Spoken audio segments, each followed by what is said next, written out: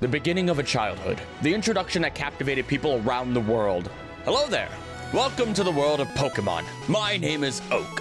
People call me the Pokemon Professor. This world is inhabited by creatures called Pokemon. For some people, Pokemon are pets. Others use them for fights.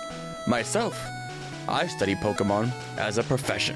And since such a warm welcome, we've experienced said world for over 28 years. Meeting new Pokemon, exploring new lands, and meeting new people, including professors studying Pokemon, and the phenomena surrounding them. And it's time we recognize each and every professor in the series. Howdy there, I'm Krillic, and I know what you're thinking.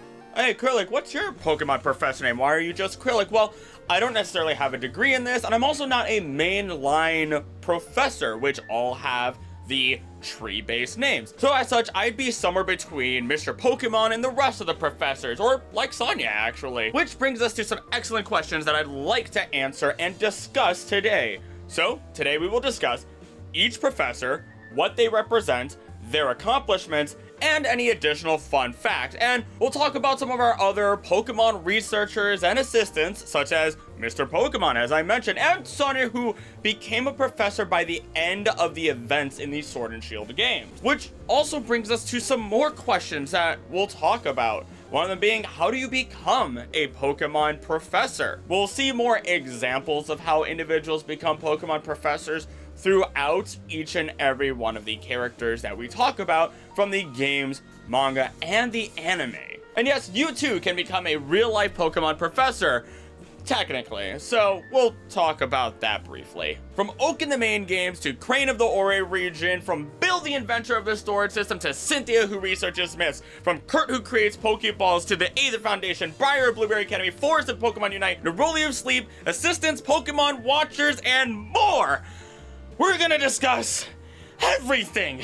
So without further ado, let's jump in and discuss the over 100 named professors, researchers, and assistants and their claimed specialties of research in the world of Pokemon. Now, to assist me in this process, I am following Bulbapedia's records to help me ensure I don't miss anyone. Now, while going through those records, there were individuals that I did have to look into further outside of Bulbapedia, into individuals that used to be professors or used to be assistants or were a side tangent or they were the antagonists. So they may not be considered a full-on professor, but they were a researcher of Pokemon. You will also find all of these individuals organized through their related fields. For example, Professor Ivy of the Orange Islands studies the physiological differences between regional Pokemon, but so did Samson Oak, Professor Oak's cousin, who studies regional forms and totem Pokemon in Alola. It is important to note that many of these professors are biologists by their trade, but once again, I am organizing them by their focused research. Things that they likely defended as a thesis for their doctorate's degrees. Let's start with Pokemon Ecology. Ecology is the branch of biology that deals with the relations of organisms to one another and to their physical surroundings. In other words, how do our Pokemon interact with each other and affect the environment around them? And no better to start us off than Professor Oak himself. Professor Samuel Oak, our first introduction to the world of Pokemon, who works in Pallet Town, has many assistants, which we will talk about after we talk about Oak. And he is an idol to trainers and even Professor Elm. He is a childhood friend of Agatha, who you've seen in the Elite Four, and was a top-class trainer with her until he decided to be a researcher. He is an advisor in the Pokemon League, and he was often known as being friendly and open, often trying to help Agatha, which, funny enough, that annoyed her a ton, and she would just battle him again and again, being annoyed with him, though he would win consistently, which only annoyed her further. Like, can you imagine somebody being nice and kind and probably overly doting and being like, I could see Oak being that person that's just like, I mean, we've kind of seen it, where if you say something or do something, he's not going to be mean. He doesn't think he's being mean. He's just telling you that you're wrong, or hey, why don't you try this? This is an option for you. And some people just get annoyed by that. It's just a natural thing. So, over time, Agatha started to understand, and the time spent started to mean a lot to her until Oak got the idea to make the Pokédex, in which case he had left the idea of being a normal trainer and decided to go off and be a Pokemon researcher, creating this dex, and she felt betrayed. Her best friend, who was like, you know, the person right there through so much of the journey, the one person you connect with, just left. And so that hurts, and that sucks. So there's, you know, always gonna be a little bit of the jabbing, you know, the jabbing that's there, but they're also much older now, so a lot of that is bygone. Now, Oak's trusted Pokemon is Nidorino, which you probably could suspect that it is Oak and Agatha in that intro sequence of Pokemon. I thought it was Bruno, but I got corrected when I was doing my reaction series to Pokemon. One day I'll get back to that. Maybe I'll just do like a big bump, you know, like just one big drop of that. We'll see. Now, he is famous in Johto because of the radio show with DJ Mary, and he is childhood friends with Mr. Pokemon, which we'll talk about Mr. Pokemon later. He's not really relevant right now. Now, he's also friends with Kurt, who again, we will also discuss later. These individuals will get their own sections and their details discussed. Also good friends with Rowan, and visits Sinnoh often, while also providing a number of upgrades to equipment throughout this series. Ultimately, Oak appears everywhere, assisting as he always has, and dedicates himself to Pokemon fully.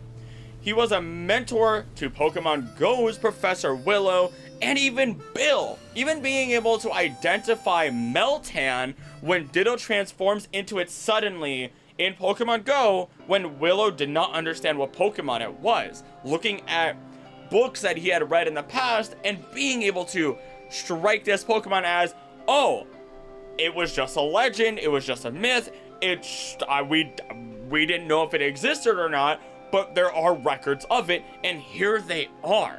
But why just talk about Oak in terms of the manga and games? He's been with us for years throughout the shows as well. His focus on how humans and Pokemon interact with each other.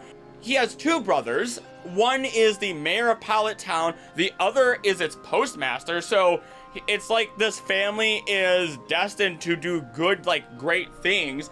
And his grandfather was the first trainer from Pallet Town to receive widespread recognition. Oak got his first recognition after publishing a research paper on Pokemon at the age of 20 and became a professor at Celadon University at the age of 25. And all this began, the only reason he went on this route from beginning to end and trainer and all was because he was impressed by an Ammonite shell that he saw in a museum when he was young. And don't get me wrong, you've heard me rant on about the ancient Pokemon in my ancient Pokemon video and the full history of them. And if you haven't, please go watch that. I talked to a PhD holder in Paleontology and was able to read his book and look at all this special information. And I have all of my sources there as well. Mwah! Fantastic. It's one of my favorite videos. Go watch it after this if you want like real life science mixed in with Pokemon even more. Now, of course, I can't cover every single tiny detail that Oak has done. He's been here throughout every single region, helping in every way he possibly could, from paleontology to Pokemon identification and just overall mentorship. Oak breathes Pokemon through his very existence. And there are people like that in the real world. There are people who are just that passionate. Honestly, I'd like to think I'm that passionate about learning in general. I respect the fact that I make mistakes. I get, you know, taught and corrected, and it is my job to improve at that point. And I have a deep respect for anybody with passion and drive. A deep respect. let's take a tangent. If you're somebody who has a passion for something and you just don't have the time to go after it, to pursue it completely, I want you to take this anecdote, this story, and keep it in mind. The creative Coraline wrote the story at like 10 words a night. 10 words a night. Just think about that. Think about how long the story is, or even where the movie eventually went when it got created. That's all it takes. Just a little bit each night. Progress is progress. I highly recommend, no matter what it is, go for it. A little bit every night. Even if it's just 10 words. Even if it's just 10 quick swipes of your pencil or your art brush. No matter what it is. Even if it's just looking at the notes on a music score. I encourage you. Let's get back to the main topic, though. Oak's dream was simple. The completion of the Pokédex. And in Heart Gold and Soul Silver, if you have at least 484 of the 493 Pokemon caught, he says, meeting you is something I will cherish all my life long. And I won't lie. Maybe it's my over-emotional self, right? I know I'm a very emotional person. I'm a very passionate person. I have strong but controlled emotions. And when I first read that, it hit me like a truck. And even now, I did have to pause this because I needed to collect myself a little bit. I didn't like bawl my eyes out, but I did tear up. I did choke up. I don't know. I grew up with Pokemon, so it does mean a lot. I didn't care if it was the games. I didn't care if it was what it was. I just like seeing new Pokemon and playing the games when I was younger, but now that I'm older, and maybe this is where a lot of you come in, finding that new connection in our older ages. I'm only 25, but you know, I know the general age range of my audience, and being older is like you don't have enough time to play these games all the time anymore, but maybe you have time to, you know, maybe you convince yourself you have the time to listen to the ancient history of the world through like the dinosaurs, maybe biological speculation and oceanography speculation of the Pokemon world, connecting it to our own, and that's your convincing point. And that's my convincing point. I convinced myself that if I start making these types of videos, I can read my books, that I can have time and I can have that excuse to read my books and connect my passions together and see where things take me. So yeah, I think I don't know what else there is to actually say about Oak. That really covers Oak as a whole, but man, that it hit like a truck. But let's not dwell on that. How about we talk about some more of his prominent assistants? Yes, and for future reference, there are likely way more assistants for everyone than I talk about. These are the ones that I could at least find and research information on in order to report back to you.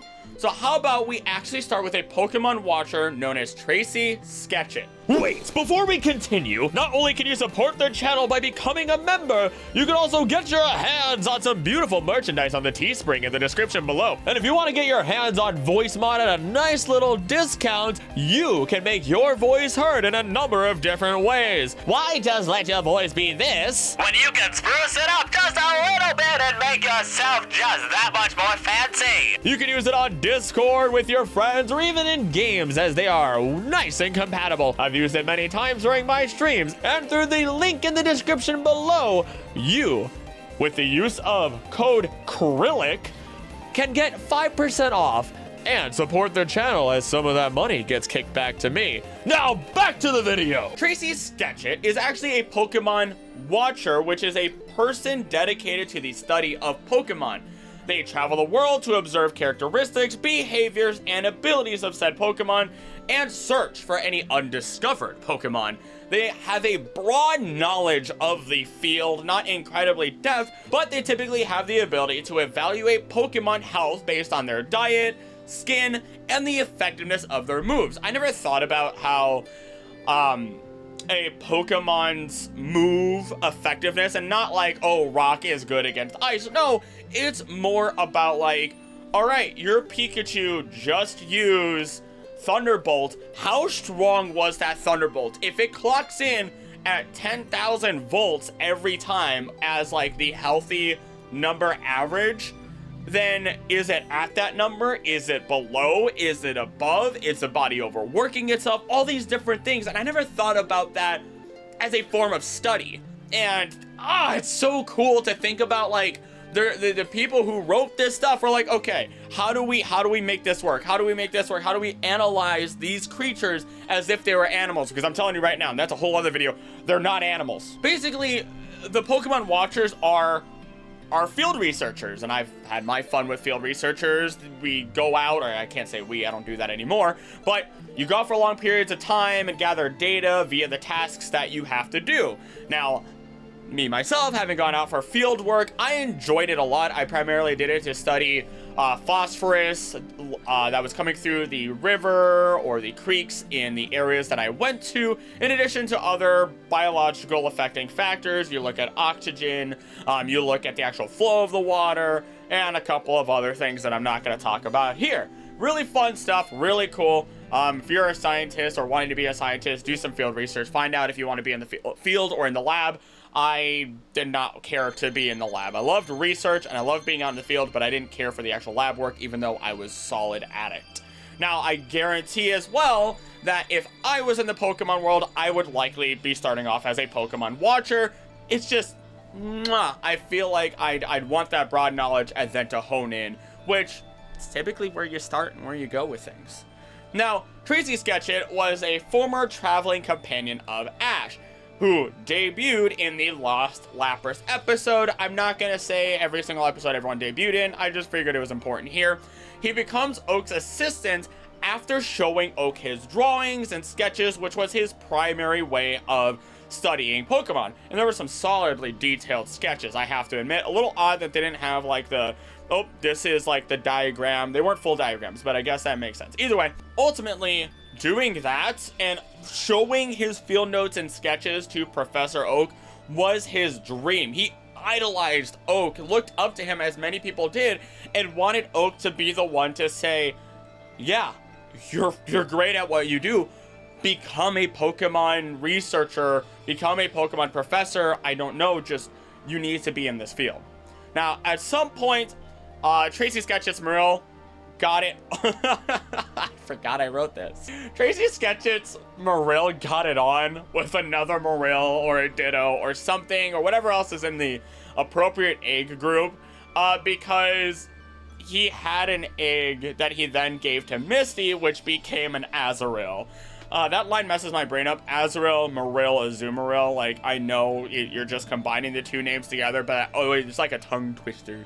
But according to Masamitsu Hidaka, once it was realized Pokemon was gonna go global, it wasn't just a Japan thing, they actually made Tracy to replace Brock because they were worried about Americans viewing Brock as a racist depiction, which I never thought of Brock that way. That's an interesting take on it. I don't know. Not something that I had ever thought of or considered or figured would end up being a controversial thing. But up next, we have the older sister of Blue and the granddaughter of Professor Oak, Daisy Oak. Known as May in the Electric Tale of Pikachu manga, you may also recognize her as the one who first gave you your town map. She is an enjoyer of tea, grooms your Pokemon, and is a champion Pokemon coordinator. If you don't know what a Pokemon coordinator is, it's just fancy Pokemon contests. You send your Pokemon in, they do a move, you pretty them up, and you have them perform for others. Doing a phenomenal job, and honestly, the anime does a good job of showing how that looks. And Brilliant Diamond, Shining Pearl, I'm a little upset that you dumbed it down. I wanted my full contests.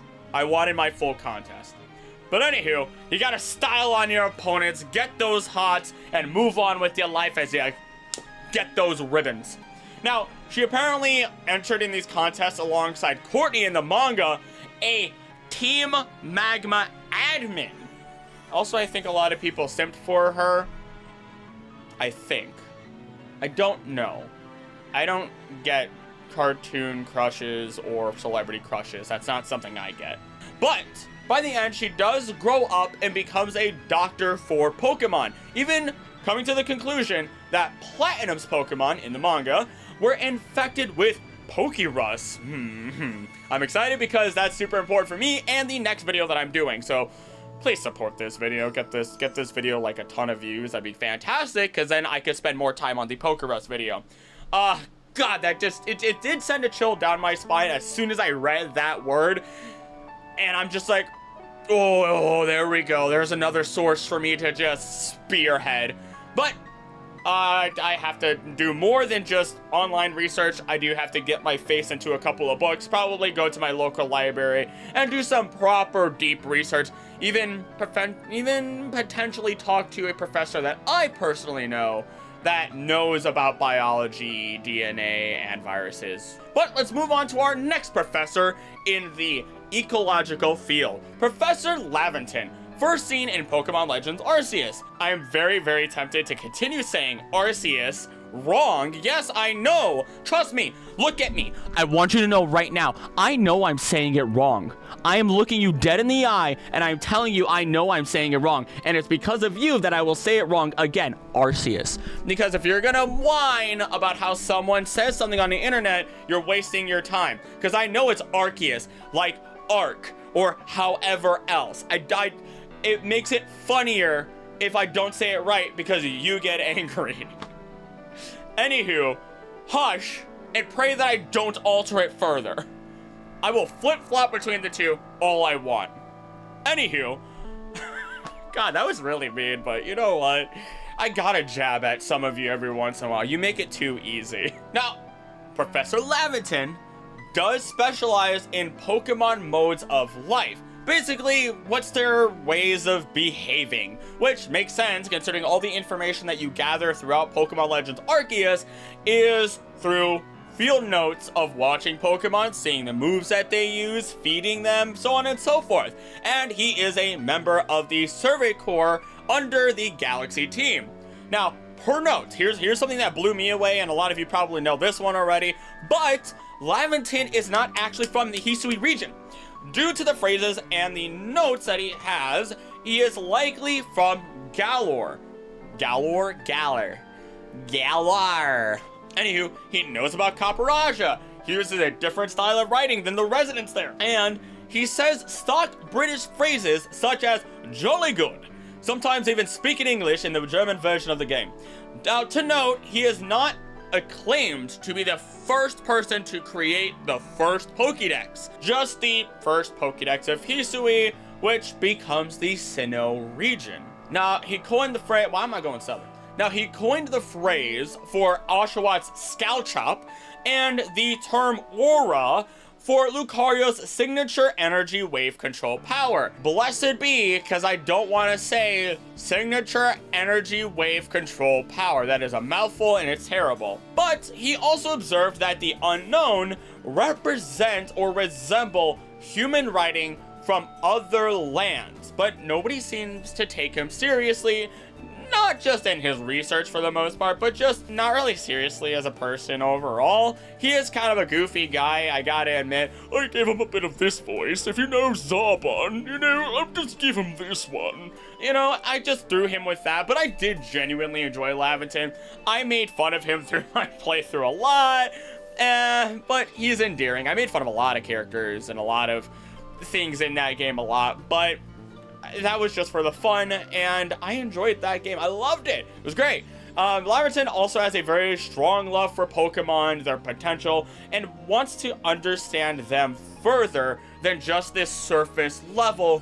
And honestly, it's amazing considering that he's willing to do this when everyone else in the area around him, outside of the Survey Corps, are very afraid of Pokemon. He supports us through the game as best as he can and congratulates us on every new bit of info we uncover, especially as he's doing his best to achieve his dream, which is to create this Pokédex.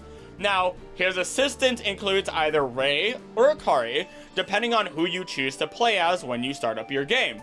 They are the only trainer to use the trainer class in the Survey Corps, and of course, they represent our modern day, or at least resemble, I need to stop saying represent, resemble our modern day Lucas or Dawn, though, of course, like, nothing ever states that they are direct actual descendants, but I mean, come on. Now, they do actually appear, and this is really fun. I found this out. I don't play it, but I really should jump into it. Maybe I'll do it for streams or something soon. Come say hi in the streams. Here on YouTube. But, they do appear in Pokemon Masters X, EX, whatever, which is really fun because of the fact that they do have an interaction with their modern equivalents.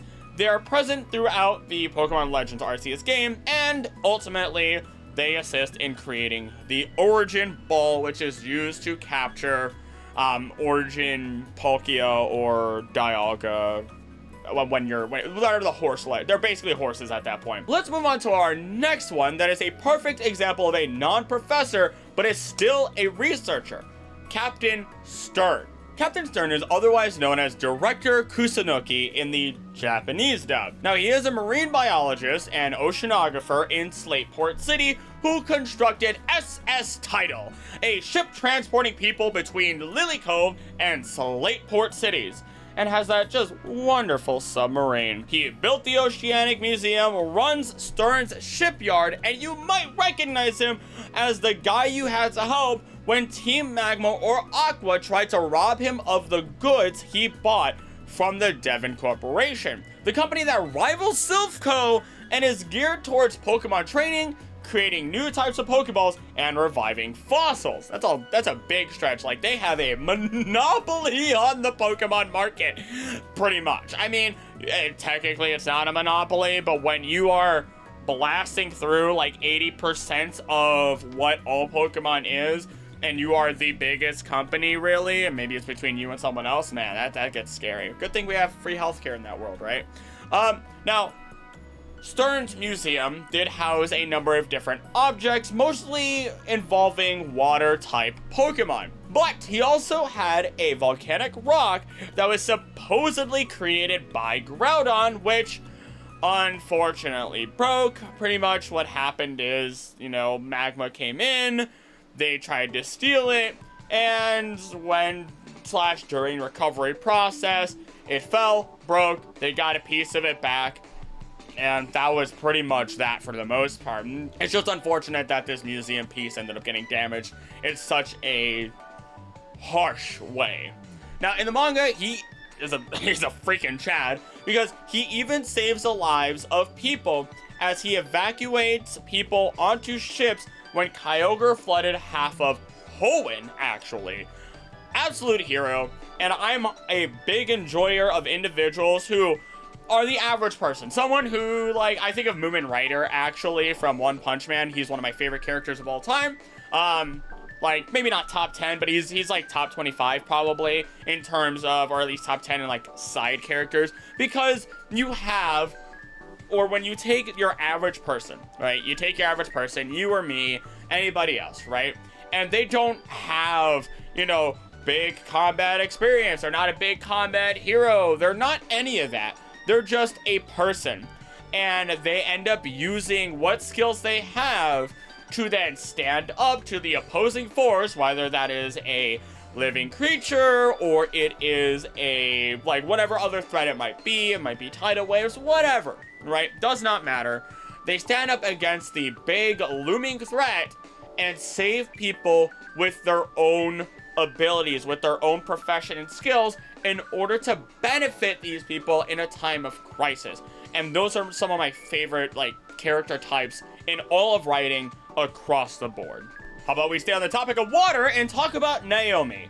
Focuses on communication between water Pokemon, but more so specializes in this with her study of Lapras. Gosh, Lapras is phenomenal, I have to admit. I named mine Plupa. I don't know why, that's just a stupid name I gave it since Pokemon Go first started, and here we are.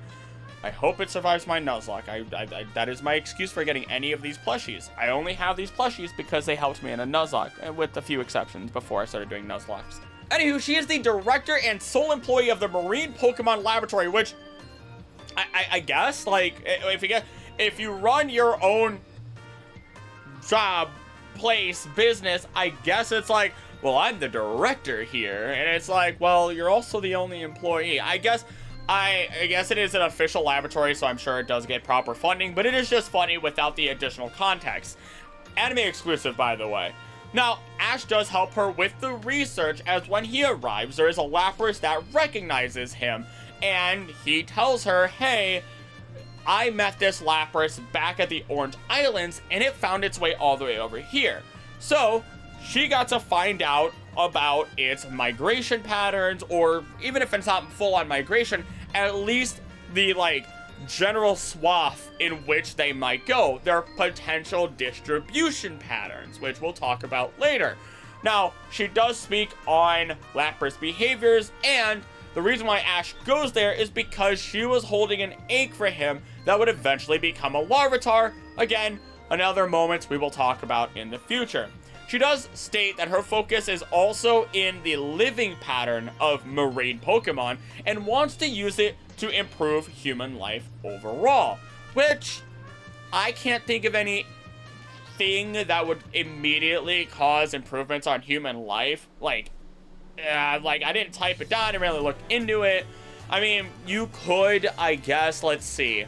If you're looking at the living patterns of marine Pokemon, you could look at, I mean, I guess if you're a fisher and all that, but I want to stay away from that. And let's say we look into other methods. If we look into where can humans create or build structures without impeding upon the life of Pokemon, but will also still benefit us, since in that world we are very reliant on them. The lives are way more interconnected than a lot of other species. Now, the laboratory is fit with its own docking pier and the SS Innocent Pearl, which is her own submarine. So you cannot tell me either, I mean, she's either rich or she either gets a lot of really nice funding. I'm gonna say she gets a lot of nice funding, considering the fact that she is looking over Lapras, which is considering at this point is a dying out species and is doing all this marine biology research, right? Now, overall, Ash assisted enough in her projects over his time there with the gang that she states that she should be able to complete her thesis on Lapras migration patterns. Gotta say, that is a key thing to think about when it comes to becoming a professor. Because there are other individuals who are not professors necessarily, but may become doctors or professors later on after they bring about their thesis and defend it appropriately. Thank you, Naomi, for your assistance on bringing these bad boys back, and let's move on to Cedric Juniper. Now, I'm not talking about Professor Juniper, who is the professor in Pokemon Black and White. I'm actually talking about her father.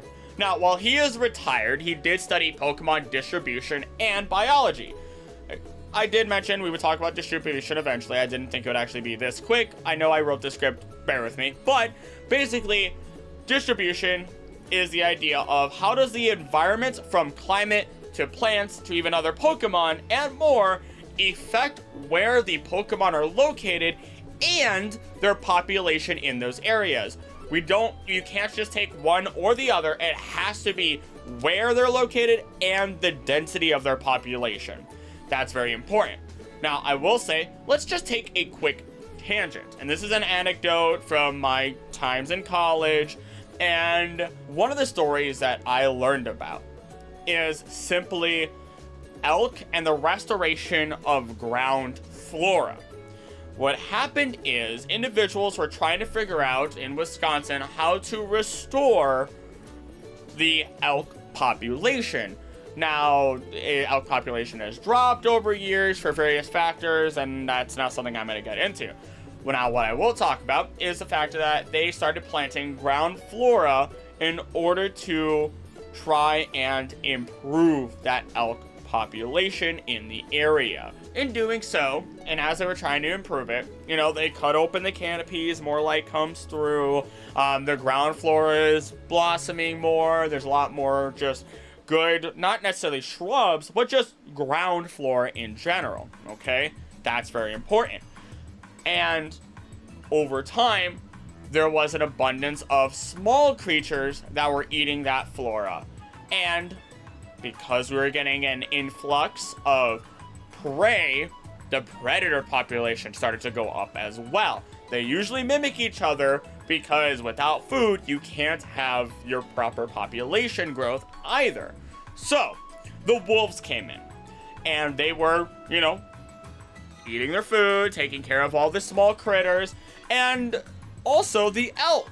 And instead of the elk population going up, it was going down, like really bad, down, down, down. So, what was going on? Well, they basically found out that these elk weren't eating the ground. They were eating like shrubs, like the mid-level flora that were in the area. My brain paused because I said flora and I thought, I thought I said fauna out loud. Either way, flora, flowers, plants, so on and so forth. Fauna are animals. But they weren't eating the ground level flora, and as such, their population didn't change.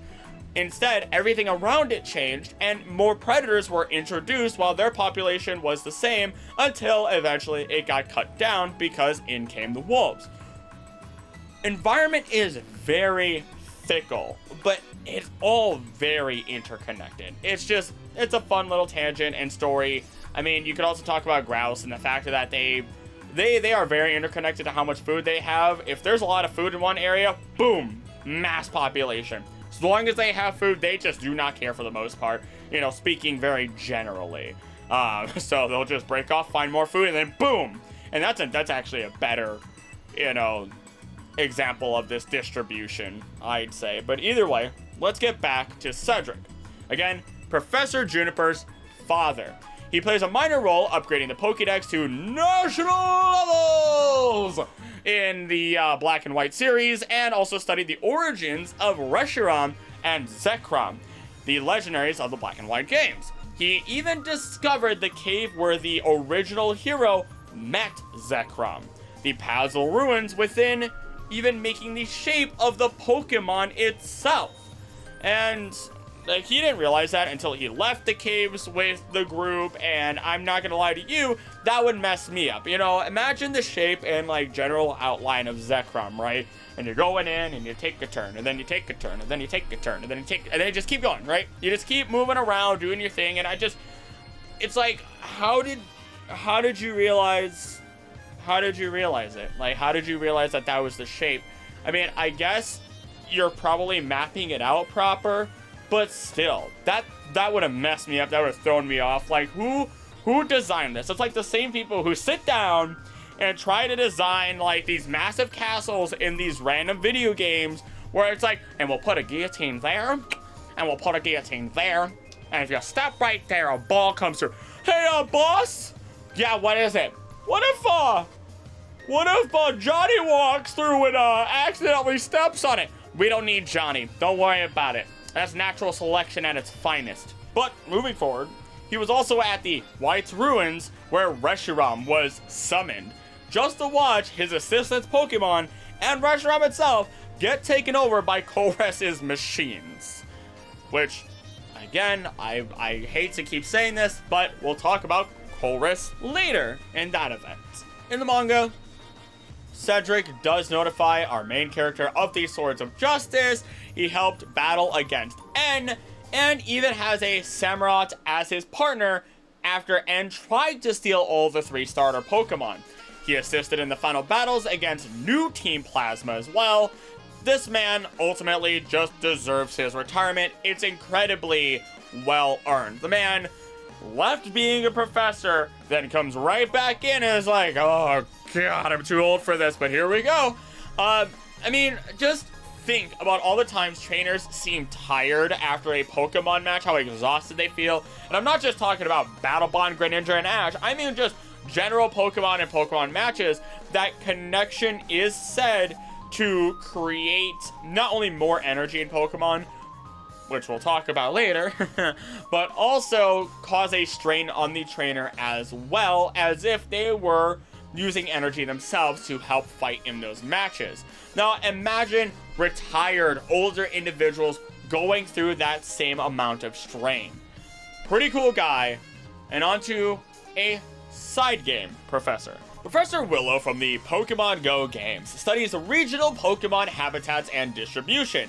He is an only child and learned to love Pokemon as his mother studied Pokemon Ecology, and his father just simply loved the outdoors. He studied under Oak before going out on his own. He was also colleagues with Professors Sycamore, Magnolia, and Jacques. He even confesses to being shy and values time alone outdoors for his research, using the lab coat to help focus. Now it is time for another tangent, and this is something that many people use, including myself, in regards to putting on the lab coat to focus. These are called rituals, and no, we're not talking about summoning nasty creatures from beyond the stars or anything like that. No, they're words, phrases, locations, dressing oneself, or any other methods in which to set your mind into a state of being.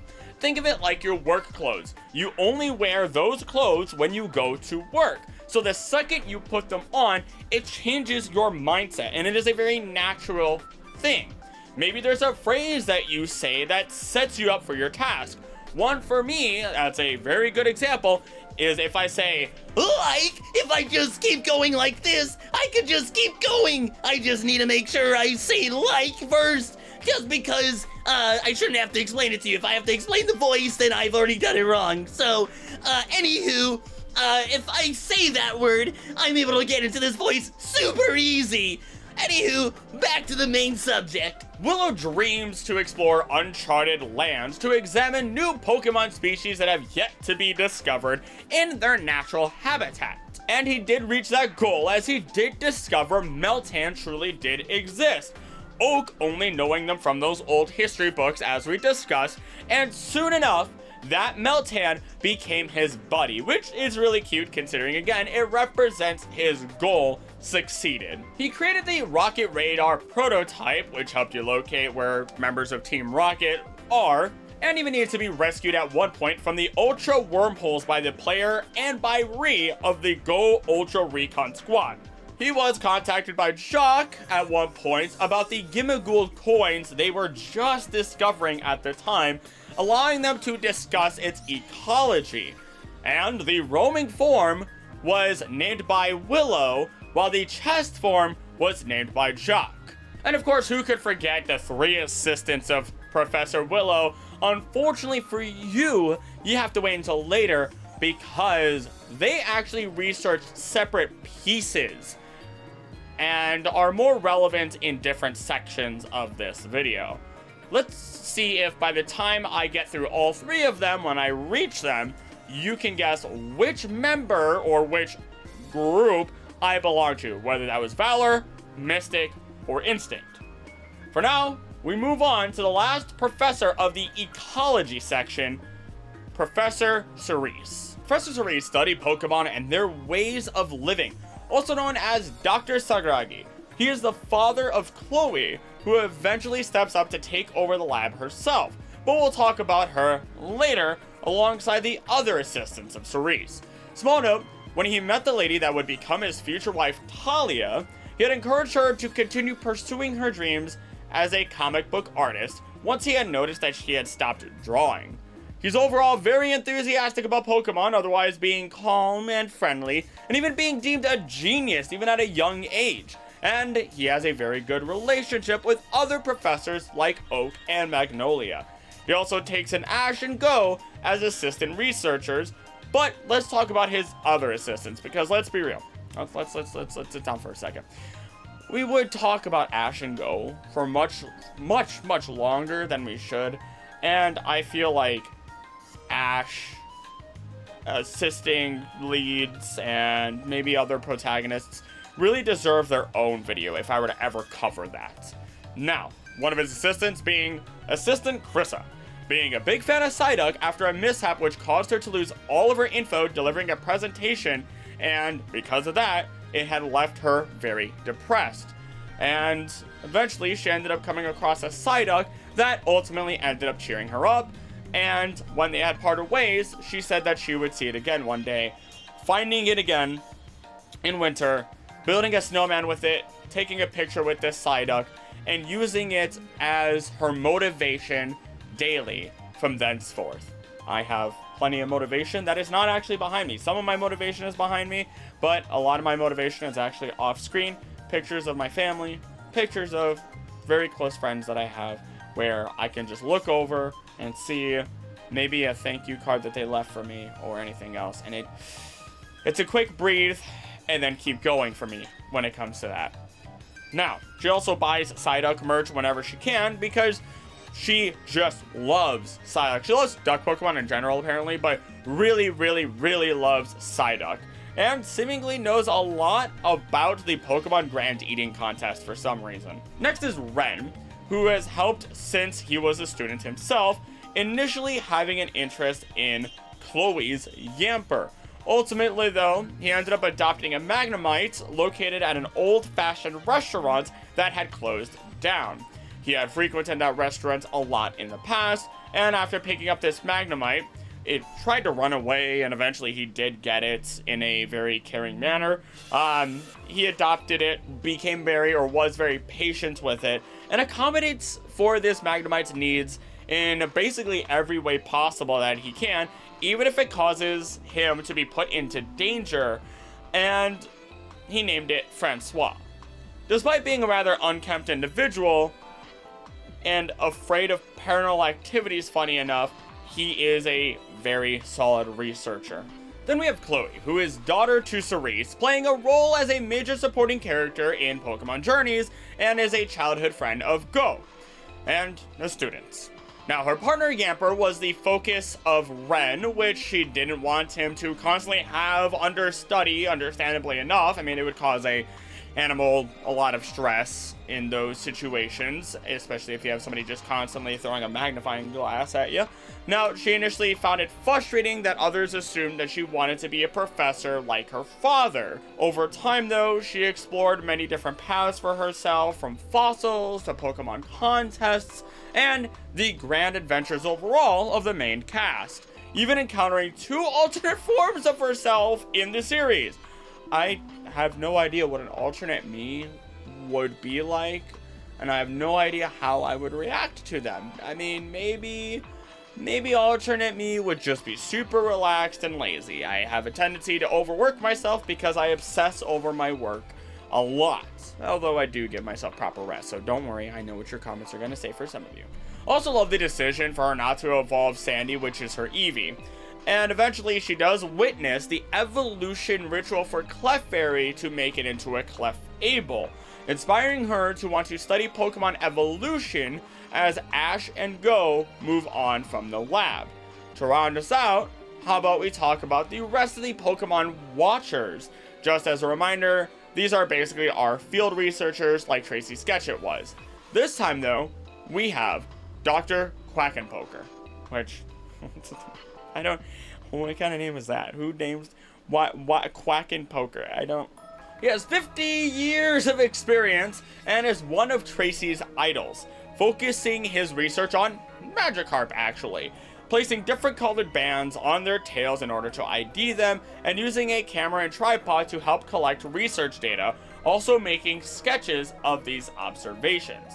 Now, let's take a tangent. I did some duck banding only one time, so I'm no expert on it or anything like that, but I was given the opportunity to wake up at like 4:30, 5 o'clock, not even, I think it was 4 in the morning, drive out to a marsh, and there, in the dead of night, I did not have mosquito repellent or long sleeves like an idiot, like an absolute buffoon, right? And I go out with professionals, and we go into the blinds, which basically we're like, I don't know, 15. It's a stairway up into an area where animals will typically not see you because it's inside of like the coverage of trees. It was still metal and everything, but at least it was far enough and quiet. But you needed to stay quiet, turn off your phone, no light, nothing of those matters, right? And it was pitch black. We even had to take like a wagon out there to even get to this location. And while there, I got to see what I consider one of my happy places in my memories. One of like my 3, right? And I'm not going to talk about the other 2. But in this happy place, I got to see life come into the world. You see those deep hues of blue, deeper than the darkest blues of the ocean that you might see in movies, rise up behind these big old hills, really mountains almost, across and past the swampy marsh below. And then eventually more slowly fades in like a gradient, slowly moving its way over, and just these horizontal lines that you can basically see of this light. And I can see it in my head right now as it goes from these dark blues, and then you start seeing a little bit of green, you get your reds, orange, and more, as eventually life returns to the world and it wakes up. It's more than just the mosquitoes and the crickets now. It's bird calls of all sorts of types, small movements, the wind, everything coming together as life returns and wakes up. And what's funny about all of that is we were there again to band ducks, so that way they could be studied. And blackbirds, red-winged blackbirds, were coming in. And if you don't know anything about them, they're jerks. They're actually jerks. They don't care how big anyone is. They will fly at you. I have seen them go after falcons, 3 of them after a falcon, just bullying the thing. They'll even do a one-on-one. Will they win? Will they survive? Probably not, but they will still fight. They are bully birds. And so they're bullying all of these ducks out of like the area where they're supposed to get caught. And because that's where all the duck feed is, way down the line. And the guy gets frustrated, the head researcher there is just like, all right, well, you guys came out here for this, we have everything lined up. Even if it's only a few, we might as well pull the trigger anyway. And it was just a click of a button, and you hear boof, as from like a cannon, a giant net, like I'm not exaggerating this, a absolutely massive net gets shot out, expands, and covers easily over like 200 red-winged blackbirds, and then 6 ducks. 6 ducks. I got to go down with the other researchers and help get these birds out of the net, release them. They tried to bite me. I mean, they don't bite super hard. I mean, it hurt a little bit, but not enough for me to like throw my hand and be like, ah, or anything like that, though I do have a decent pain tolerance overall, so I don't be a judge of that. Ultimately, though, I'm not saying you should go grab birds out of the wild. That's a bad idea. But you also had to wear gloves whenever you touch the ducks because of any diseases that they might have that transfer to us rather easily. But they get banded, and I got to hold a duck, and the way you release a duck is you just simply walk over and you throw them in the air like that, and they fly off. So that's a fun little like banding story that kind of relates to this whole fish thing, all because I've never banded fish or anything like that, but understand the process for banding a creature and then keeping track of it with, like for the ducks, it was a very lightweight metal alloy that wouldn't degrade and had a signature, not a signature, had like a code on it, so that way when it's found in other areas or if it gets shot down by a hunter, it's at least tracked appropriately. But back to Quack and Poker. I just realized I gave a duck story about Quack and Poker that was unintentional. But they counted in the episode how many Magikarp evolved that season, which sounds incredibly terrifying and dangerous in hindsight, but whatever, and compared that data to previous years and previous seasons. He also relatively resembles the Groucho Marx disguise, and I quote, "In the English dub, his voice and several of his lines are direct homages to Groucho. For example, the line, 'When I was a boy, I woke up one morning and I saw a Magikarp in my pajamas. How a Magikarp got in my pajamas, I'll never know,' is adapted from Groucho's remark, 'One morning I shot an elephant in my pajamas. How he got into my pajamas, I'll never know.'" I remember a comment actually saying on the channel here, just because of the glasses I was wearing and how like thick my mustache can get sometimes if I don't shave everything down proper, because I don't know, it just gets like this after a week. How I kind of looked like Groucho, which, yeah, okay, I don't blame you. I a little bit of a schnoz, and I was wearing the bigger glasses at that time, so I get it. Now, Quack and Poker was originally going to be called Dr. Quackenbush, and his Japanese name translates to Green River. And I don't know what it is about this guy in particular, but I just imagine he'd be a real fun guy to have dinner with after a very long day of tiring research.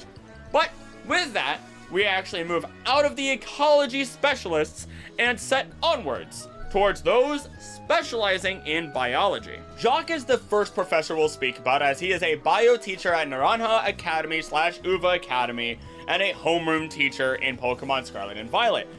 He gives the Sinnoh starter at random in an ache in the Till mask, and just as a reminder, he named the chest form of Gimmighoul, and he has a Farigiraf, which I gotta admit, Girafarig is one of my favorite Pokemon of all time. Not like, it's not top 10, unfortunately, but it's only one of my favorites, primarily because, I mean, it is cute, but giraffes are my favorite animal of just all time. I think they're amazing.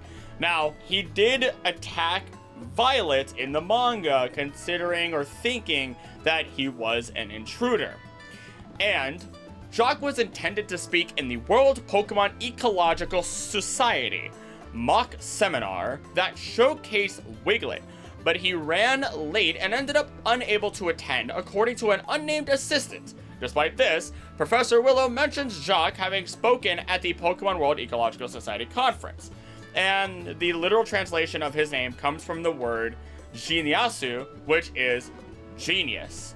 And apparently his name is also Zim in Italian, which makes me question if Invader Zim, that was an intentional thing, like, you know what I mean? Like it's kind of funny considering Zim is a relative savant in the show, but he just makes really stupid, not fully thought out decisions.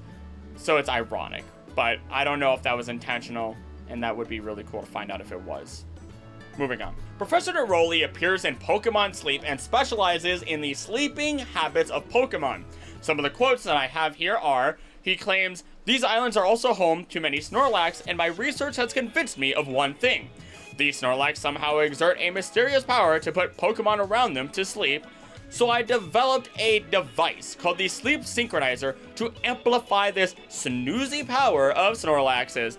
Most current info is kind of just unknown. There's not a lot of extra information here, but he does have a special interest in Snorlaxes, of course, as noted, and he guides the player of this sleep game throughout the game. Now, with Pokemon Sleep, I did enjoy it. I used to have it on my phone, and I do want to play more of it. Quote-unquote play. It was nice, it was calm, it was a good night ender kind of ritual sort of thing for me, and it actually taught me about how I sleep. When I have a really long day and I notice I am very tired, or maybe I don't notice I'm tired and I've been overworking myself or just really grinding away at stuff because because I want to, and that's just the kind of person I am. Maybe I don't realize how tired I am, and I'll go to sleep. I'll set on the Pokemon Sleep, and it goes and tells you, hey, you slept one of these 3 ways throughout your night, based on the sounds that you make, so on and so forth. And one of them showed that I am a very deep sleeper. Or what is it? It's not snooze. I forget what it is ultimately. A deep slumber, as they tried to call it. And it warns you of it, but it's not something to really worry about, I think, to my knowledge. But I would only go into a deep slumber when I was truly tired that night. And it was a consistent pattern that showed the relation between the two. So it was really cool. Honestly, I think Pokemon Sleep can be a great tool about learning about oneself and your sleep patterns, and that's kind of the intention of it. It'll be interesting to see if they decide to make anything else with it, like if they decide to bring the Pokewalker back and be like, all right, oh my gosh, I would actually kind of enjoy that. I'm someone who enjoys, I would like a motivation to go running outside because I don't have a treadmill anymore, and I loved running on a treadmill, but to have some sort of actual, hey, Pokemon Go exists. But Pokemon Go doesn't really work that well if you don't have data. So, and I don't want to have to focus on catching the Pokemon. I want something between Pokewalker and Pokemon Go. I don't know. Let's move forward. Professor Namba. Now, when I was looking through the face page of the wiki showing all of the different professors, originally it was just noted, he was just noted as a Team Rocket scientist. And I'm like, no, you don't get away with that. No, time to look deeper. Do a little extra clicks and researching, blah, blah, blah. And this Dr. Wily lookalike is in charge of Butch and Cassidy. He also caught a child Lugia in order to lure the parent Lugia, which I have a video talking about what makes legendary Pokemon legendary, and it's very short. And part of me wants to do a video talking about every single legendary Pokemon, but that would just take forever. I don't know. I gotta think that one through. Either way, he also created the Rage Crown and gave it to Butch and Cassidy. This boosted the strength drastically of Pokemon and puts these Pokemon into a rage. But it could be controlled remotely, like literally with a remote control. And Ash and the gang couldn't stop them from succeeding in their goal, as they did catch the adult Lugia, but eventually afterwards they were overall thwarted. Now, he also wanted to know information on like Hippowdon Sand for some reason, and he is considered to be full of pride with a short temper, intelligent, cunning, creative, and technologically capable.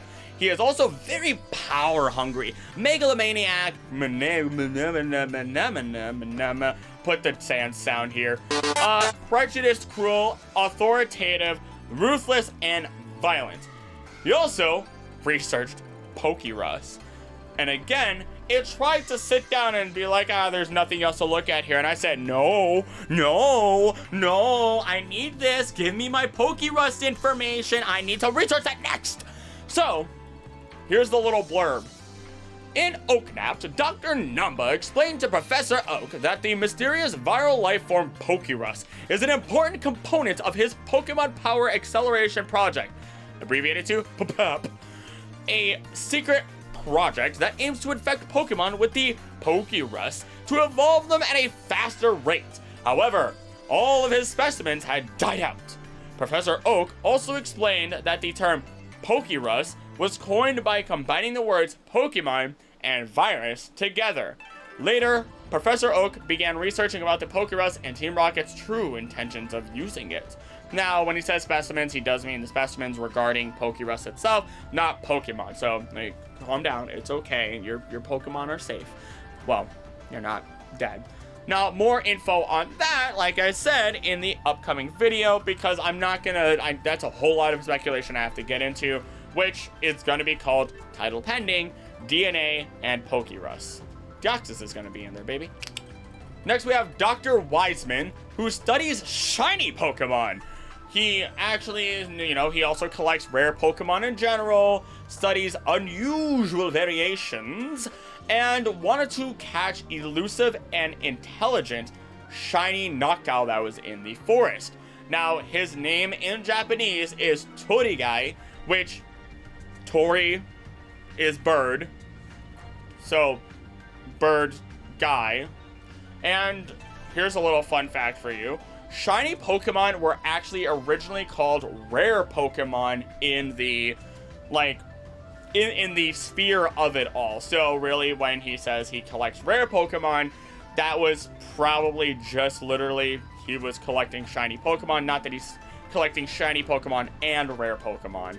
And over time, because fans kept calling these rare Pokemon, as the Pokemon Company dubbed it, shiny Pokemon, then eventually the Pokemon Company kind of said, you know what, who are we to say no? Bunk, and started calling them shiny Pokemon. And as such, history was written. Next up, Professor Malvo, the direct translation of their name being Professor Marble, the director and leading researcher of Ferroseed Research Institute. And he loves Ferroseed very deeply. Now, I put him here because of the next bit of information we're actually going to talk about, instead of in the section where there are researchers who focus on specific Pokemon. Now, the facility itself was originally created to specifically study the different types of moss from different locales, different locations, and also has that special interest in moss produced by Ferroseed. eventually in this episode, it's like a, character of the day, oh, here's a new character, here's someone else for you to meet, which I'm not complaining. I think that's cool. It expands on the world and gives me so much more to look into and study and try to find those lines of connections in this video and future research videos, right? Now, the events that occurred at this institute is where there was an electric stone used on a pharaoh seed that then caused it to produce an immense amount of moss. And the team, Ash and the gang, had to rescue Iris as she tried to escape from the situation herself. They did eventually resolve it, of course, and they were able to move on as the episode came to an end. I will say, Pharaoh Seed, when I first saw it, I was like, that's a weird egg. Moving on. Like, I didn't really care for it. Pharaoh Thorn is a Pokemon I still get a little scared of here and there. I know it's like a setup mon in competitive, I think. I'm not a competitive person. I'm genuinely not. I like learning about everything I can. I am not a competitive Pokemon player. But I think it kind of grew on me over the years, as many other Pokemon have, where it's like the more I learn about them and their potential, like, history, their true history, benefits, what they are, what they do, the more I've learned to love a lot of different Pokemon, especially ones that I initially just, didn't really care about. Next, we have Pokemon breeding. Wonder where Pokemon come from? Well, everyone in the Pokemon world does too! So why don't we start with the man of eggs himself, and no, not the one obsessed with chili dog loving hedgehogs, no, I mean Professor Elm. Resident professor at Newbark, credited with the discovery of Pokemon eggs. According to Oak, Elm is the best when it comes to the research of Pokemon evolution. Elm states in the anime that he studied unusual Pokemon abilities as well, but I couldn't find any additional information on that, though he does live with his wife and his son wants to be a professor just like his father, and Elm is noted to be very scatterbrained and disorganized when he's wrapped up in his research. He forgets to eat and holds Oak in very high regards, and Oak also gave his first partner Pokemon. Now, let's take a tangent. My first time ever playing Pokemon was through Pokemon Crystal, right? And I remember, and I know I've talked about this previously in a shorts, right? But I remember getting that for the first time. I don't even remember how I got it, but I played it on the Game Boy Advance when you had like the big chunky square cartridges that sticks out of the actual like back of the Game Boy and everything itself. And I'm 99% sure Chikorita was my first starter, and when I played again, I did pick Cyndaquil and then Totodile at some point. But going through that game was an experience for me, and I bring this up because it's out. Heart Gold, Soul Silver, Silver, Gold, Crystal, front to back. And it's what started me and my love for Pokemon, right? And it's also where I learned to fall in love with my favorite Pokemon, Gengar.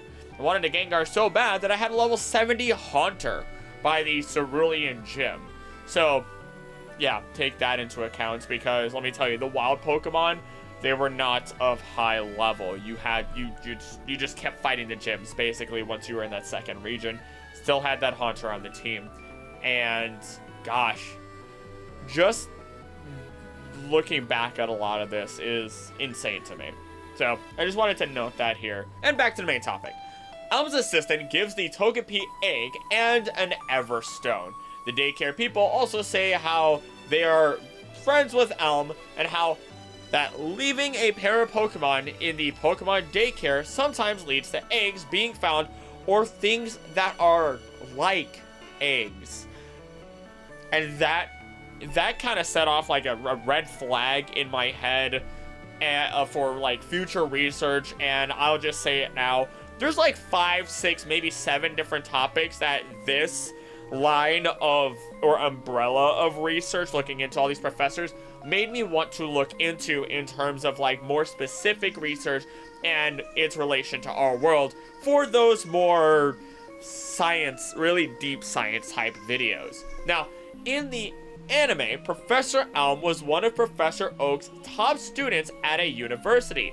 He currently specializes in the research of abilities and has interests in the origins of life. I previously noted that he gave Ash the egg that turned into a Larvitar, but when it hatched, that Larvitar was unresponsive to Nurse Joy's treatments, and so Elm had to arrive, stabilize the Larvitar, and eventually, by the end of the episode, they returned it to its mother. Elm is also known to go into very lengthy explanations when asked a question. He is incredibly absent-minded, gets wrapped up in his research, and doesn't leave the lab for days, and I'm not gonna lie, I feel that energy. As I am slowly getting to the point where YouTube is becoming more of a viable option for me, where it's like, okay, at some point I can make this very scary jump away from a job, a normal traditional job, and into this.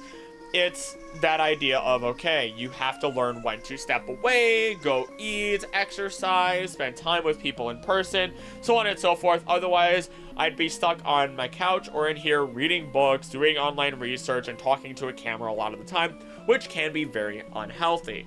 Now, he does have Corsola and the starter Mons as, like, Pokemon that he can or does use. In the manga, the egg that Gold hacked into Togepi became a delinquent, which is really funny because basically the reason why is because Gold went to the, like, game arcades all the time, and while Togepi was still an egg, in the egg, eyes were boop, gone, like you can't see, you're in the egg.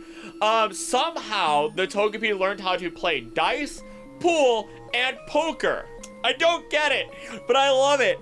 It is one of my new favorite, like, fun facts of Pokemon, hands down. Like, it's just this idea of, okay, it's in the egg, you can still teach it stuff as if it was a conscious, like, full-on walking around, visually seeking individual that can also hear everything. Like, that's dumb, and I love it. Now, it was also discovered, or Elm also discovered, that Pikachu is an evolved Pokemon, not just a standard 1-to-1 stage that leads into Raichu, but rather Pichu, Pikachu, Raichu. So the coat's off because I decided I wanted to take pre-workout right now. I'd recommend if you're ever going to take pre-workout, like, you know, make sure you do proper research, drink plenty of water. It's important. The only reason I say this and have this on camera right now is because I like to be as open as I can. I don't know what it is about this exact recording session that I'm doing. Usually I go multiple hours. I am not feeling the energy, and I want to give you guys the best energy you can. Does that mean I'm going to take pre-workout for this? No, I'm going to go work out, come back, and probably record at a different point. I don't know, just a fun little thing I'm going to keep in. I'm going to chug this, and then I'm going to go for like 30 minutes of this, and then I have to go work out. I don't know. So, we have one of Professor Elm's assistants and errand boy, youngster Joey. Yes, that youngster Joey right then and there. That one with his perfect Rattata, which I did look some stuff up because there was always arguments left, right, and center about, ooh, is it really in the top percent? And if examined through the use of a cheating device, Joey's Rattata really is in the top percent of Rattata, possessing an adamant nature as well as an IV spread of 30, 31, 29, 31, 26, and 30. That's a lot of numbers. You're welcome, people who can understand that, because I can't. I don't understand. Otherwise, there's no real additional information here, other than he was helped by Gold in the manga when his Raticate fell into the river and needed help. Otherwise, last bit on Joey, he is unrelated to all the other youngster Joeys in the other regions, assumedly. Now, someone else you might consider an assistant to Professor Elm is Mr. Pokemon, but they're not really an assistant. They're considered, or I would consider them, a general researcher that tries to help Elm in all the egg stuff.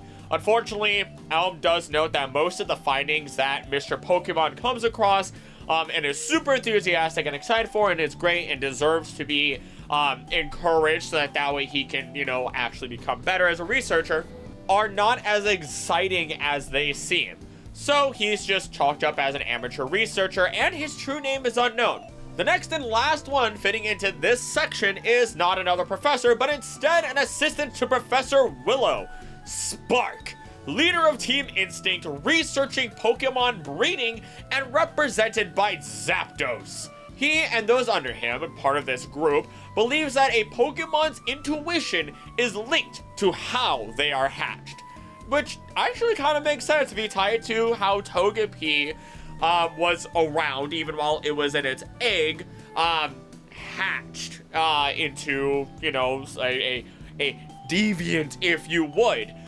Think about other Pokemon that may not hatch with certain trainers and how, like, there's isn't there a couple legends where a Railu egg or Riolu egg, whatever, does not hatch unless it's for the special trainer that is destined to hatch it. And I guess the same could be said about many dragon eggs for that example. So, I mean, yeah, there's a real chance there. I also think, like, I got reminded of just Don Togepi, the gambler Togepi out here. I don't know why I'm giving him the mobster voice.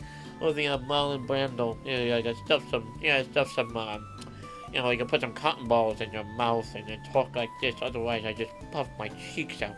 You come here on the day of my daughter's wedding. Anywho, Spark is the tallest in the trio. Over 6 feet tall. I literally have my notes say over feet. I must have deleted the 6. Oops.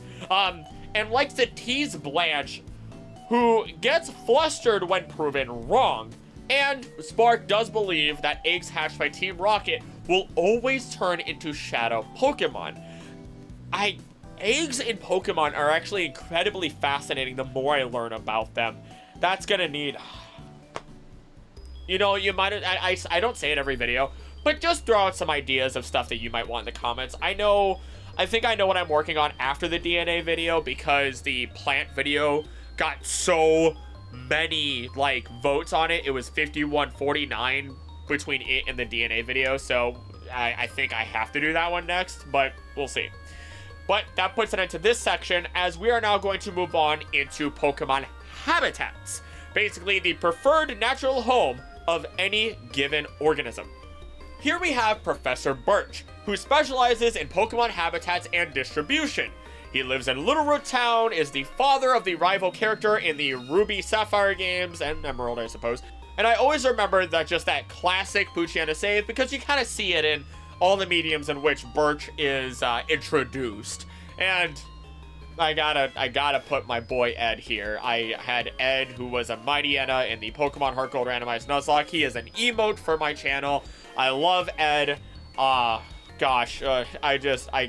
never forget. It was a Pokemon we got early on, and with its use of Intimidate, was just an absolute monster when it came to keeping the team alive.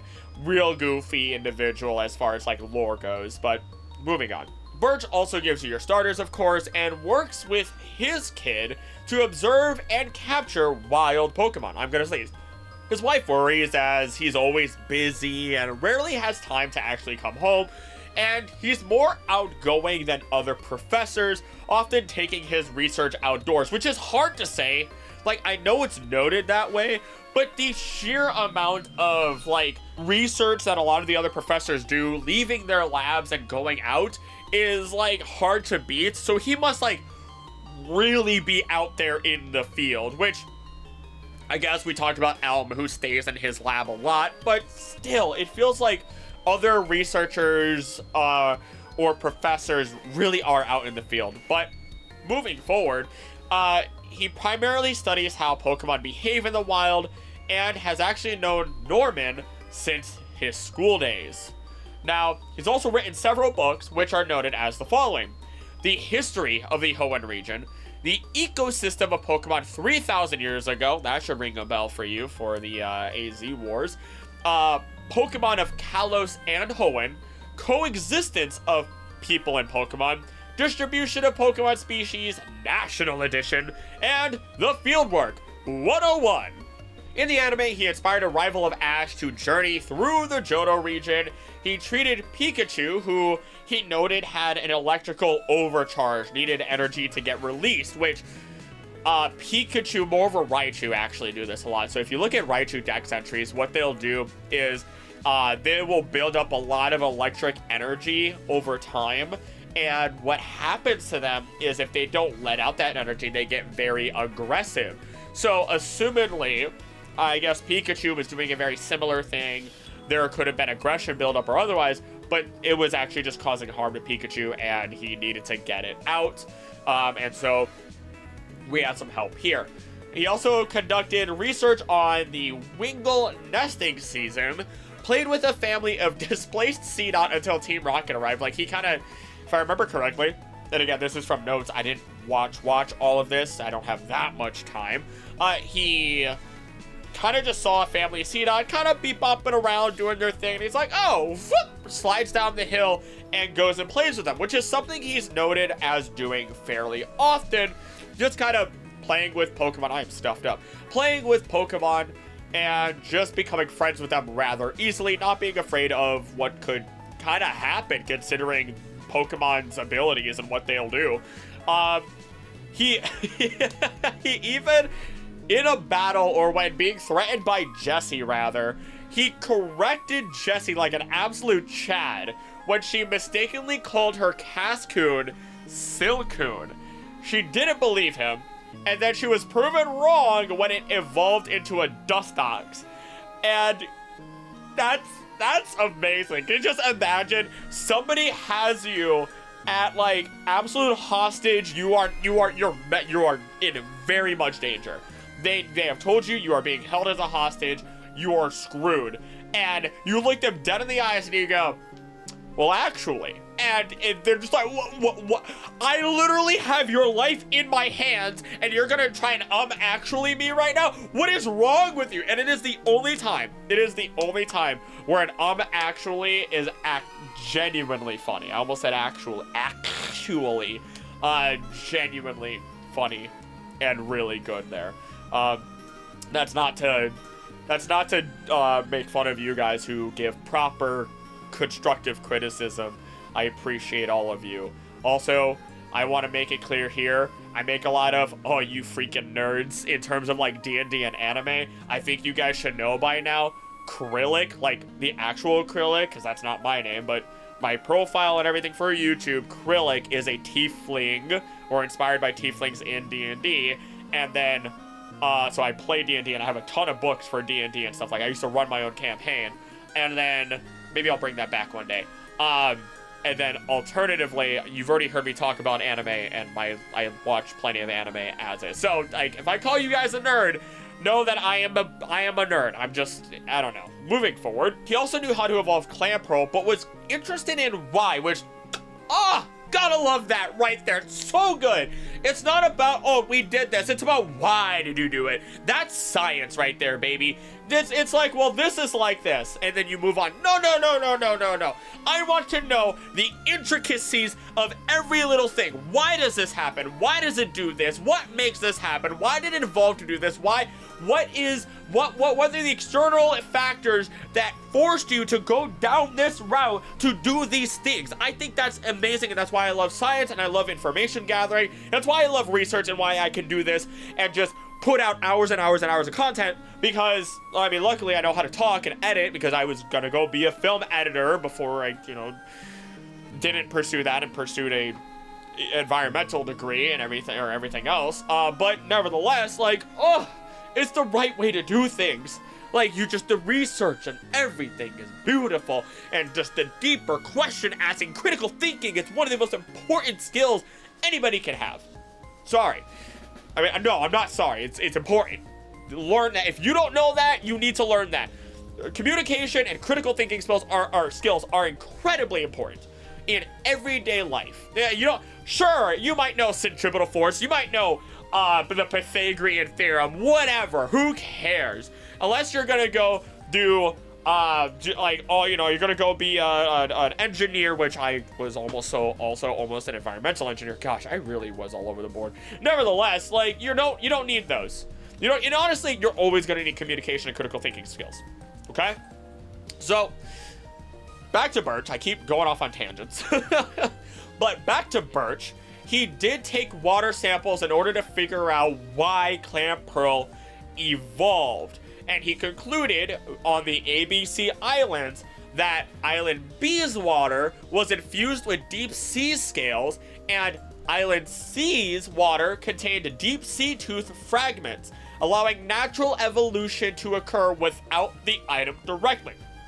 Also, Ash's muck really likes Birch. Considered to be jovial and carefree, a reckless driver, eagerly jumping ledges, and travels winding mountain roads, he is a fantastic mentor, even though he doesn't even like teaching. He is held in high regard by trainers, enjoys playing with Pokemon and befriending them, but often ends up in these precarious situations.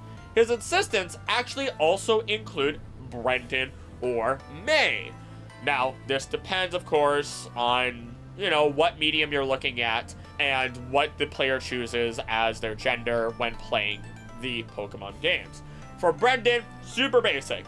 Helps the father finish the Pokédex, and he becomes a Pokemon professor himself. Yeah, I couldn't find anything stating what he looks into, so I'm not gonna, I mean, we could make an assumption that maybe he does do what Birch does. I don't know. He does have a younger brother that is unnamed in the game, and does have small cameos in opening movie sequences, Jirachi movie being one of them, and it's unknown if he even knows May in the anime, or even if they have the same parents in that universe. But he does appear in Pokemon Generations in addition to other general appearances. In the manga, though, it does state, Ruby from Pokemon Inventors, who is a coordinator, is based on Brendan. While he is also skilled in battles, he chooses to suppress that side of himself most of the time as a result of a traumatic encounter with a Salamence he and Sapphire had when they were little. And remember, that white hair that you think is hair, nope, that's just a knit cap. If you didn't know that, now you do. Now, with May, it's fairly the same as in the games as Brendan, is a trainer, becomes professor, blah, blah, blah, blah, blah. But the manga has her as Sapphire, and she has a blue bandana thing, and that just feels so cursed. It feels wrong. I've seen so much red. May red in the anime, May red in the games, and then just blue. No. Why? What? It feels wrong. But as I did just say, and I'm sure you do know that there is a May in the anime who also appears in Pokemon Evolutions The Wish. Now, they are vastly different, and in the anime, the traditional, like the mainline anime, she is the daughter of Norman instead of Birch. Like, that is, woo! So, actually, hold on. I wonder if there's something I can look into along the family tree or along their family lines and see if there was the potential that the wife of Norman, based on how Norman or Birch acted, would have ended up with one or the other, which I guess parallel universes, I guess it doesn't matter, but it's just there, maybe it might be something in writing. It's these tiny little details, right? Ultimately, though, they're so vastly different, it's best that I actually talk about her alongside all of Ash's supporting cast in a different video if you guys would want that. Honestly, if this video gets, I don't know, maybe 50,000, I don't even know. I don't want to say a number. If I say a number, that feels wrong. I started saying 50,000, and I'm not gonna, like, shy away from it, but, like, I don't know, man. I mean, the more views on a video, obviously, it helps me survive, and make sure I can make this my living. So, no matter what, just put a lot of views on videos and watch them all the way through, because YouTube likes watch time. Anywho, let's talk about his other assistants. Joshua, who appeared in the Pokemon anime, and really just watches the lab while the professor is out, which is very often, as we've noted. It states, Joshua is a reliable assistant, often reminding Professor Birch of things and taking care of the lab while the professor is out on his field expeditions.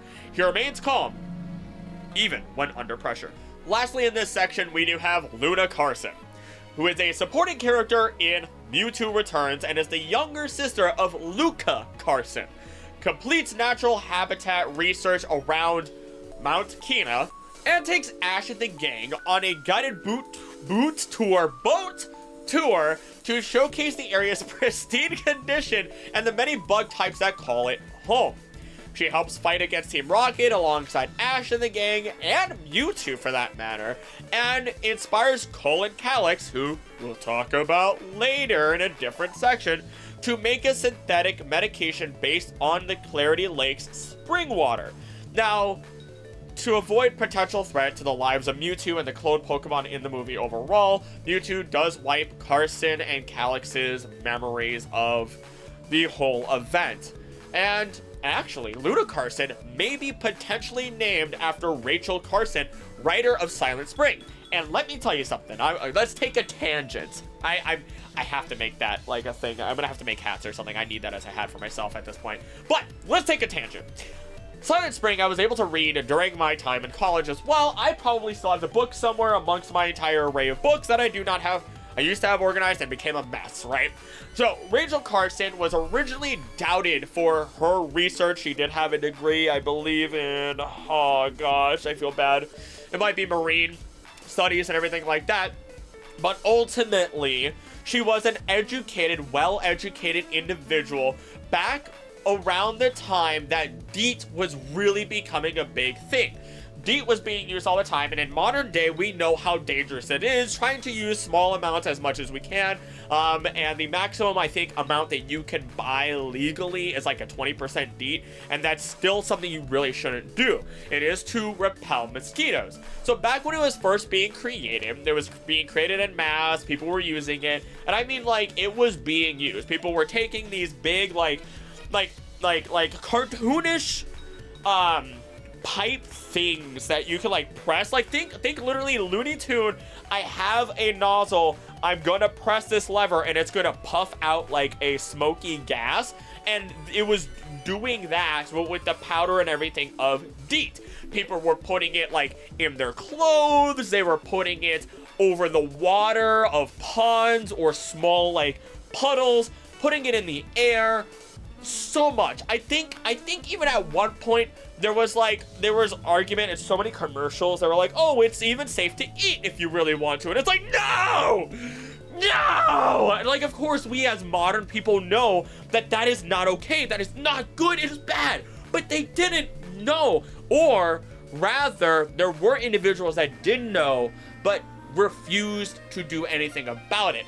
Rachel Carson then goes throughout her journey, despite incredible scrutiny and hatred, to write, study, and prove the dangers of this chemical, as it was then proven to be harmful to life overall, and even is a big reason why a number of birds were declining, actually the big reason why a number of birds were declining in population. This is because the chemical would bind to something in the egg, and what that would do is it would thin the shell of the egg, preventing it from being a safe place for the embryo or whatever, for the bird to appropriately grow while in that egg before hatching, resulting in dead, right? So, like, it was so incredibly important. She fought and fought and fought and fought. She proved that it was related to a number of different cancers through the assistance, especially of other individuals, and is genuinely a well-deserved legend when it comes to environmentalism. So, respects out to her.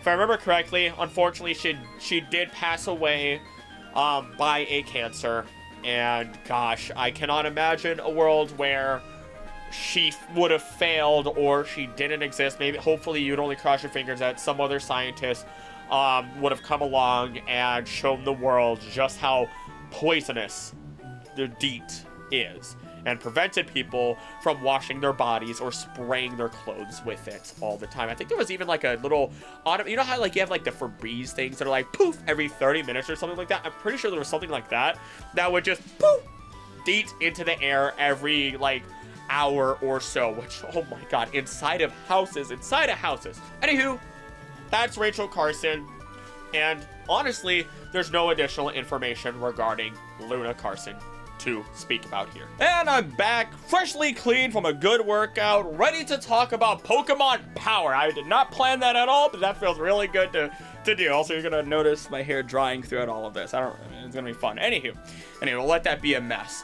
Pokemon Power. This section is a little bit different, as we have to try and answer, or the professors or researchers in this section try to answer, Where do the powers of Pokemon come from? What fuels their moves? How strong or varied are those moves? And how do they get stronger either momentarily or permanently? This is what these individuals are studying. We actually get to start with Professor Kukui, which a fun little fact about me is when I often do these videos or stream, I'm wearing pajama pants a lot of the time, not afraid to admit it. I like to be comfy. What do you want from me? So either I'm wearing pajama pants or I'm wearing shorts. So I often say if I'm wearing the shorts and the lab coat, I'm cuckooing it up. Just a fun little tidbit. Now, he is the founder of Alola's Pokemon League and the only character in the games to have trainer class pro wrestler. And he bears a strangely striking resemblance to the royal mask and specializes in Pokemon attacks.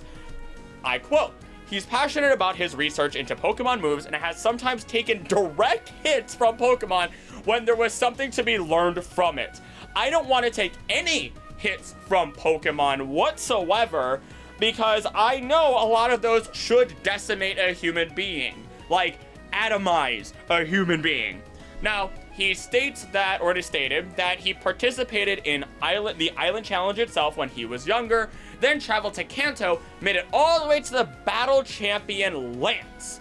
And the outcome of said battle is unclear, though it's hard to say. Like, you could suspect Kukui lost because he wasn't there, or isn't the champion there, but at the same time, he did become a professor, and I feel like Kukui is definitely the type of individual where he's like, okay, I learned everything I could here, all the Pokemon here, I tested out their moves, time for me to move on, whether he wins or loses. So, big shrug there. Now, he is married to Professor Burnett.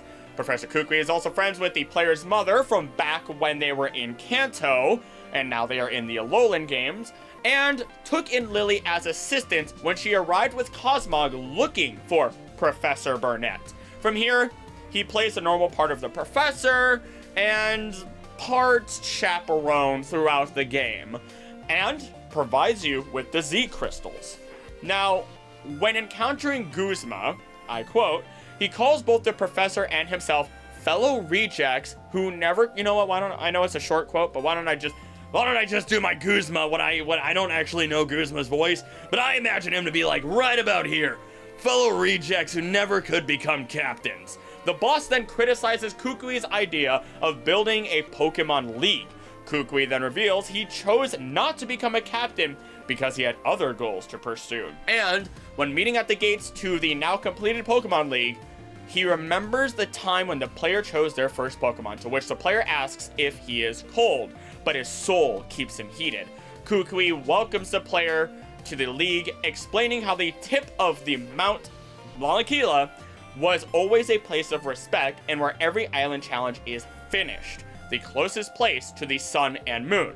Now, I have talked about Lanakila in other videos as it is related to Mount Mauna Kea, which is in Hawaii, and considered a sacred mountain. Very similar, again, it is the tallest mountain, if I'm remembering from my own research properly, and ultimately is the closest to the sun and the moon. That is something you see in a lot of cultures where the closer you are to the heavens, which is what space is often called, the unreachable or the heavens or whatever else, the world beyond our own, 1,000 names for space.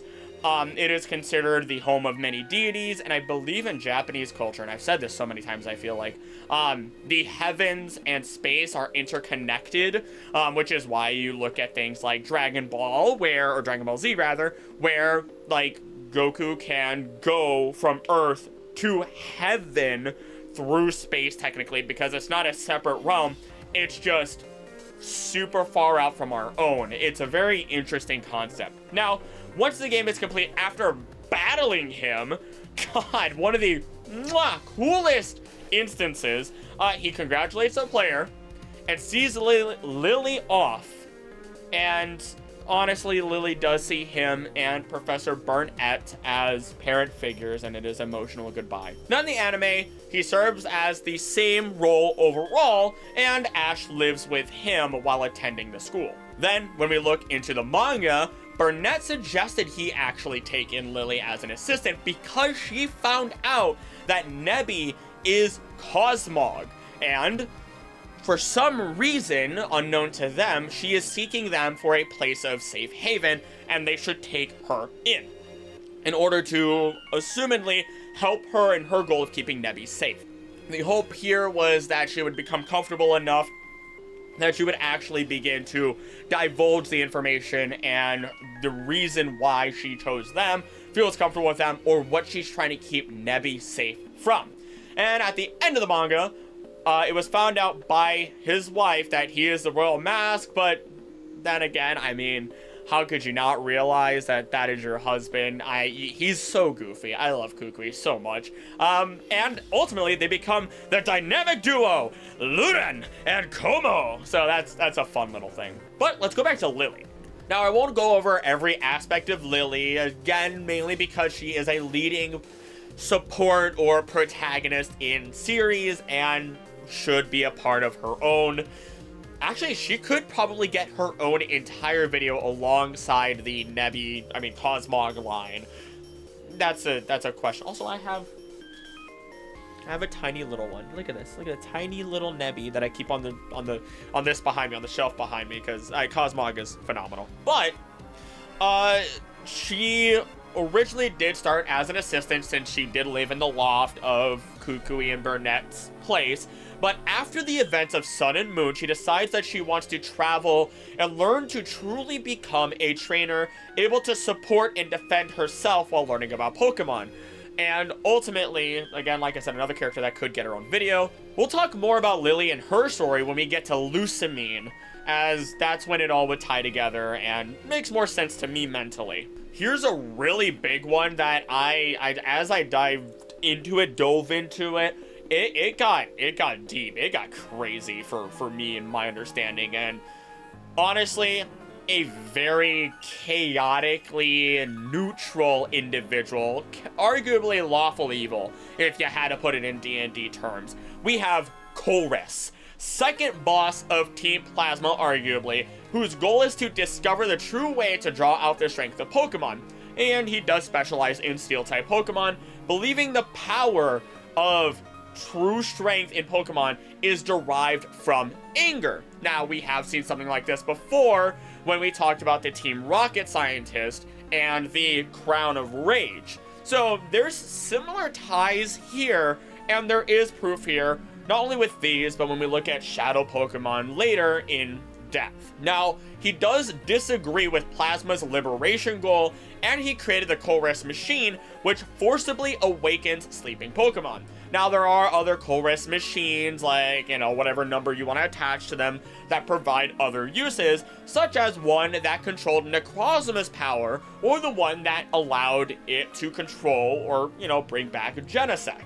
Now, he only joined Plasma so he could research his goals. He gives Genesect drives in the Sun and Moon games, and after the events of Black Tube, White Tube, starts to believe that the source of power, or a strong source of power, is found between the bond of the Pokemon and the trainer. And in Alola, is found to be researching the Z-Ring and Z-Power Ring. Ultimately, this man just wants to see if it can draw power out of Pokemon more effectively than the Mega Ring, and expresses his interest in Pokepelago. Now, he also had assisted with Necrozma, as mentioned, and returns bosses from Team Rainbow Rocket back to their respective universes, though he's invisible as the trainer or player defeats these Rainbow Rocket leaders, and he sends them back. This is insane. What he is able to do, he is probably one of, or I would argue, one of the scariest scientists out there, and it's very lucky that he isn't, actually trying to organize other individuals under him, and moreover, it's just I'm doing this because I want to do it, and everyone else slows him down, I guess, from the looks of it, as he's just going after his personal goals at all times. And by the end of Team Rainbow Rocket's whole thing, he actually returns the castle back to normal. Now, when we look at the anime, he's genuinely not any better of an individual. He conducts experiments on wild Pokemon. Basically, he was trying to control them with devices while angering them, sending out signals that angered the Pokemon in the area, not limiting it to a subset, like, of land where the Pokemon were, because what he did, he had set a Pokemon, put these quote-unquote rage crowns. It wasn't like an actual rage crown, but he put crowns on them that allowed him to control them, activated the rage. They went on a rampage, or they were getting angry, getting full of anger, which was part of his whole thesis. And then that signal actually continued out further to Pokemon that weren't under his control, and those Pokemon went on a rampage. He just kind of was like, okay, this is just research, I don't really care.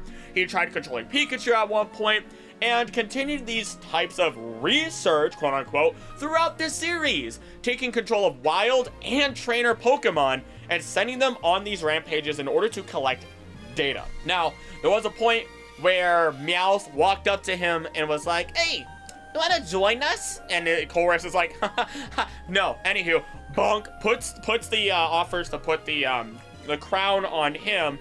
And the idea here was that Meowth was resistant to the mind-altering effects because he had gone under some sort of training or whatever, but he wasn't truly ready for it and did get taken care of, or controlled, I apologize, momentarily. And at one point, Colress does help control Reshiram until it and Pikachu destroyed the device that was controlling it, and as he was arrested, he claimed that the next device would be able to allow Pokemon to communicate with people. The dude's a madman. I don't know what else to say to you. He's an absolute madman who is the, epitome of,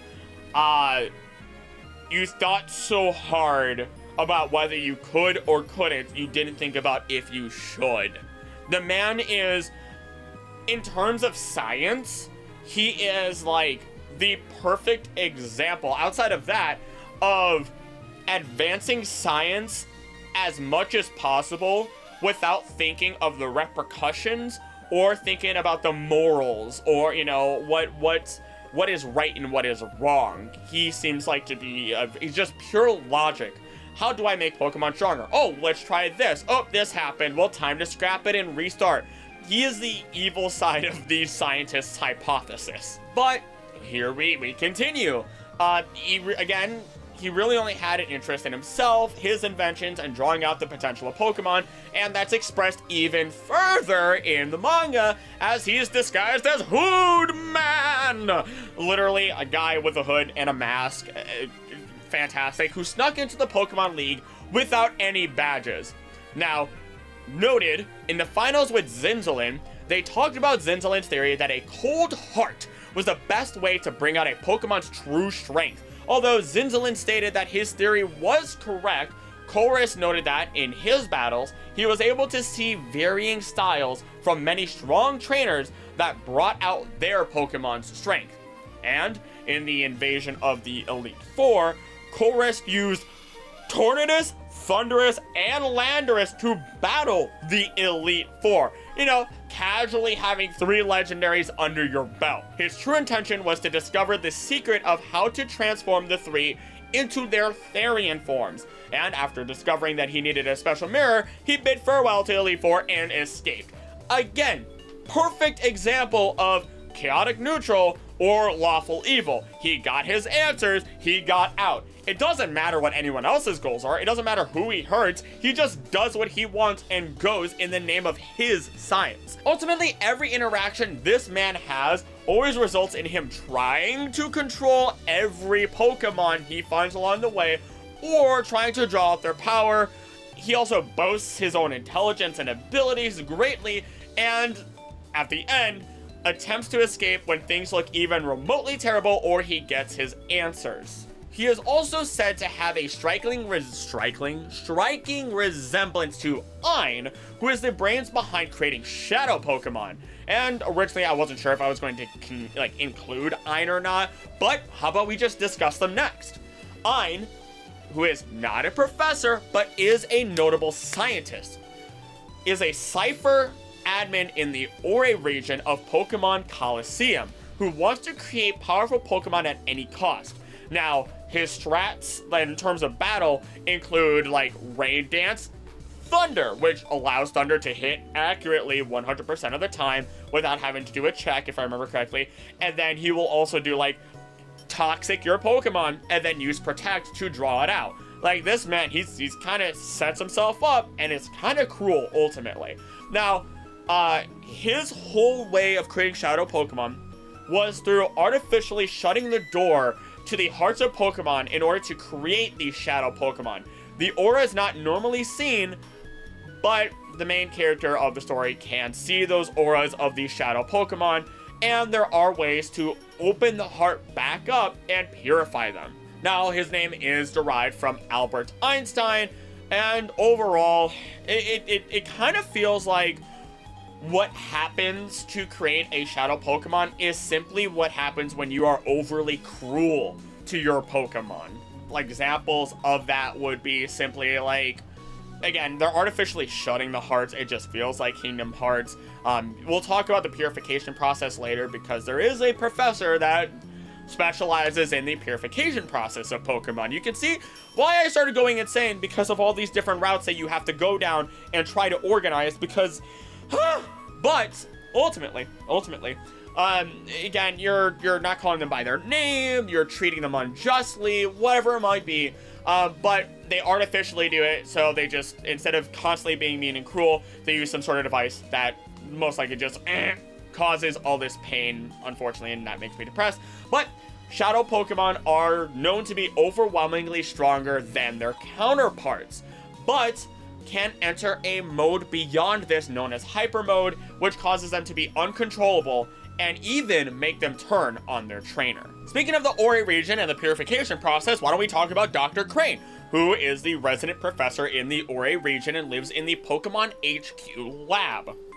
Now, he does specialize in the purification of Pokemon, and I'm gonna be real. The purification process overall is weird, but it is done through reaching the hearts of Pokemon through kindness. Calling their name being an example of this.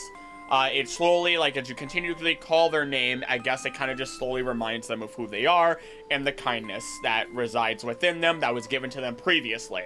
Now, another way that you can purify Pokemon is by using the Relic Stone of Agate Village, and Celebi helps them recall how its heart was before being closed, and reverts them to their original form. I remember doing my research streams. Yes, I've started doing research streams where I'm researching all this information on stream and talking to you guys, so come join those whenever those happen, because I usually don't schedule those. I might in the future. But and when I found out Celebi was related to it, I just threw my hands up in the air. There's some times where you're going through all this information and it doesn't expand on the information immediately, and it's just like, oh yeah, Celebi can do this, and I couldn't find anything regarding that in Dr. Crane's stuff that talked about it further. But you know whose stuff did? The previous guy that I honestly can't be bothered to remember the name of off the top of my head. I just know what he does. I'm horrible with names. That's why I have notes here, because there's so many names of people and regions and everything. I'm terrible with it,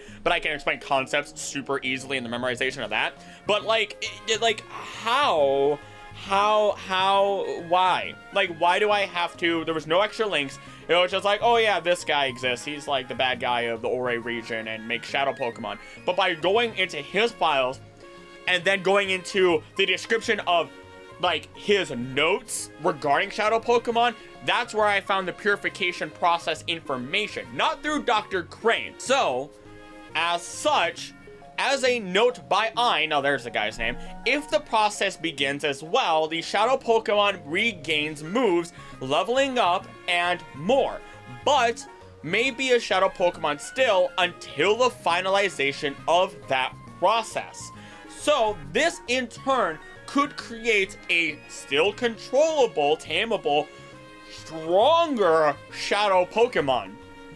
Where, yeah, again, it's still a Shadow Pokemon, but with all the abilities added on from what it used to be, plus this overwhelming power, creating just an abysmal monster, ultimately. And again, this just feels like Kingdom Hearts, but with Pokemon. It's cool. I'm not against it. I sound exhausted, but I'm also just leaning into the emotion. I'm excited. Let's move on to the next person. Dendra. Not gonna lie. Would.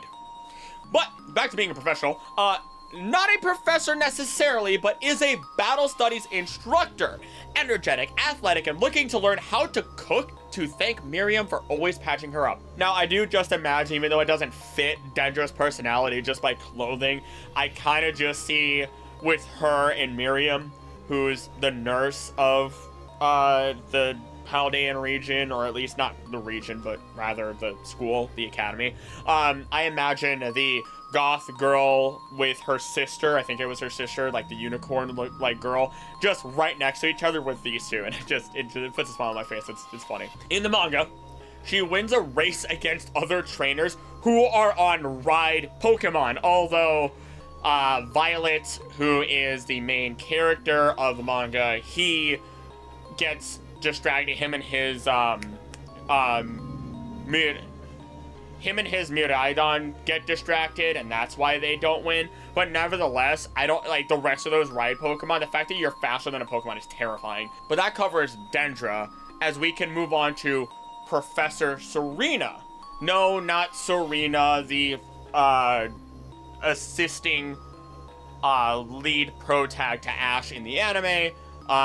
Different Serena overall, who teaches in the Pokemon Battle Judge Training Institute. These are really long names. How did that, why? I get it. It's so specified. Just call it, I don't know, Jim. I don't care. Oh, wait. Oh, you can't do that. No. I do this to myself. Located on Bamba Island, there's really nothing of great detail here. It's just that, you know. She does, you know, take in like a trainer at one point who was like, I want to become a judge, and she's like, you're kind of trash at judging Pokemon battles, I'm not gonna lie to you, but you are good at Pokemon battles, or you can learn. You seem to be able to learn how to do a proper battle. Why don't you just become a trainer? You don't need to become a judge. So I mean, at least she's honest and encouraging. Another one that actually isn't a professor, and where we're going to end this section, is Candela, another assistant to Professor Willow of Pokemon Go, leader of Team Valor, represented by Moltres, and researches Pokemon Strength. Now, she believes, and those under her believe, that the way to stronger Pokemon is by training to naturally enhance a Pokemon's power. Think of it like, let's say you're really good at memorization. That's just your natural talent. There is a natural talent within all of us. It's your job to cultivate that talent. More like, for, you know, so what you then do, because your talents can only take you so far, is you work on it, you cultivate it, you learn, you expand your horizons, and you train that talent to learn and become better, okay? Another example for me would be like, I am good at talking. I've always been fairly decent at talking, and I've always been pretty good at completing research.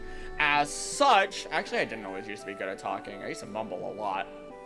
Another example would actually be like, for me, I've always been kind of decent at talking, or having the charisma to be able to convey what I need to convey. It's just like my communication skill could have been improved.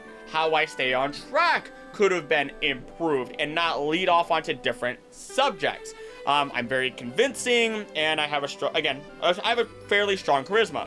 So my responsibility is to ensure that I say the right things, not just roam around the answers of questions that are being asked. And so by leaning into my ability to talk, my natural ability to speak and be charismatic and so on and so forth, I've improved my ability to talk. If you have strong arms, they want you to do more with your arms. Think about your Machamp, so on and so forth. The list goes on and on and on.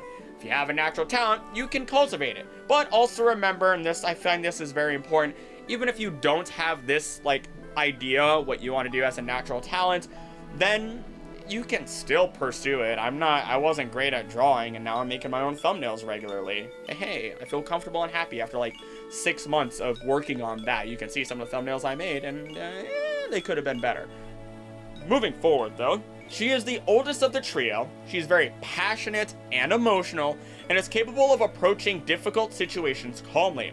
She used to be friends with Arlo, a Team Rocket Go leader, and she tried to get him to return to Valor, but he refused, returning to Giovanni instead. Candela is also left-handed. Rep for all y'all lefties out there. I raised my right hand in unison, just showing you I'm really not a left hand.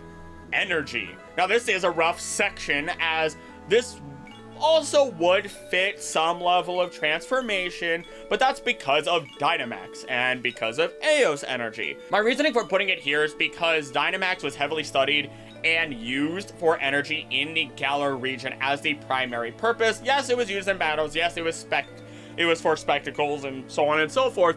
But the whole plot of the Galar story, loosely, honestly, revolves around the idea of the Galar particles going away, and as such creating an energy crisis in like 1,000 years.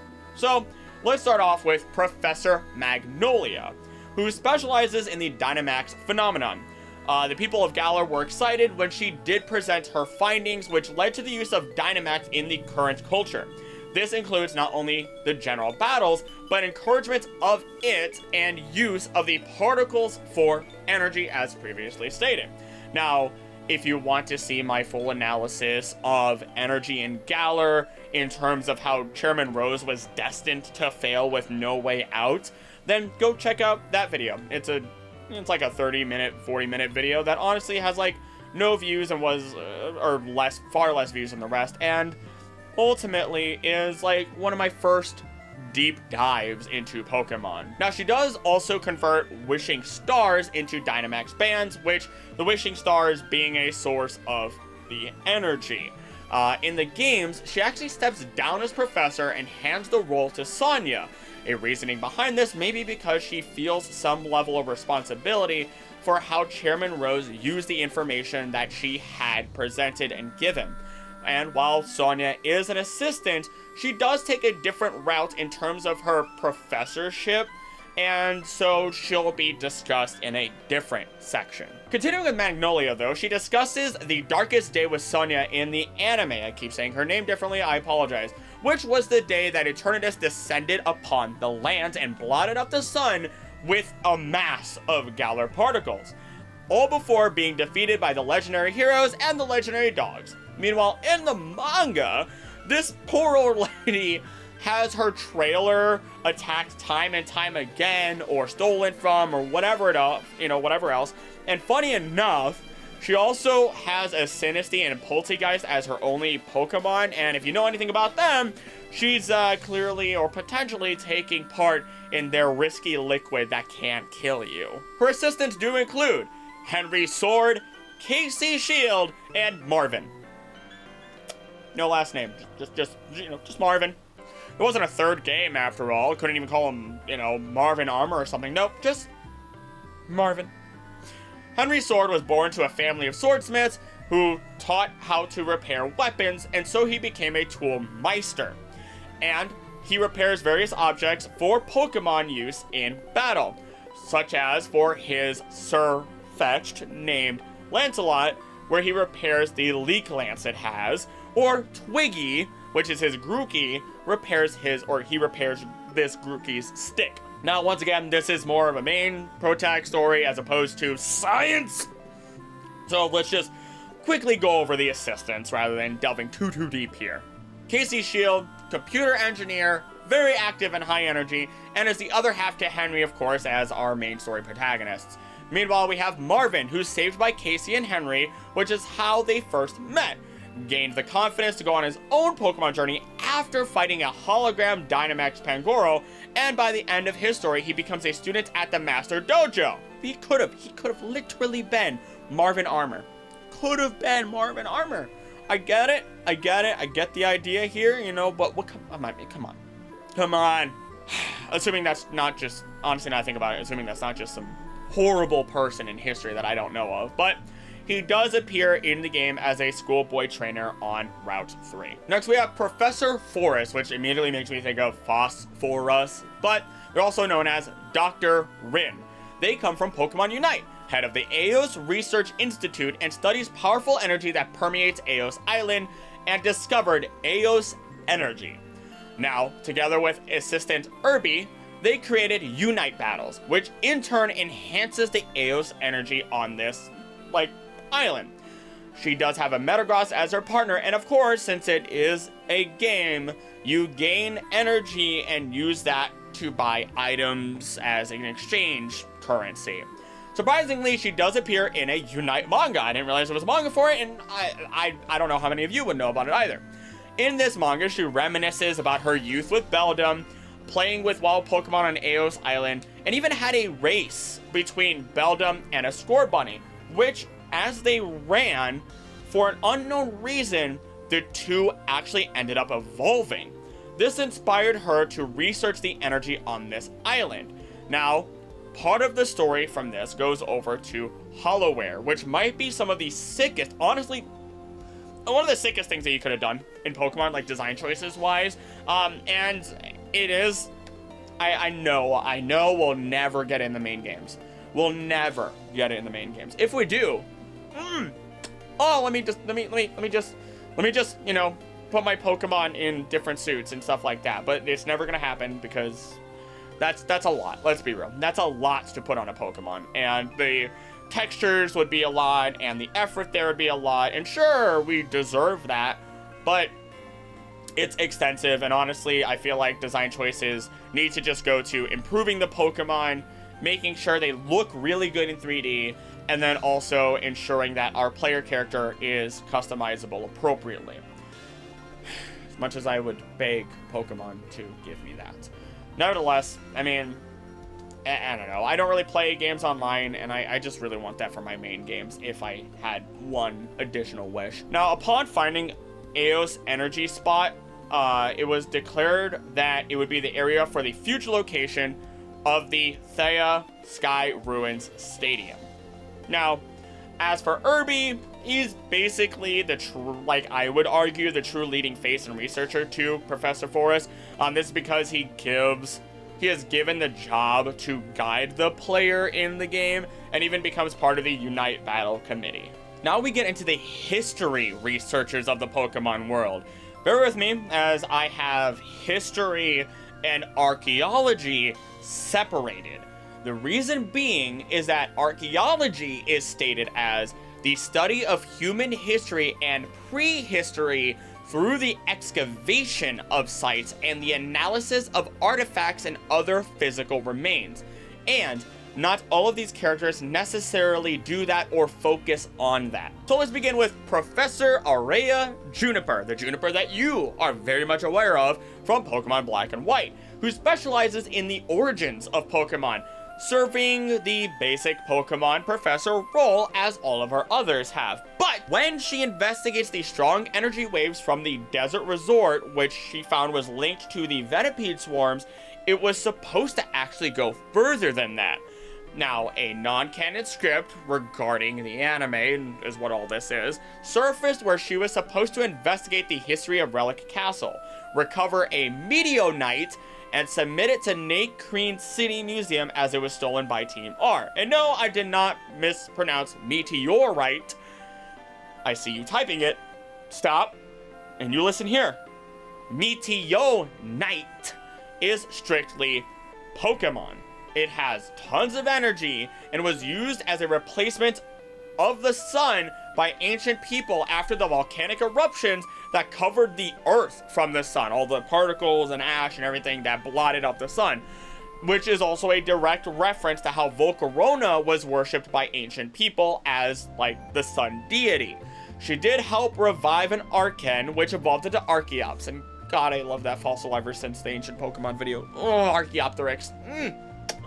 But she was able to then record the cry and behavioral data for the two for the first time, having never been heard before. Now she is noted as pleasant and mature, often offering her assistance in many ways, and is often busy with multiple projects at a time, and requiring extensive field work and data analysis back at the lab. In the manga, she sent Sharon and Bianca to get data on Victini, actually, and other notes include her and her father being backpackers in the past, her name being Araragi, being referenced by her saying, "You're welcome," and she is the first female Pokemon professor. Following that, being Bianca, who becomes her assistant after the events of Pokemon Black and White. Strong and determined, but also described as flighty by Juniper and Sharon. And originally, her father protested against her becoming a trainer, but she eventually proved herself, and Bianca represents those who pursue truth. And comments on this themselves? I forget. Either way, Bianca had to face the truth that not everyone can become stronger. She thinks about what she can do once she realizes this and decides that she wants to research under Juniper, aiming to make valuable contributions to the Pokemon world.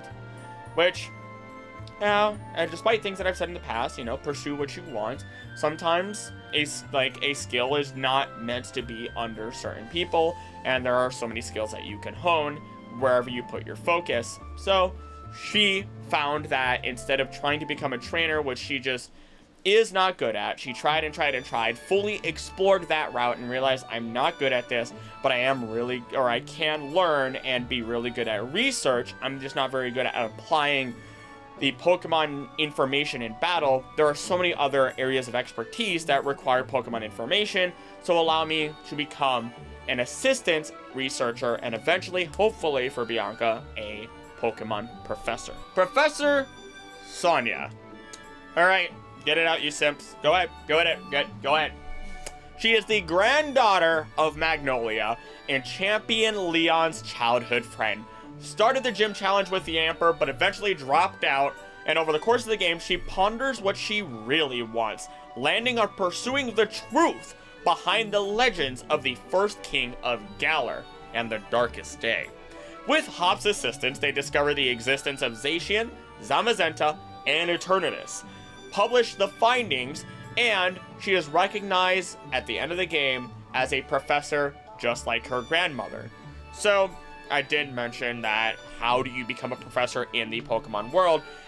That's it. It's very loosely based off of real life, where I guess these individuals, maybe they went through some level of traditional schooling, but the alternate route is getting picked up by a professor that sees your talents or ability. You get picked up by them based on your research, your passion, and everything else.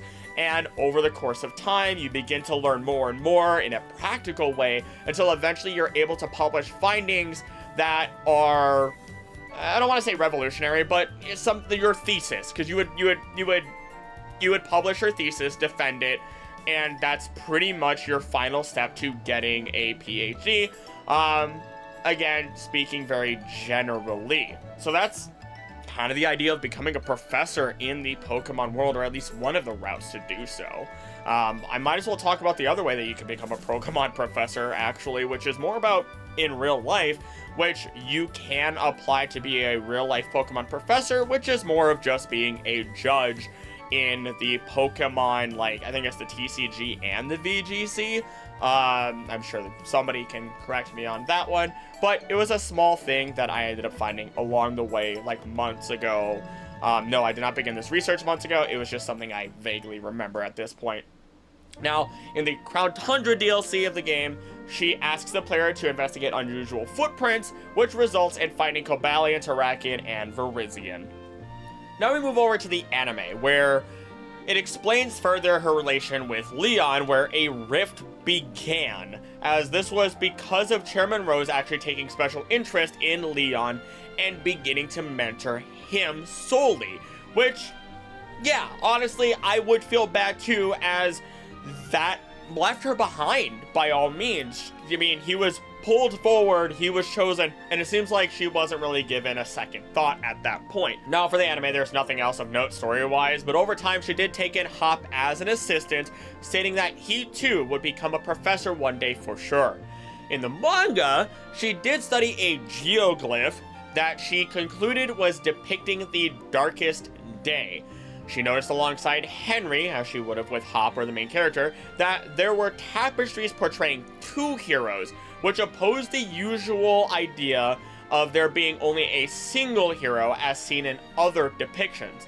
And after seeing a fifth tapestry, speculated that it was thrown away to hide Galar's history from the public, it was a fifth tapestry found in like a cafe or something along those lines, basically. And it's like, why was this hidden? Why is this being pushed away? Why is it being hidden from our history? That's strange. And she's also, overall, the first character to become a professor through the course of the game itself.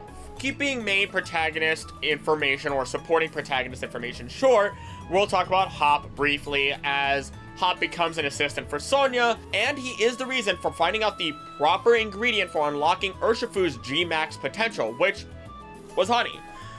Considering a bear, that makes sense, but I'll give him credit. He does deserve it.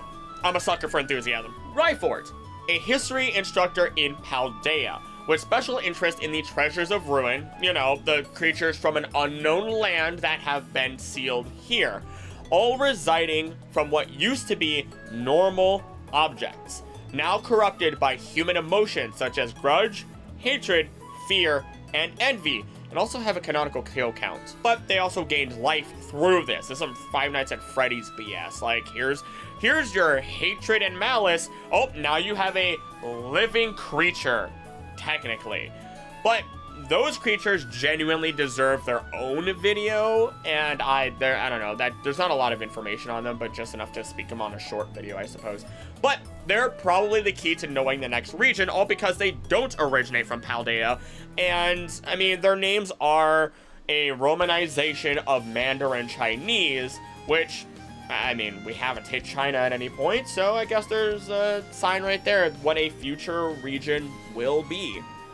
Back to Ryford, though. She teaches about Area Zero and the Paldean Empire, and does not care about recent history at all, and even notes where the ruined Pokemon are sealed, teaching what she knew about Laqua.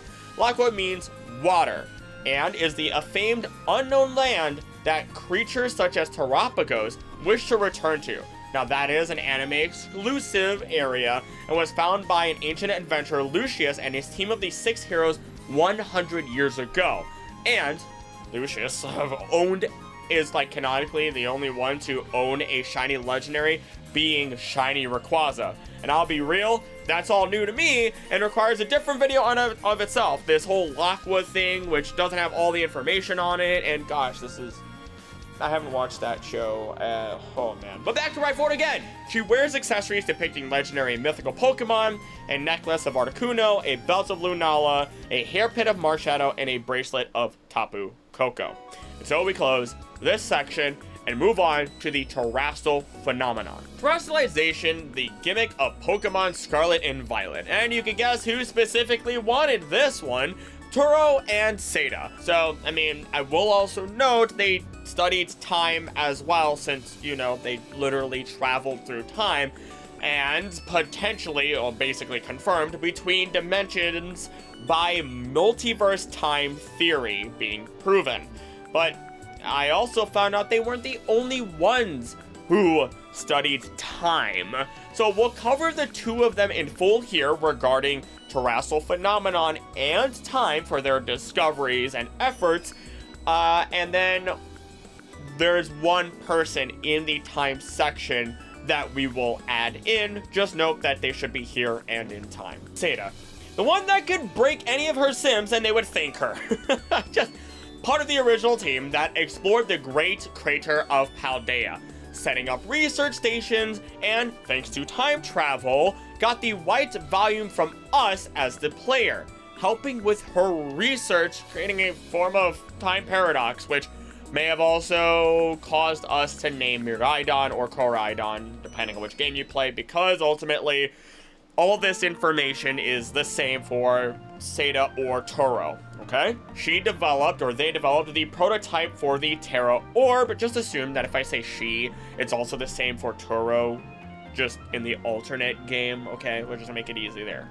Now, this allowed her to back her future projects, which get the funding for, and create a second lab in the lighthouse near Cabo Poco, which should sound familiar to you.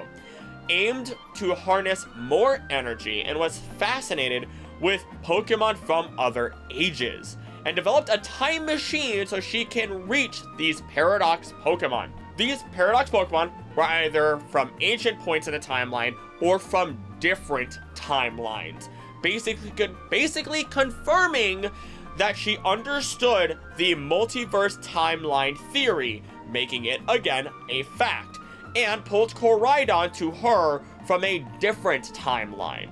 And then a former associate began expecting her child. I have to assume that means Seda having a child soon and not another researcher, so that would mean Turo in this case, of course. Now, Seda becomes obsessed with her research, continuing to bring in Pokemon from other timelines, aiming to create a paradise for her modern family. And then Arven is born.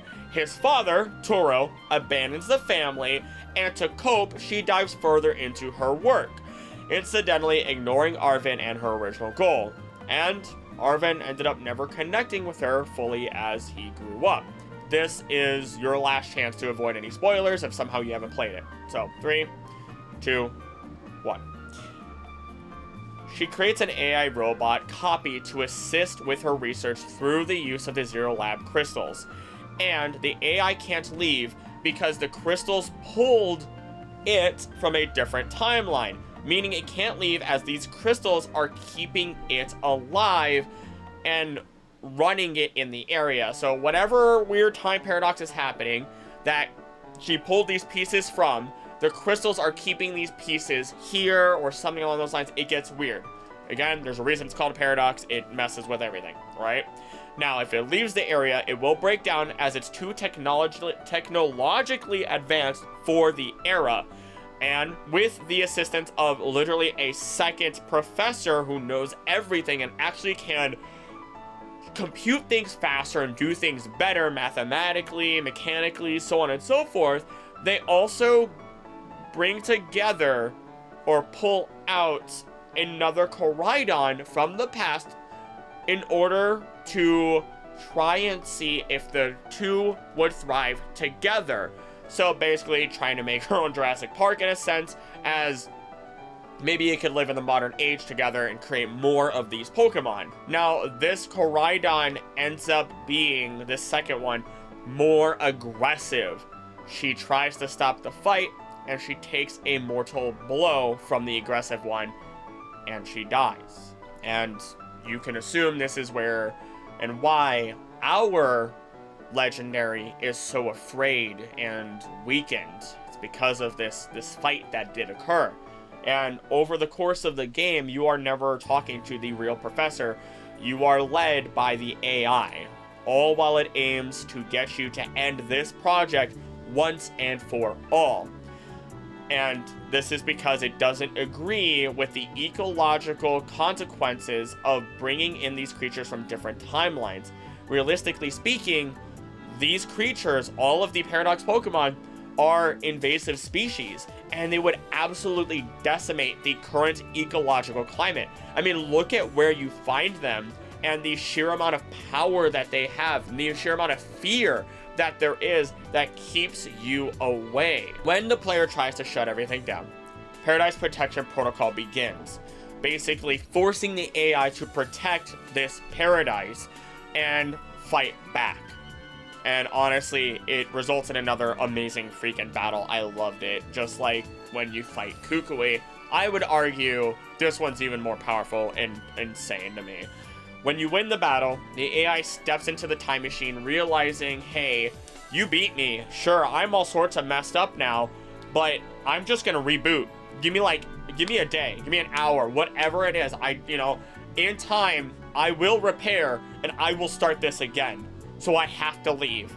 It steps into the time machine and it's gone, all to ensure the protocol isn't restarted. And I mean, realistically speaking, knowing that if it went to a time like it states that it wants to see the world that the professor saw, because it never got to see those worlds itself, it likely went to a timeline in which the technology doesn't exist, or potentially doesn't exist, to keep it alive, and that AI is almost guaranteed to be dead. So, honestly, not only does Arven learn that his parents are dead, but he basically gets to watch them die again. And again, if you want Turo's story, it's basically the same exact thing, but from the other standpoint, or from him obsessing and Seda abandoning him. And of course, Turo is all about the future. Now, I will argue these games, despite everything, had probably the best story, primarily because of Arvin, and it wrecks me emotionally. He has, by far, outside of Lily, I'd say the two of them probably have the most tragic backstory in Pokemon, bar none. And let's take a tangent. I played the game again, right? I did a Nuzlocke of Pokemon Violet, and you can go watch that. It's not, what I'm about to say is not included in that video, as it is a supercut to, you know, crunch everything down. Gosh, it's been a year and a half now. February of 2023, I lost my dog, right? I have 2 pups. I love them and they're great.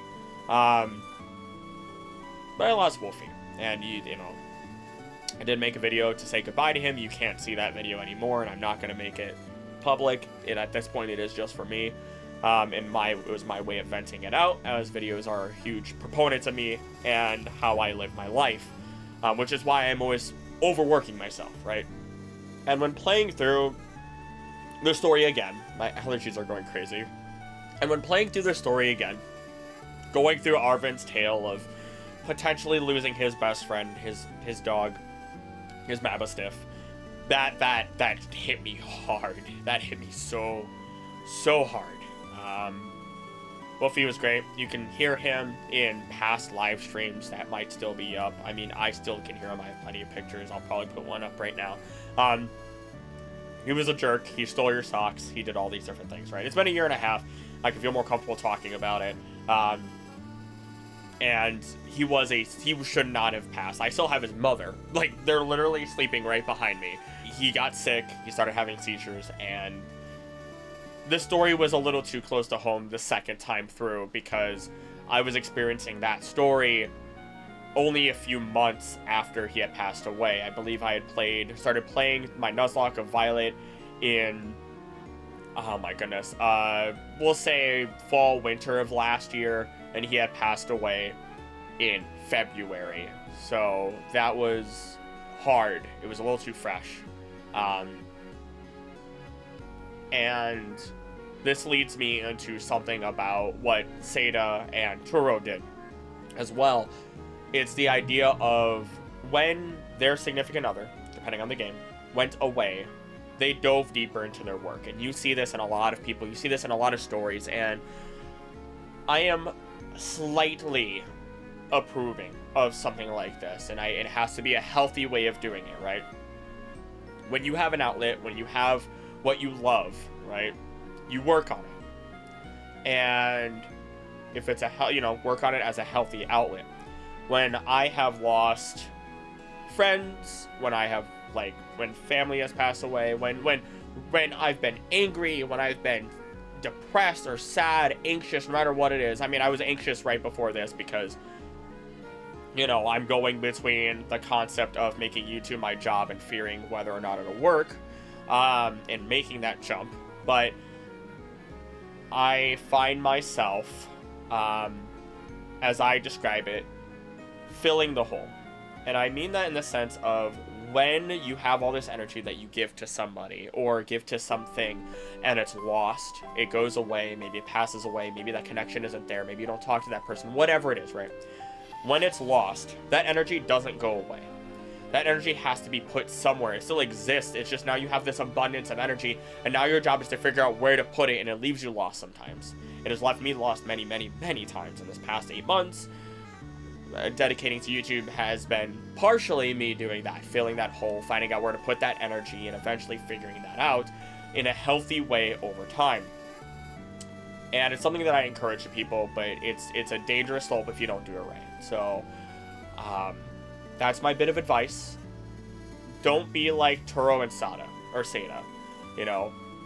Take that energy and put it into something that you love, something constructive, something that benefits you. Maybe it benefits the people around you. Maybe it benefits strangers in healthy ways overall. And make sure that you're still taking care of yourself. It can be very hard out here, especially for, anyone who's going through a very hard time. But I am confident that no matter what it is, it will pass. As someone who's been through a lot, it will pass. And things will lessen or become easier to handle. And you will stand at the end of this rickety bridge that you might see yourself on, and you'll say, I did it. I succeeded.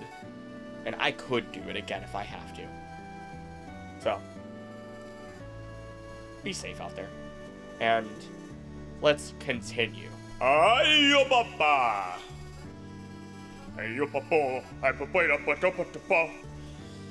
So allergies are in full swing for me right now, so if my voice starts cracking here and there, you're just gonna get to make fun of me for it. Moving on though, remember when I said there was somebody else who studied time? Well, it's the expert in many fields of Pokemon and the inventor of the Pokemon storage system itself, Bill! And as he also made the time capsule. So yes, he also made what is called the time capsule. He is known to be a talented and famous inventor. Others and himself nicknamed him the Pokemaniac or Pokemon Fanatic, it's dependent on translation, and this is because of his large collection of common and rare Pokemon. Again, I wonder actually if rare is in, like, Dratini is rare, Abra is technically rare, or if it's like, oh, shiny Pokemon. Either way, his first Pokemon was actually an Abra. Wow, there goes my throat. And his favorite being Eevee and its evolutions. Even being known to give away Eevees to people, which he also does in the games. And I believe he gives Bebe, Babel.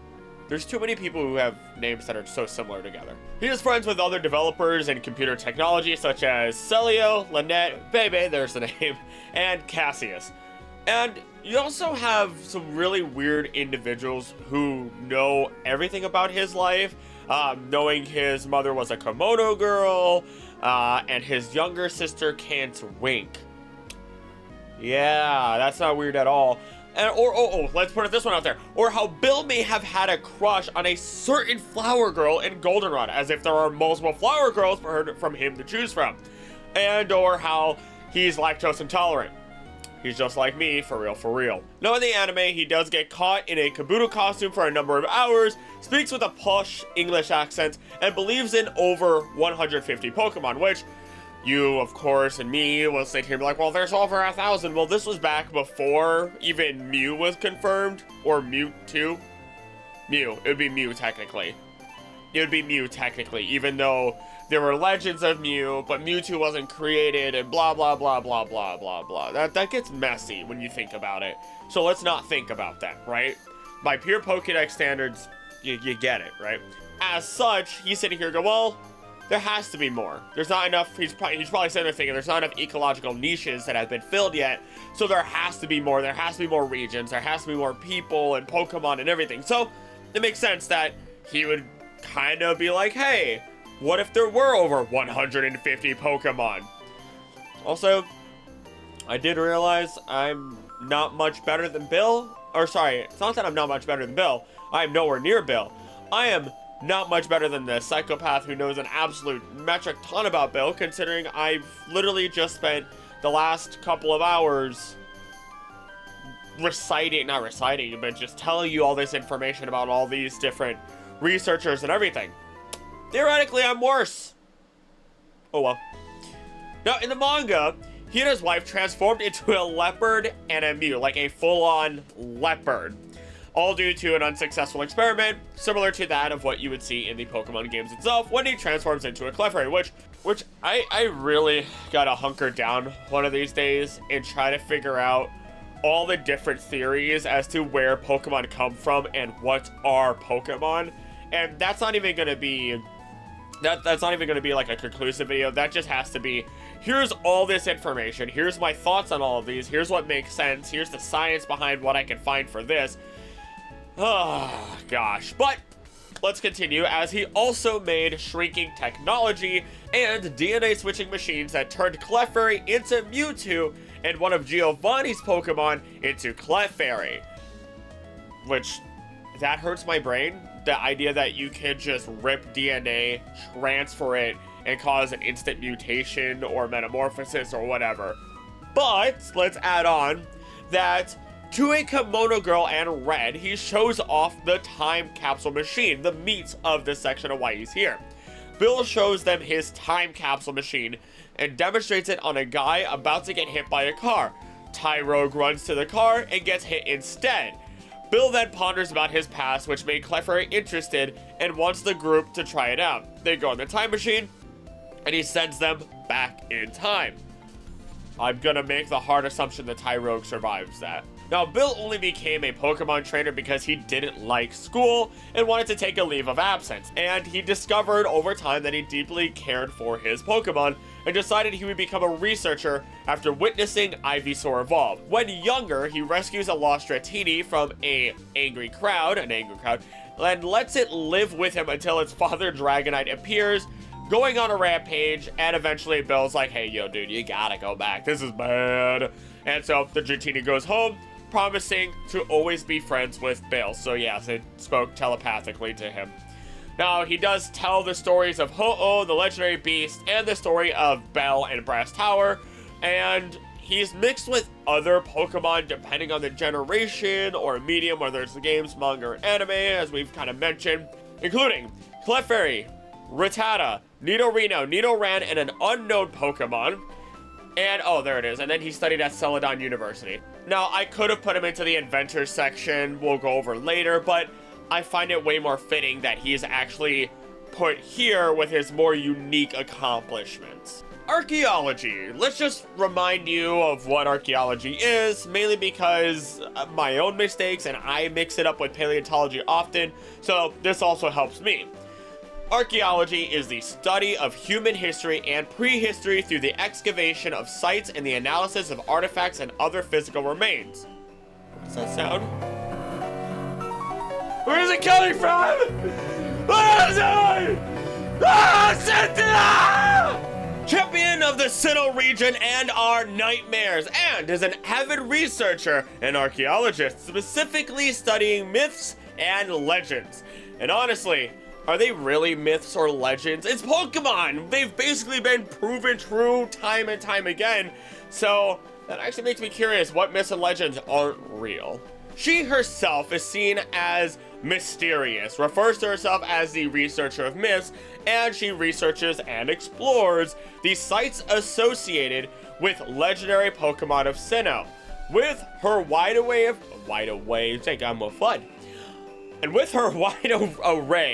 of knowledge of relationships between Pokemon and people, she makes a few theories of her own. Now, in doing all these theories, all this research, and consistently and constantly thinking about all of this all the time, she gets lost in thought quite often, gets carried away, and starts talking extensively or theorizing in places she shouldn't be, whether that's in her head or out loud. And I'm not gonna lie, when I read that or read that initially, I immediately thought of just the muttering Midoriya scenes.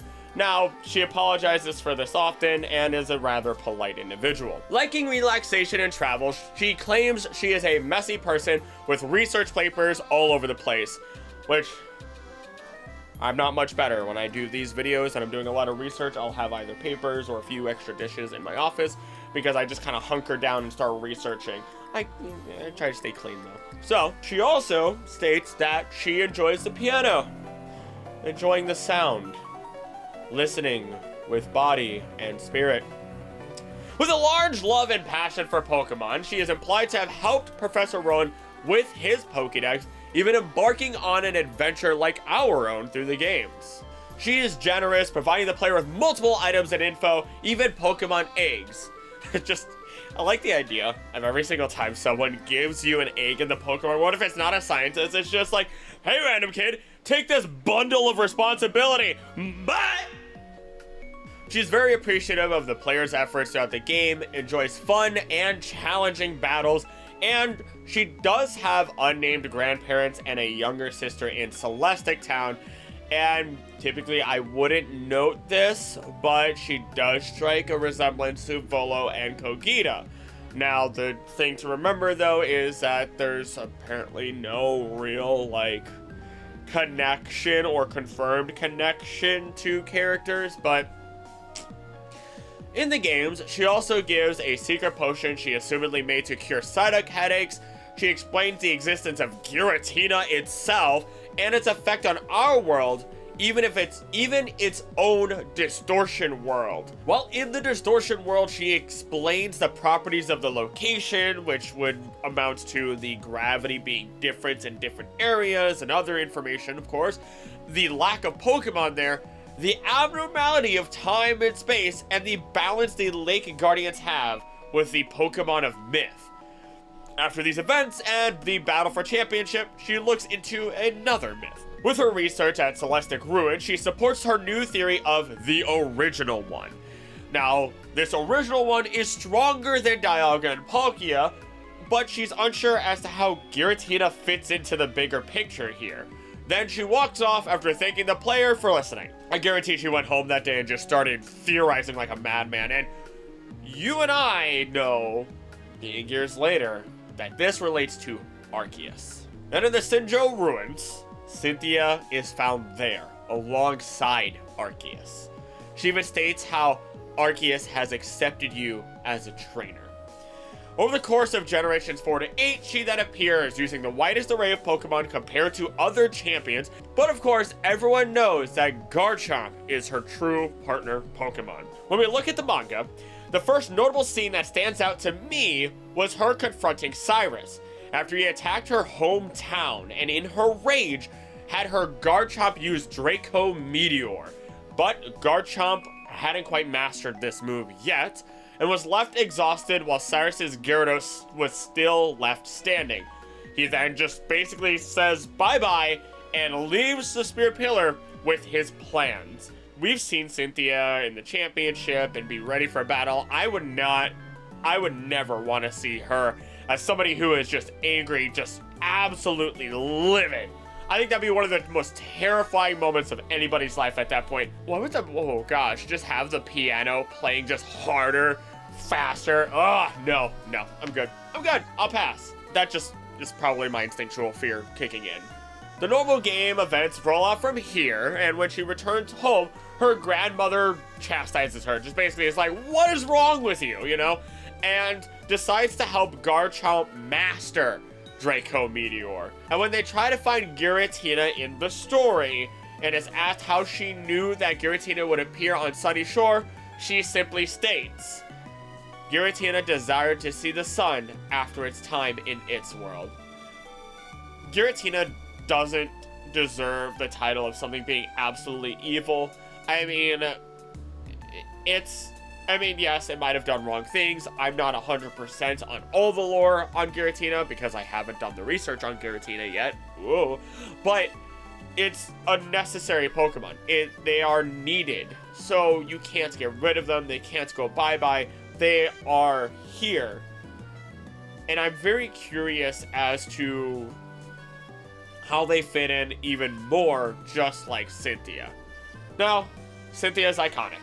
A champion that is so well-renowned and feared that her theme is etched deeply into our brains. I can hear the piano now just saying Cynthia's theme. And when you hear it again in Legends Arceus, your soul gets a reminder of just how insignificant you really are. Or punches you so that way you stand up and fight back. Maybe I'll have a video covering gym leaders and champions in depth at some point, like, why are gym leaders chosen? What purpose do they have? How does the Pokemon Leagues decide this? And what do they provide to their communities? Anywho, let's put that aside and move on to our next professor.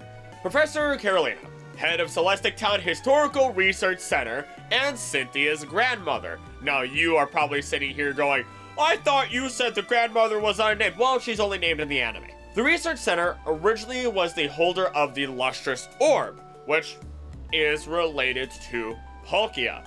She also knew that the stone making up Iron Island and the meteorites from Veilstone City were the same material, and worked alongside Rowan and Gary to try and keep the Lake Guardians safe from Team Galactic.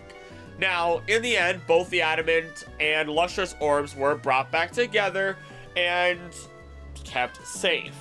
She is very outspoken, asking Ash to battle Cynthia as a very proud grandmother of Cynthia being a standing champion, and stating how Ash needs to train a heck of a lot harder if he wants to try and beat her. Gotta love Grandma. Thank you, Grandma. In the manga, she has revealed that she loves Moo Moo Milk and admits she created the meteor-filled craters that are in Veilstone. So if you go to Veilstone in the games, I remember seeing little craters. Those were her. The reason or how she did this was because she was training to use Draco Meteor with her Pokemon when she was younger. Pretty cool if I gotta admit. Don't mess with Grandma. Next we have Lenora, gym leader of Nakreen City, specializing in normal Pokemon and director of the Nakreen Museum, back in Pokemon Black and White, gifting a Moonstone at one point in the story and even standing alongside the other gym leaders of Unova against the 7 sages of Team Plasma. Honestly, out of all the teams, like, let's just take a tangent real quick. What's your favorite team? My favorite probably just goes to Team Skull. I respect that Rainbow Rocket is arguably the best in concept, and then you have Team Plasma being phenomenal in terms of like their step-by-step process. No disrespect to Giovanni whatsoever. There's a reason I said you could say Team Rocket, Team Rainbow Rocket. So it would probably be Team Skull, any form of Team Rocket together across the board as a whole, and then Team Plasma for me. I just love Team Skull's just goofiness and a little bit of their story. Not everything, you know, comes out perfectly, but I think by looking at all the mediums, a lot of this stuff comes together a lot better. It's just unfortunate that it's not, well, I guess you can't ask for it to be perfect, but it's not fully complete or it feels like complete all the time by just looking at one of the mediums. Though, other games and franchises do that. I'm looking at you, Five Nights at Freddy's. I'm never reading those books. I'll just look at game theories and stuff. Now, her and other female gym leaders visit Cynthia often in Undella Town, and in Black 2, White 2, she steps down as gym leader to focus more on the Nakreen Museum, even gifting your choice of either the cover or plume fossils. In the anime, she resolves a possession from a Yamask, which basically the Yamask was unknowingly carried to the upcoming exhibit, and or at least its mask was. So the Yamask was incredibly upset. If you don't know anything about Yamask, I apologize by not saying it correct, but Yamask is so much easier for my tongue. But Yamask didn't, or the mask that it carries was, or is said to be, the face that it had when it was once alive as a human. Gosh, that's a whole other video. The afterlife in Pokemon. Get eaten by a Gengar, turn into a Yamask, or at least the Yamask's mask. Just die and go to one of the, you know, heaven, hell, or otherwise. I don't know. It gets the purgatories that might exist here. Getting your soul trapped or consumed by Pokemon such as the Chandelure line or the Sinistee line. Why do so many of these ghost Pokemon just eat souls? And we don't know what they really do with them. Dustwire, taking you to the afterlife, which is at least confirmed in that capacity. You can be reborn. It's ridiculous. That's a whole other video. And tangents, man, tangents. Although, to close out here, I will say her gym is pretty sick. I mean, I'm a book nerd. Let's be real here. I use this as my excuse to read all the books that I can for the next videos that I am making, so that way I can learn more about our world and talk to you about what I learned, but by explaining it through Pokemon and theorizing, because that's really fun application of it. But I just hope those books just never get destroyed. In the manga, though, she actually is she is called by Clay to look into an uncovered stone at the desert resort, and she's the one that identifies the dormant stone being Zekrom. Next, we have the red herring herself, Briar, first appearing in the teal mask of Pokemon Scarlet and Violet, and a descendant of historian Heath, and the possessor of the original Scarlet and Violet book, containing unredacted info on Terapagos. Now, she knows that the crystals, or of the crystals in the crystal pool in Kitakami, stating how they emit a similar energy to terrestrial energy. Her goal is ultimately to find a way to use terrestrial energy / terastallization outside of Paldea, even creating the terrarium core, allowing it to occur at Blueberry Academy, which is located underwater in the Unova region. Now, in Indigo Disk, she is given permission to explore Area 0, discovers the 19th Terra type, and awakens Terapagos. This is where Stellar Terra type comes in, and encouraging Kieran to have it terastallize, unleashing Terapagos' true power, which was uncontrollable. This is quelled in battle, and she apologizes for her obsession and reckless behavior. I'm gonna be real with two things. One, I called it. I called everything except for the fact that we do not fight her.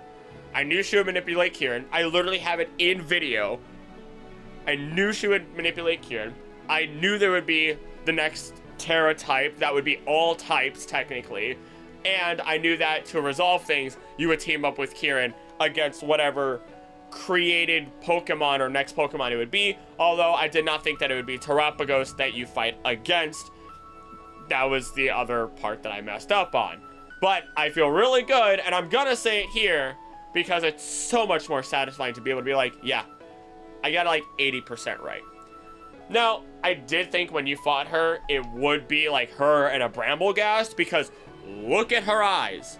For the love of everything, like I get it, it's also terrestrial, but her eyes are so similar to Bramblegast. Red herring. Leanne of the Oblivia region in Pokemon Ranger Guardian Sign, studying the connection between the ruins and fairy tales of the region, even figuring out the meaning of a symbol the player shows her, finding out that it's actually related to the legendary dog Pokemon Raikou, and the secrets behind the Rainbow Grail and Rainbow Dice. Now, what that does, and when she looks into it, she reveals how these two pieces, when brought together, can bring about Ho-Oh, which can then be used or assist with destroying the barrier on Sky Fortress, which is controlled by the evil organization of the game, ready to just blast the island or continent with a tsunami. And who's their leader? Purple Eyes. I'm at the soup store! Why are you buying clothes at the soup store? No, not that Purple Eyes, this guy. Head admin of Pokemon Pinchers. God, ew, even saying it now, that's... Like, again, I wrote it in the script to call it a terrible name, but just saying it out loud, how can you be like, ha ha ha, we're the Pokemon Pinchers? It's like, no. Also, that felt very almighty. That was way too heroic sounding. Nah, I don't know. It just feels wrong. All about that felt cringe. All about that felt wrong. No, I'm good. He is known, though, as an experienced archaeologist and is the type to throw away something when he's done with it. Like, Pokemon, people. Not necessarily items, but I mean, whatever, anything, I suppose. And that's really it. No other extensive amount of information on this guy. So, next, we have Freed next, or Professor Freed, commander of the Rising Volt Tacklers in Pokemon Horizons, the series. I will try to keep this as spoiler-free as possible. I'm not going to talk about the episodes necessarily, but just the general idea, and I am going to reveal how he ended up with his Pikachu, which everyone has kind of seen anyway, right? So, commander of the Rising Volt Tacklers, growing up in the Kanto region with childhood friend Orla and Charizard, he is taught by Luca, who is a teacher and Lyko, the main character's mother, and became a professor after deciding that the lab life wasn't for him, which I respect. Now he meets and convinces a flying Pikachu to become his partner, and now they travel the world.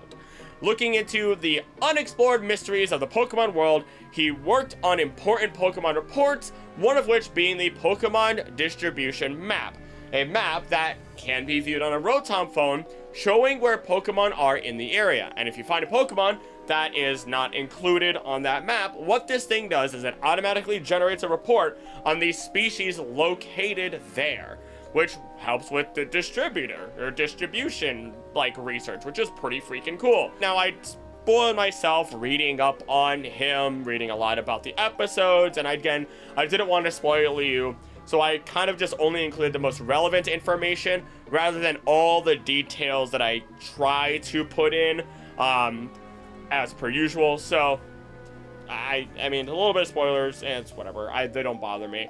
So, it just makes me really want to read or watch the show more. Eve, another character of the day in the anime, claiming to have gotten her doctorate when 9. Press X to doubt.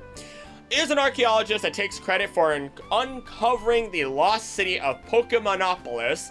I read that and I think of Monopoly every single time. I do have a Pokemon Monopoly. That's... You know what's really weird? When you have the Monopoly games where you buy characters. That feels weird. Now, Pokemonopolis is located near modern-day Palatown, and she awakens a giant Gengar in Alakazam, with fear that it/they really, would destroy Pallet and the rest of the world, alongside the other giant Pokemon that could be awakening. But through the help of a giant Jigglypuff, thought to have been the guardian in some capacity, the rest of the giants were put back to So, despite the traumatic event, she continues to be an archaeologist and wants to study Pokemonopolis even more. I guess danger is very attractive to some people, and I guess I can't blame them. Professor Toulouse, researcher of hieroglyphs near a slowpoke colony, which is included only in the anime, character of the day, and through deciphering these hieroglyphs, he found out that the slowpoke in the location needed to evolve into Slowking in order to save their colony. Though Shelder kept just on biting onto their tails and causing them to evolve into Slowbro. And without an intelligent Slowking, the rest were too stupid to go into the cave where plenty of water was for them to use, drink, and otherwise, because they were facing a constant drought, whatever. But luckily, by the end of the episode, they got their king and they got to be hydrated. Tira is an archaeologist who is trying to find a secret chamber. The chamber housing a mask and a staff with the power to control the minds of Pokemon. Because that doesn't sound like the beginning of an evil plot whatsoever, but nevertheless, her search sparked by an ancient tablet that she found, and the crew, Ash and the gang, helping her out along the way with this. Team Rocket gets to us first, Jessie equips a mask and staff, they were defeated by Pikachu, hit that, that reliable sequence of information, Team Rocket, blast away, and resolution. It works. It's a method that works great. It's a recipe. Just follow it. But Tira got that mask and staff, and yeah, that's it. That she just has it now, as if that's any good thing. It should be destroyed. Why would you let somebody have that? Do you understand? Like, probably the only Pokemon who could really resist that. Like, what? We literally have story after story after story of all these people who are like, well, this and this helps you control the Pokemon, and they're incredibly unhappy by it. We should probably have it destroyed. No, not this time. This time it's just a thing that's just, oh, I'll just keep it. She's a villain. You can't tell me otherwise. And I'm not gonna lie. I can feel my insanity setting in now, and in my notes, it says that this is the point where I can feel my insanity settling in as well. I organize this into 2 documents, a basic document and then one for extended notes. It helps me organize and stay on track, and at this point, I was at the end of page 4 of my basic notes, with my extensive notes, with all the details being 36 pages long, and having 7 more pages of basic notes to get through. Please, help me, because I'm only halfway through probably at this point. I don't know how long the video is at this point, but help me. Subscribe, spread the word of the channel, become a member if you can. Anywho, back to my slow fall of insanity of the individual that you have started dubbing the mad scientist of Pokemon. Woo!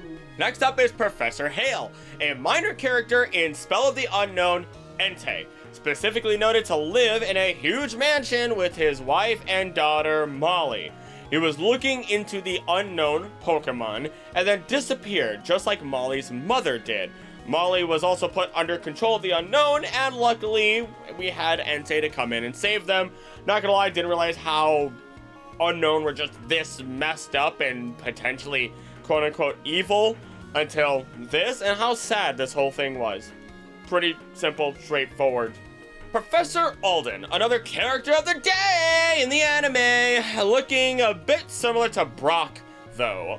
And that might just be general anime likeness mistakes or anything like that. You know, sometimes you get same face syndrome in certain anime like Fairy Tail. But, knowing the way to open up a secret chamber, Alden was forced to open it because of Team Magma, who thought that the orbs inside that were rumored to be in would be the key to Groudon, when in reality, they were just keys to basically open up a further chamber to find the prehistoric Pokemon Relicanth, which, again, if you haven't watched the Ancient Pokemon video, go watch it. Fantastic. I love it. I talk about Relicanth and Coelacanths in extents, and ultimately, Alden is excited and happy because he finds this as something that would be helpful for his studies on the relationship between ancient people and Pokemon. Lastly, we have Ferris and Sierra, characters in the anime, Ferris having claimed he went through a time portal and met a living Tortuga, Sierra not believing him ultimately, and the both of them being archaeologists. Now, as they're studying the cover fossil, they are, or more specifically Ferris, is looking really closely at that artifact as it resembles the pendants that Ferris gave to the Tortuga he met in the past, though he kept that little tidbit to himself. Then Dr. Zager revived the fossil and confirmed there is, or was, whatever, a time portal inside of Twist Mountain, and Tortuga was needed to access it. Tortuga is saved. Sierra realizes Ferris did actually go through what is named the Time Gate by witnessing it herself, and we move on. Hold on, that's really odd. Let's think about that for a second. What kind of time paradox are we ending ourselves with? Because if that Tortuga is the key to the past, but the pendants... Is it the pendant that's actually the key to the past? Let's take a jump from archaeology to paleontology, the branch of science concerned with fossil animals and fossil plants. First on the docket, we have Kara Liss, fossil reviver in Sword and Shield and mysterious researcher in the anime, taking two fossils and reviving them at once, giving us our godless creations that we love. Her and her researcher partner, Bray Zen, Kara Liss, Bray Zen, Careless, Brazen, Careless and Brazen. The sheer amount of puns that are in the Pokemon anime just drive a man up a wall, let me tell you. But, yes, they mixed up their fossils while reviving them and made these adorable abominations. Much like the Bone Wars of the real world. And if you don't know about the Bone Wars, it is quite literally exactly what happened here. Two people going head to head, except, I mean, these two were partners in their studies, but it was two people opposing each other, trying to identify the most fossils, essentially, and very, very carelessly and brazenly, just deciding to randomly put fossils together in order to try and create the next one, so that way they could have the most fossil names under their belts. Putting them aside, we move on to Gary Oak!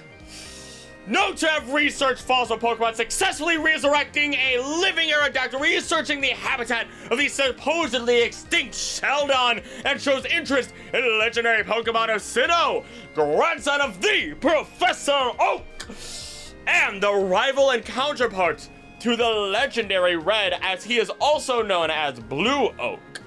And once again, a character so legendary, whether it be in the manga, the games, or the anime, that they deserve their own, video, basically. And honestly, Red and Blue together, just the two of them, could get their own video. There's so much history to talk about there, so much information between all the mediums, it is insane. I could not get through it all, truly. I skimmed. I mean, okay, let's skim it, and then let's search for keywords. Hit that little Control F, and just go. what can I research? What can I find? What can I find faster? Because there is so much dense information. But those were the big key takeaways for Gary/Blue Oak. One I wasn't expecting was actually a Nurse Joy, specifically the Nurse Joy of Orange Islands, in the episode Shell Shock. The Nurse Joy led an excavation crew on Fukuhara Island number 4. A reporter had interviewed her regarding the Kabuto inhabiting the area, and she led them into the cave, warning them not to disturb the fossils there. And before the island could be swallowed by the rising tide, they got out. Pretty accurate considering stuff that we know in real life, that, you know, there are islands that are swallowed by rising tides. They're not like super large ones, to my knowledge. I'm sure there's like 1 or 2 in history that have just been rump, you know. Water levels rise and fall, and these cause caves and other areas to only be safely accessible during certain times of the year anyway. So unless you want to get trapped in a cave underwater, nah, you should probably keep your eyes on that. And I'm not gonna lie, I've been caving, and I've had it where I am like on the ground crawling with my arms in front of me and my stomach/chest to the ground and the ceiling on my back. You could not pay me enough to do that underwater. That is terrifying to me. I could do it in a regular cave. Underwater though, no. Ultimately, I'm wondering if I'm starting to develop like a minor fear of the deep waters. Welcome to being an adult. As you get older, your understanding and your reasoning makes you start to realize just how dangerous things really are. And the question is, will you let your curiosity and interest and passion allow you to break past that and not consider it too scary to look into? I will probably never deep sea dive. Dora worked with Gary at the Seda lab. No, not that Seda. No, we have a Y here. Seda, not Sada technically. But her and Gary together had revived that Aerodactyl and believed that fossilized seeds is what it ate so that way they could calm it down. Character of the day, baby. Nice and short. Professor Proctor, another character of the day. God. Lives on Whales Island with his wife Annie. Together they research all the fossil Pokemon in Hoenn, hoping to open up the research to the public. That sounds amazing. Arceus bless their souls. Spread that good science info. But unfortunately, after Team Rocket barges on in, cause Anna to evolve into a rampaging Armaldo, they decide these Whale Islands fossils may be better off as a secret. You, Team Rocket. I love you. But in this exact situation, you cowards, release the fossils. Oh, I mean, I guess they did continue research at least, so hopefully at least at some point it gets officially released into the world. Dr. Kenzo, in charge of the Orberg Museum's fossil restoration program, states his tech takes 24 hours to revive a Pokemon fossil.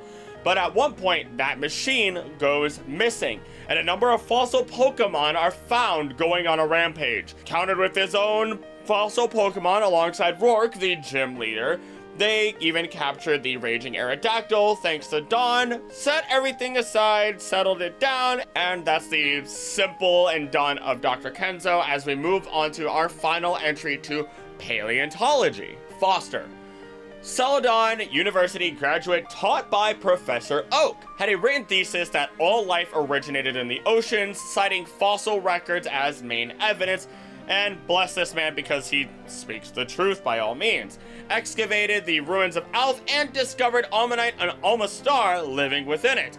Then aiming to open the ancient Pokemon study park, all to showcase their findings to the public. This should sound very familiar as to what's probably going to happen next. Same as before, Team Rocket comes in, everyone realizes the Pokemon are real because originally he actually lied, saying that, oh, this little squishy thing in front of you that has a shell and seems to be very responsive, very living, very active, and just making all these sounds is actually just a robot. Don't you worry about it. But they find out it's real, the issue is resolved, and they found that the fossils were best left alone. That hurts me physically. That hurts me physically. I get it. Sometimes you have to make the decision of like, you know what? These are these creatures' lives. You need to let them be. But man, that physically hurts sometimes. And we move on, as while we've been really specific here, and while we may have some more special and specific categories that we will go through later, I think it's time to get into the outliers of the research and then come back in, because we've just been very, very in the details. So we get into general research. Honestly, these are the outliers, like I said, and are fairly easy to go over. The first one being Professor Silktree, who is only mentioned in a note on the PC in the Ruins of Alph in Pokemon Heart Gold and Soul Silver as the founder of the local research center. Next is Professor Andrew Park, who runs the Poke Transfer Lab in Pokemon Black and White, which had that very overly, like, you had to work real hard for some reason to get your Pokemon in that. I mean, I guess it was cute and all, but man, just give me my Pokemon. Yeah, Professor Quentin Werty. Let's see if you pick up on that. Who made tech that allows you to tippity tap on a keyboard to help you catch Pokemon. Literally take Typing of the Dead and make it Pokemon instead. I played Typing of the Dead, but I didn't play the typing version. I played the Wii version, so I didn't know that it was Typing of the Dead. I forgot. It was like the House of the Dead 1 and 2, and the audio in that is laughably bad. Like, I mean laughably bad. People of the AMS, I am Goldman. I don't care if you people try to get in my way or not. In time, you'll find out who's right.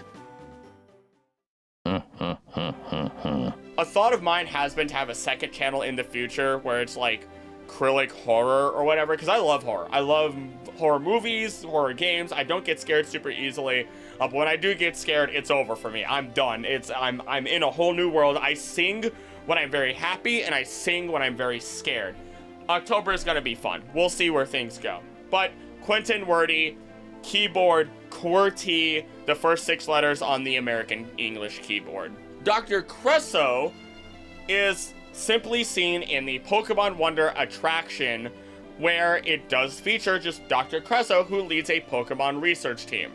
And lastly, we have the Galaxy Team's Survey Corps.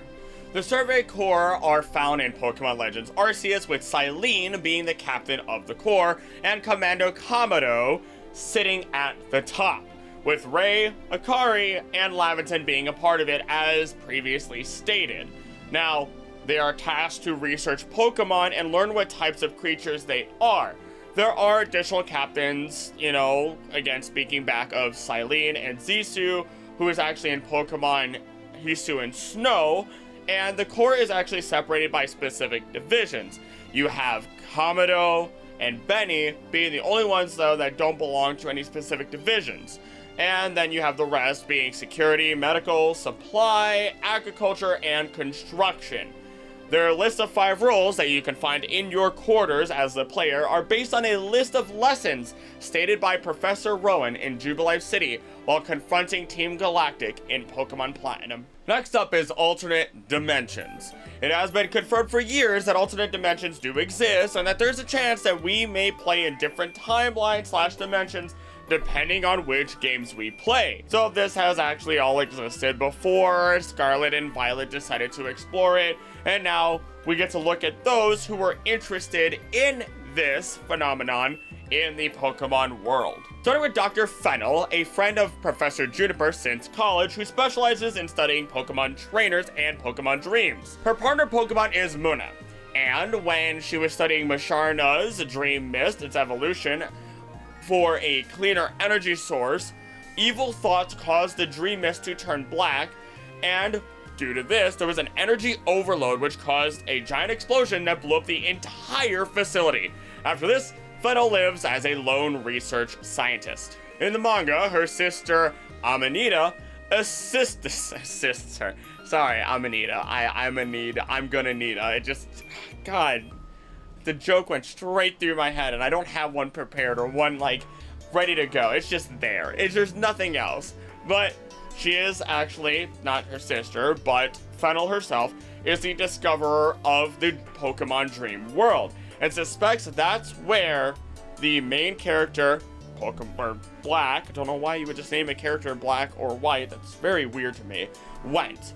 When he was sealed into the Light Stone containing Reshiram, she sends White through the Entrelink, where the real world and the dream world are most connected, and ultimately finds this to be true as the operation becomes a success, where White manages to find and obtain the Light Stone. Leading forward, we have Professor Burnett, who we've talked about previously, the wife of Professor Kukui, specializing in the relationship between the Pokemon universe and other dimensions. And as a short tangent, looking into this made me realize that I should really just redeem myself one day and learn all about space and all about the different dimensions of Pokemon and go through all the theories behind them and maybe try to find a way to interconnect them. Like where, like, you know, okay, D&D has it. Let's jump into D&D for a split second. D&D has it where it's like you have the material realm where like our universe exists, like all of our space exists. Then you have like the realms of earth, fire, water, air. You have the celestial realm, you have the 9 hells, and all these other ones, right? And then if you look at like the elemental planes, the earth, fire, water, air, there are ones where it's like, oh, water and earth are near each other. I believe it's southern and eastern, and between them are like the endless marsh or the endless swamp or something like that, which is its own realm. And ultimately, technically, there could be infinite realms. There doesn't have to be a finite amount. That makes no sense. If you already have alternate dimensions, then there's possibility for infinite alternate dimensions, theoretically speaking. So it's just a matter of like, okay, which ones are connected? How are they connected? And how do we travel from one to the next to the next to the next? So that'd be really fun to do as a video as well at some point. But back to the main topic, as Professor Burnett studied the interdream zone as well, the space between dreams and reality. I don't know if that's related to Fennel's, doesn't seem like it. She's also married to Kukui, like I said, and finds the royal mask to be attractive. She was colleagues with Fennel and treated Lily like her own daughter, as previously stated. She conducts research inside the interdream zone and collects what is known as dream orbs. I'm not going to get into that whole thing. Once again, though, she figured out Nebby was a legendary Cosmog and had been studying the Ultra Wormholes and Ultra Beasts, suggesting alongside Kukui that Z-Power comes from the wormholes. A lot of her story is really tied alongside Kukui, with the two of them being married. While they do conduct different forms of research, they do come together with their findings and support each other to bring it to the next level, which I think is phenomenal, really cool, and kind of cute considering the two of them are married. So nothing too extra of note here outside of the extensive multi-dimensional research that we have talked about. President Lusamine.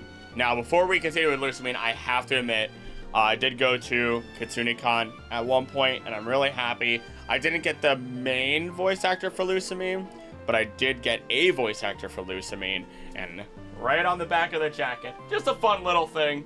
It'll be fun just to try and get more of the voice actors across the board with their signatures on the jacket. She was really nice, really sweet.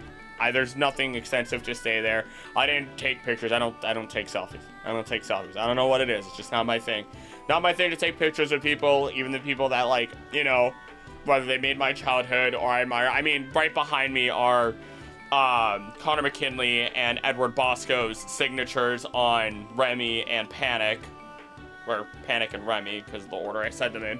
They're D&D characters. So, I mean, like, I didn't take a photo with them. I got their signature. I talked to them like human beings. I don't know. That's just the way I feel like it should be done. I mean, the buddy I went with took pictures with them, and I encouraged that. I'm like, get a picture. Get your picture. You want a picture? Go get a picture. Do it. Enjoy yourself. Do your thing. But Lusamine provides assets and assists with research and even directs the research projects in the Aether Foundation.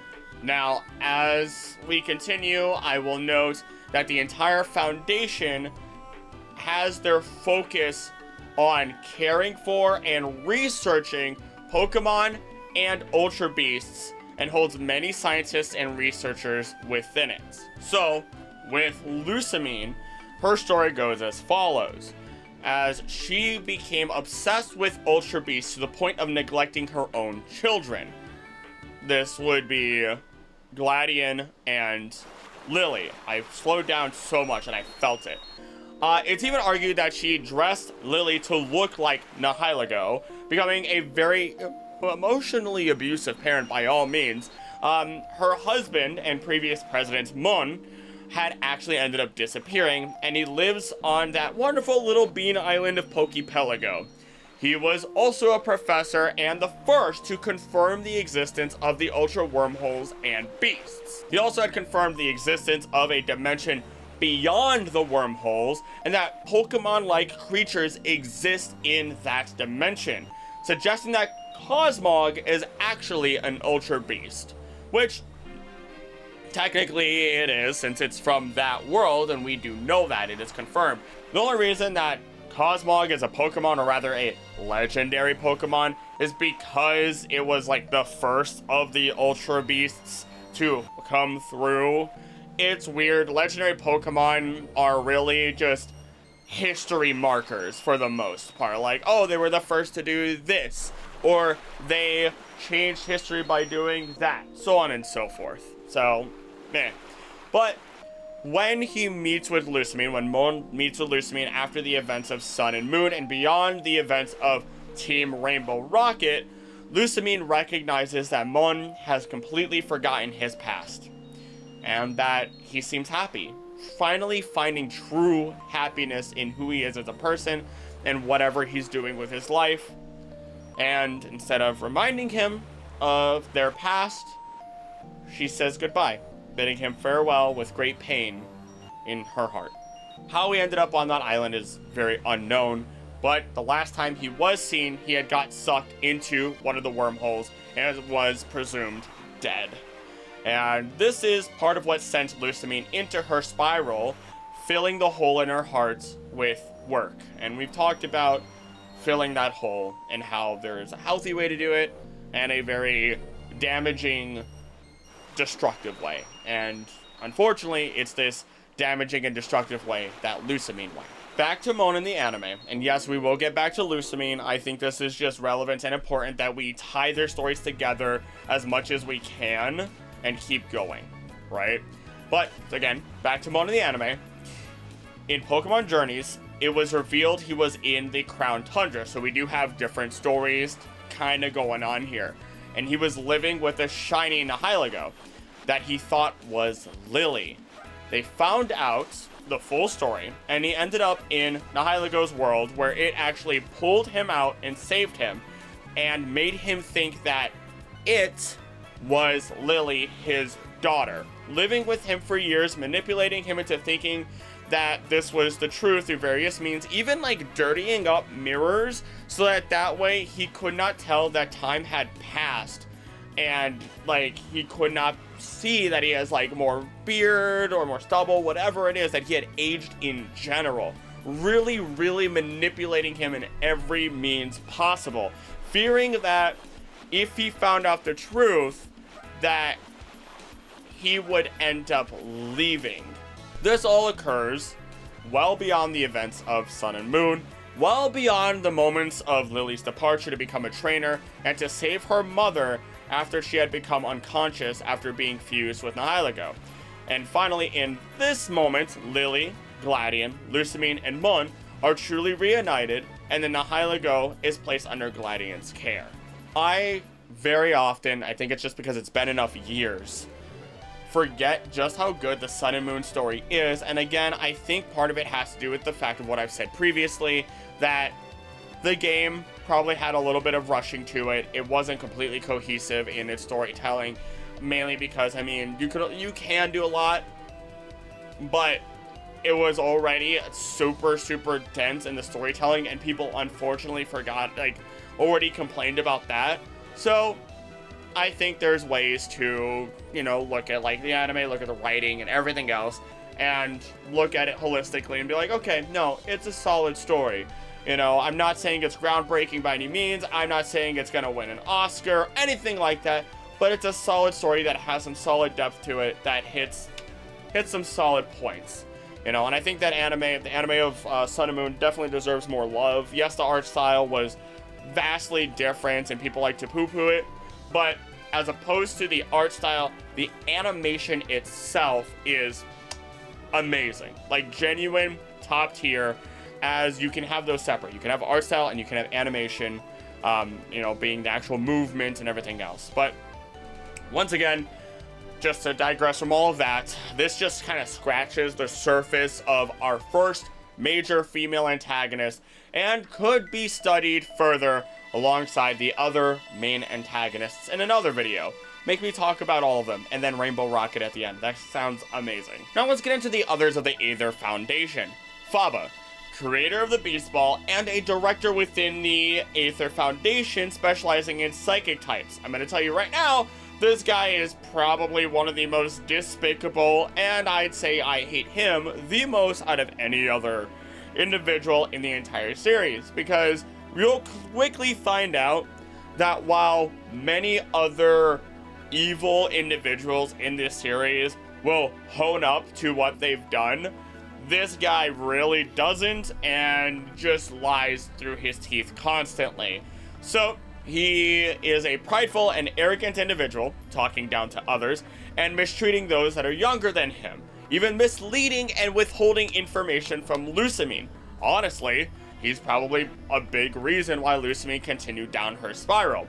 He even designed the control mask tech used to rein in Type Null. The whole idea being that Type Null, with the RKS technology, the Arceus technology, that was supposed to mimic Arceus's ability to actually change types at will.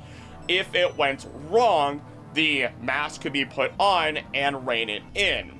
And originally, they would have had the ability to turn into Type Full, as it does for Gladion. Now, ultimately, later on, he is demoted after the main events of the game and his involvement and the horrible things that he did do and was involved with. He does battle the player one more time, and when he loses, he gives the player the dubious disc, which is the disc that was a failure intending to turn Porygon 2 into its next level, and instead turn it into Porygon Z. But he's lied before, saying that he has changed his ways, and now he shall lie again, as he eventually joins Team Rainbow Rocket, taking over Aether Paradise, and even after being defeated again, he warns the player of Giovanni's other help from alternate dimensions. Then when everything blows over, he tries to hide that he was involved with it whatsoever. Of course, they found out, and they demoted him to intern. I'm amazed they even keep him around. At that point, just throw the man into prison. But dear God, this guy is the scummiest of them all. Finally, of this section, the last one being the researcher found in Pokemon Go, Ri. Member of Go Ultra Recon Squad for Ultra Wormhole Anomaly Research. I feel like that is like, you know, super, what is it? It's super hyper monkey force something go. It's a super, I don't know what it is, and I'm not gonna look it up and correct myself. Somebody's gonna know, and the song is gonna play in your head, because the song was just saying the title over and over again, and I remember seeing a little bit of that show, and it's gone. It's gone from memory, and it will be gone from memory in the next 10 seconds. But when Willow in Pokemon Go goes missing, Ri helps find him. His arrival coincides with Nihilaga's first appearance in the mobile game, and, tiny little fun fact, in every version that Ri is in, they are seen as gender neutral, except for German, where Ri is referred to as he. Ri is a name that I've only ever heard twice in my life, and I, in those two situations, have met a male and a female Ri. So, interesting bit of info there. But next, as we move on into the next categorization, we have people who specialize in specific Pokemon, or types of Pokemon, starting with the gym leader of the Bug Gym in Pokemon Heart Gold and Soul Silver, Bugsy. Researcher of bug-type Pokemon, seen as the authority on them, even discovering Fury Cutter, which is the signature move for his Scyther. I remember horribly dying to that over and over again. when I was trying to beat Heart Gold and Soul Silver with Chikorita only. That was pain. That was absolute pain. I don't care all these other YouTubers who are like, I beat Pokemon with this one, where it's like Piplup or whatever else. Like, yes, Piplup can learn Ice Beam. Piplup can learn Sword Stance. Piplup can learn Surf. Fantastic. What can Chikorita learn? Sword Stance, a grass move, I think Reflect, which I didn't even use, Slam, and I think I taught another grass move. It was ridiculous. It was horrid. It had no defensive stuff whatsoever, but I love you anyway. I'm picking you up, and I'm now going to carry you for the next little bit here, okay? Okay. So, Bugsy has been dubbed the Walking Bug Pokemon Encyclopedia, traveling to Viridian Forest and the Fighting Dojo eventually. As you can kind of see, that's what they do here and there. He does, actually. And takes part in festivities of National Park Bug Catching Contest, but doesn't actually compete, as he has won it many times already, and photographs the player and their leading Pokemon on Fridays. In the anime, he is seen as competitive, and it's noted that he takes mind in strategies to maneuver around bug Pokemon's weaknesses. As for the manga, he uses Kurt's Pokeballs to aid in Pokemon captures, and Gold mistakes Bugsy for a girl at one point. He captures an unknown for research, and is even challenged by Suicune, as apparently in the manga at one point, Suicune had just been going around challenging every single little gym trainer and leader or whatever along the way, that it may have been a way to try and convey a message to them all. And last bit of fun fact, in Pokemon Crystal, the code holds Bugsy as female, which, let's be real, Bugsy's always been rather ambiguous. And now we have Dr. Jacuzzi. I can't actually believe they have a researcher dedicated to learning everything revolving around your mother, as this doctor is a specialist after studying Gulpin for 50 years, all in an effort to combat the Gulpin attacks between Verdant Turf and Paddleberg. Character of the day, who would have guessed? He made a giant Pokeblock, which is food, by all means, but thanks to Team Rocket, they stole it, and he couldn't use it to lead the Gulpin away. They did follow him, but they did return by coming back through the sewers at one point. He also made the Mach 3 Particle Cannon, which sounds insane, and is inspired by Gulpin's technique, Stockpile and Spit Up, which are the two attacks it's known for, beaming objects up and shooting them away. This resulted in some chaos due to a Gulpin using Spit Up while inside the machine, blowing things up, and ultimately becoming a giant Gulpin. They eventually catch it, and it's never revealed if it's returned to normal or not. Here's a big one with Professor Lund, leading authority on and even named Deoxys. Traveled with assistant Yuko and his son Tori to gather data in the Arctic for an unknown project, as it quickly became irrelevant as a meteor containing Deoxys landed nearby. And as he rescued his son, they all witnessed Rayquaza engage in battle with Deoxys. After Rayquaza neutralizes Deoxys, funny way to say, Lund takes a green crystal found in the area, the last remaining piece of a second Deoxys, and brings it to his lab. Together with Yuko, they study the crystal, conducting research on Deoxys's regenerative capabilities, which it took me a bit to understand, but basically this crystal was a Deoxys itself regenerating, all while it was sending signals to the other regenerating Deoxys, who aimed to reunite with this crystal. Now, Deoxys arrives and a citywide blackout occurs. This is when Ash and the gang are there, everyone's trying to restore power, and now Rayquaza follows, coming to neutralize what it deems is a threat because it protects the atmosphere, technically protects the planet. So if Deoxys was attached to a meteor and meteor bad, kill them both, right? Well, Deoxys pulls some weird Jujutsu Kaisen domain bull BS and envelops the entire city in an impenetrable force field. And once the two Deoxys reunite, they escape. Now, as a reminder, I'm not going super in depth with Deoxys and all that here, because of the fact that the next big video is on DNA and the Pokerus virus, and you can bet every bottom dollar you have that I plan on talking about Deoxys as a part of all this, as I do suspect there is a connection here to it and the virus itself, even if it's just a theory. Moving on. Isaiah, character of the day, runs his own research lab and museum on Macy Island. This island hosts several clam pearl in a pool enclosure, and he discovered a blue pearl off the coast similar to clam pearls. And in the show, there is this point that's shown it ran off with this blue pearl after it lost its pink pearl. And ultimately, by the end of the episode, after Team Rocket tries to intervene, Spoink and this clam pearl, who have each other's pearls, trade them back, and happy days, you know. And Isaiah continued his personal research thenceforth, just looking at clam pearls, because there's a lot of mystique around them, I suppose. Mary and Pierre, co-writers of a research paper involving Pseudo-Wudo. This was before Pseudo-Wudo was well known for it being a rock type, and because of this, they were questioning whether or not it was actually a grass type. One of the reasonings behind this being is that it was using grass moves that are otherwise impossible for rock type Pokemon to use. So it's understandable why individuals in the world or scientists would believe that, oh, what if it actually is a grass type? What if it's a rock type? What if it's a grass rock type? We don't know, and we need to study this further.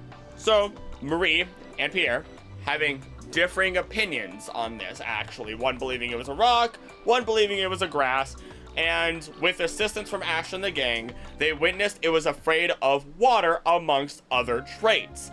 It does state in its Pokédex that any level of moisture, especially when it rains, Pseudo-Wudo will just run, just absolutely book it, as any amount of water does damage it, and it was concluded that Pseudo-Wudo was indeed a rock-type Pokemon. Dr. Akihabara, creator of the anime Pokemon Transfer System and Porygon, so the Pokemon Transfer System, Trade, and was featured, technically Trade, technically more, but and was featured in the episode that caused seizures. Yes, that episode, which I won't really be able to show anything from, of course. And through Porygon and the system he created, he could travel into the computer world. Well, at least until the seizure-inducing explosion happened. And another fun fact, one of his Porygons were a prototype and was called Porygon 0. So this is the man that made Porygon. Maybe he was the one that also made the dubious disc. Kind of a toss-up, honestly. Professor Yannis Berlitz and Mr. Berlitz. They're assistants to Rowan, but they have a very special interest in learning how to control, or at least call upon, legendaries. More specifically, Rayquaza. This was in precaution to call Rayquaza in case Kyogre or Groudon have a fit again, or any other big major issues begin to happen, considering we understand Rayquaza is our friend and protector of the planet. The idea was that where you have the blue orb and the red orb, which help you respectively try to control Kyogre and Groudon, they wanted to create an artificial green orb so that they could, again, control it. Now, they do work under the Pokemon Association, which pays the salaries of gym leaders and organizes the Pokemon League. Which, another video idea, going over the structure of Pokemon Society in its own video. I'm never gonna run out of ideas at this rate. I'm gonna be 70 years old making these videos. Back on track though, they are the parents of Platinum in the manga, and Professor Yannis, alongside Daisy Oak, reveals Pokerus within Platinum's Pokemon. Though in the games, Mr. Berlitz is unnamed, but is the father of either Dawn or Lucas, depending on what the player's gender is, with theirs being the opposite. Professor Amaranth, and we're getting into a lot of legendary Pokemon territory here. Amaranth is the doctor in charge of Project Mew, a research project aiming to find Mew. Introduced in Pokemon Journeys, and over the course of many episodes, they recruit and send trainers on tasks to capture elusive Pokemon One of them I would consider elusive, being Alola Ninetales, considering it's like, it used to be considered a deity of the mountain, and he would continue again with other potential tasks for them to complete. Up until they finally encounter Mew, and Go even gets to hold the mythical Pokemon. I think the episode is called, like, the palm of your hands, and Mew literally sits in the palm of his hands at one point. And, of course, how could we ever talk about Mew without mentioning Mewtwo?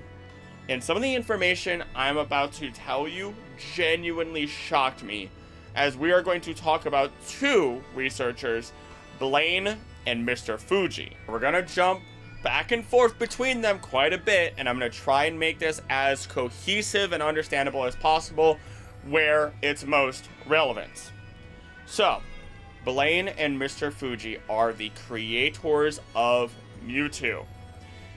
Good friends who conducted research together. When Blaine was young, Moltres guided him off of the mountain, and this inspired him to specialize in fire-type Pokemon. He had even built the lab on Cinnabar Island himself, and loves coming up with new quizzes.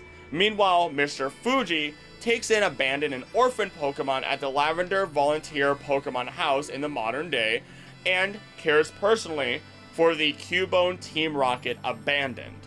And a message on Faraway Island in Emerald begs for only a kind-hearted person to ever set foot on the island again. The author's name in Japanese is only partially legible, but it leads to Mr. Fuji. And it was rumored that he also lived in the Pokemon Mansion, the location that holds journals speaking of the discovery of Mew and the creation of Mewtwo. And it's supported that Mr. Fuji wrote each of these journals. In the anime, Blaine holds no relevant information, but Mr. Fuji's past as a scientist is mentioned by Professor Oak, and how he was committed to Pokemon research until he discovered a new species. He was then dismissed, and he was trying to artificially create a powerful new Pokemon. This was alongside the use of his research on mysterious stones overflowing with energy, very much like the ones that he hands over to Professor Oak. Later, Fuji speaks of rumors of an incredibly strong Pokemon in Cerulean Cave, and upon hearing it, is a psychic type. Once he hears that, once he knows and hears that whatever this mysterious powerful Pokemon is a psychic type, it all clicks. He knows exactly what Pokemon it is. Mewtwo. When nobody else knows, he knows it's Mewtwo. It is here that the stones that he gave are revealed to be Mega Stones, allowing Charizard to Mega Evolve into Charizard X and battle against Mewtwo. Next, we tie Blaine back in, knowing that they completed research together, because in the manga, we get an even bigger reveal. How, as he was held hostage, he told Team Rocket that they couldn't complete Mewtwo without more DNA from Mew. That they need to find Mew. But in the end, Blaine completed Mewtwo's body by adding his own cells to its DNA. And I have to quote this last bit directly, because this seems so far-fetched if I didn't have these quotes and everything here. Some of Mewtwo's cells also entered Blaine's body as well, linking the two and giving Blaine the ability to track Mewtwo's whereabouts at the cost of slowly taking his life. Red used the Master Ball he borrowed from Blaine to catch Mewtwo, defeating it. Afterward, Blaine apologized for Mewtwo's violent behavior, stating it was born from only being exposed to the cruelty of humans. Red suggested Blaine atone by showing Mewtwo compassion as a way of helping it change for the better. After all these events, he does appear throughout the series, assisting where he can. It's genuinely amazing. I love the story of this. Seeing two routes for these researchers that they took after what they could consider to be their greatest mistake and that they hid in the past. One becoming a gym leader, trying to hone the next generation, staying near the mansion, just living in the shadow of their sins, and continuing with other points of research, potentially trying to figure out what they could do to make up for what they've done. The other one turning a complete leaf, leaving the science behind and wanting to become a purely compassionate individual, atoning for his own sins of creating a Pokemon of incredible power through the cruelty that was observed. Amazing storytelling. I might have to actually read a lot of it in depth, like everything proper myself one day. Synchronization, the combination of human and Pokemon, whether that be through emotion, thoughts, or even full translation of control. This is where we find these educated individuals that break down that barrier, starting with Sinclair, researcher behind the Synchro machine found in Pokemon Scarlet and Violet, specifically the Blueberry Academy itself. A machine that allows you to see the world through a Pokemon. The machine works within the terrarium and you can engage in auto-wild Pokemon battles. It's specifically described as a device that synchronizes your mind and feelings with your Pokemons so that you can work as one. It's still a prototype, hence its unrefined appearance, which is genuinely mind-blowing, I have to admit, and I don't know where this is exactly going to lead. Hopefully, and it's probably going to lead this way anyway, unless it just gets dropped into the idea. It will lead into the idea of just fully controlling Pokemon by being in their head, which I don't know how I feel about that, but then, oh, what if that's, nah, that's too much. I was gonna say, what if we get like a weird mystery dungeon type crossover because of that? Would be kind of cool. The only one we have as a part of this is Professor Bellis, who works as a part of the artificial island of Paseo within Pokemon Masters X, or EX, whatever. Specializes in the relationship between Pokemon and Sync Stones. These are required for Sync moves. The stones found in the ocean around Paseo amplify the power that arises between trainer and Pokemon, and this is called Sync Strength. A stronger bond means stronger moves. At one point, her focus is also on the bond that forms between members of a sync pair when the trainer has hatched the Pokemon from an egg. So, more egg lore, I suppose. But, taking a quick look over all of it, it just seems like all of these moves are a more diverse and potentially fleshed out version of Z moves themselves. Inventors of the Pokemon world, sure, there are plenty of them, but these individuals stand out as they have created innovations for both humanity and Pokemon in a large way, or in really stupid ways that we'll find out pretty soon enough. But we'll start out with Clement, gym leader of Lumio City, specializing in electric-type Pokemon and inventor of the Rotom Dex, as he confirms it himself in Masters X. Described as a genius that is also accredited with inventing super training, and even was developing a machine to help him run faster, which is his worst talent. Though he has noted to have many failed inventions. To be fair, when you do nothing but create inventions all the time, you're bound to have a lot that don't work. Realistically speaking, there's going to be a lot of prototypes, and I guess you could technically call those failed inventions, so on and so forth. I'd be remiss if I hadn't at least one moment in here where he causes Ash to say, "See the electricity? That's awesome! Science is so amazing! Dr. Kaminko, belonging to the Ori region in Pokemon XD Gale of Darkness, specializing in Robo-Pokemon, and no, not like our Paradox friends, robots that can be manned by people, including a Robo-Kyogre and a Robo-Groudon. He does have an assistant named Chobin, who is said to never really be seen assisting actually with anything, mainly because Kaminko likes to work alone. And for some reason, Dr. Kaminko enjoys making useless inventions, including, but not limited to, the Pokepole. A pole painted like a Pokeball, and that's it. Literally meant to just confuse people. Or even a pair of sandals that actively lower your well-being.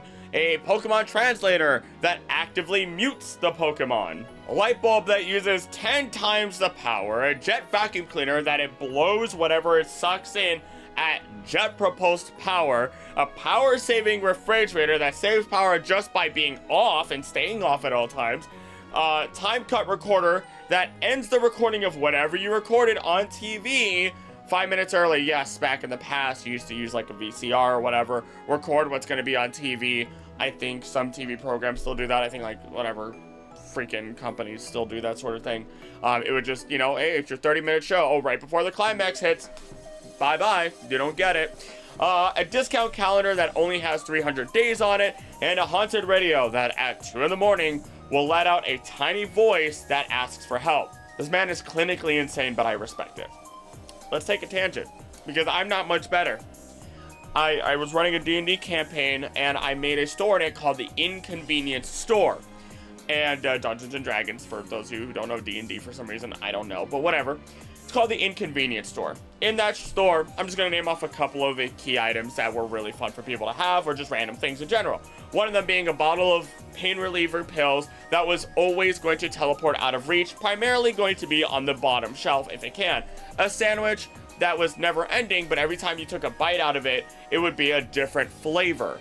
It could be toothpaste, it could be toenails, it could be the best sandwich you've ever had in your entire life, exactly what you like, fresh, perfect, how you want it. There were a number of different ones, like a shirt that is always 2 sizes too big, a jar where the soil, whatever you plant into the soil, changes to be, the soil itself changes to be the opposite of the necessary soil for that plant to grow. And the last one that I'll note here was the creator or holder of the shop had a grenade that always exploded 2 seconds earlier than you thought it would. So if you thought it was going to explode in 2 seconds, it would explode immediately. If you thought it would explode in 5 seconds, it would explode in 3 seconds, so on and so forth. When you pull that pin, that's when it gets decided, essentially. So imagine being in a very, very terrifying situation, and you're not thinking, you're like, I need this to, explode now. There it is. Alternatively, there was one that I think exploded 2 seconds later. I don't know. I think it was primarily the 2 seconds earlier. But back to main topic. Professor Brown, another character of the day and a roboticist. Man just likes making robots. I mean, it wasn't really anything else to it. He was giddy about them, sent them to the village nearby, offering help and gifts, even though the village themselves were like, robots are evil. And the man was just so oblivious to this that he would just, again, continue to smile and giggle and send his robots to them over and over, but he did care deeply about his inventions and was a good person. Then there's Professor Hastings, who created the capture styler for your Pokemon Ranger games, and the prototype to the Super Styler. Out of all the Pokemon professors so far, Hastings is the only one who is also a professor in the Japanese version, whereas the others are all doctorate holders, and that's as per release of Pokemon Ranger Guardian signs. He was also the first to discover the dark shards inside the Gigarimo units in Pokemon Ranger Shadows of Almia. He had dreamed of inventing a tool that could transmit the friendship feelings to Pokemon, and so the Capture Styler was born. It is important to remember that Pokeballs don't necessarily immediately give that friendship. You catch them after you knock out a Pokemon and make it faint, or maybe a Pokemon does accept you as their trainer, like Arceus may do. But overall, that doesn't mean that they're friendly with you or they're super happy with you. This item does that. So, when we look at the manga, he actually assists in capturing a Deoxys. It even takes in a character named Laori as his assistant and sends the Manaphy egg that he ends up getting away because he wants it to go to a proper trainer. He also almost called the Capture Styler the Capture Loop-de-Looper, and appears repeatedly throughout the side series, just as Oak does for the main games. Professor Westwood V, Pokédex programmer, described as eccentric. And I want you to remember, the only difference between crazy and eccentric is the amount of money that you got.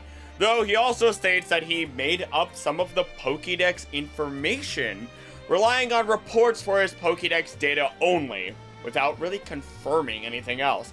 In the episode he appeared in, Ash and the gang helped Westwood discover how Slowpoke evolved into Slowbro, and he went back to the Pokemon Symposium hoping for a new task after his success. He was eccentric, as he would simply look to the portraits of his forefathers, he is the 5th after all, and ask them to forgive him of any mistakes that he made, even looking at his own portrait and doing the same at some point, and states how he deserves a statue of himself instead, so he's a bit vain. Though he does care a lot for his remaining Pokemon, which is a singular Slowpoke, which evolved thanks to Jesse's Shelter. How does that work out? It can devolve. You can rip it off if you want to. Just, what kind of Pokemon disputes are there when stuff like that happens? Either way, this Slowbro enjoys the company of Misty Psyduck thanks to the shared, unintelligent, clueless look they both have. I'll also note, thanks to the Pokemon guidebooks, Professor Westwood and his ancestors are a reference to an early bit of the franchise's world building. As detailed across the Encyclopedia Pokemonica, the Pocket Monsters Encyclopedia, and a Pokemon Daisuke Club site, modern Pokeballs were developed in 1925 from the research of a Professor Westwood of Celadon University. As many characters and details of this early lore references the game's development, Professor Nishinomori's name appears to be a combination of Koji Nishino and Ken Sugimori. So, high and low of it, we get to find out when Pokeballs were created and the references that it all goes to. Pretty cool. Next up is Dr. Gordon. Hey, look, Gordon! A rope! Help me, Gordon! You know, there's some logic there. That is a more acceptable. Look, Gordon, a rope. We could use. Help me, Gordon! There's no doubts about it. It's what immediately goes through this head of mine. Pokemon Inventions Specialist. These inventions are based primarily around Pokemon moves. He creates a machine that allows him to use Alakazam's future sight to predict the future, a Machoke costume that gives the user 10 times the strength, and then I saw this. Possibly the first instance of a rare candy. One of his accidental and untested inventions, the Mystery Candy Complete, was consumed by Xander's Caterpie after they fell onto the floor during Team Rocket's lab heist. The little Pokemon immediately grew in size and broke out of the lab. That Caterpie then evolved into Butterfree. And after all the events of the episode, he promises Officer Jenny that he'll keep his experiments inside the lab. So, we might have our first instance of rare candy in the games. Not necessarily fully how it works, but that, it exists. It's somewhere. There's some level of understanding to it, and it's not just hydraulic pressed Pokemon. Professor Kodama, inventor of the Infinity Enabler. This made electric and water Pokemon inseparable, but was more about making Pokemon that normally wouldn't get along. It's like a super-powered get-along shirt in and of itself. So any Pokemon of opposite types, he would use this on, so hopefully they would actually be nice to each other. One example being Ash's Pikachu and Dawn's Piplup. But then when he tried to use it on his Quagsire and Magnemite, they still hated each other even when they were bonded together. Now, he did hire Team Rocket as his assistants, who ended up trying to steal the machine, and Pikachu, and Piplup for that matter. And all of this, the machine, Pikachu, Piplup, were all rescued by the Quagsire and Magnemite joining forces. And Brock tries to explain that maybe the machine didn't work on those two initially, or in general, because they are dual types, Quagsire being a ground water, Magnemite being a steel electric type, and that's why the machine might not have worked. Dr. Young, another big one, creator of Mirage Pokemon System, a machine that generates Pokemon holograms, initially created for the purpose of creating a new species of perfect Pokemon. He challenges Misty to a battle when they meet him using an Aggron, and the cheater reveals that this system allows his Pokemon, or any Pokemon he creates with it, to use any move. So he uses a Bullet Seed on her Staryu and just bodies it, which messes up my brain because that means they're not really Mirages, they have, more going on. And it does note that despite being called Mirages, their body and attacks are made up of actual matter rather than light. Young uses these Mirages and tries to take revenge on the Pokemon Institute because they had expelled him after he showed the Mirage system to them, and they claimed that it was a cruel and disrespectful way to treat Pokemon.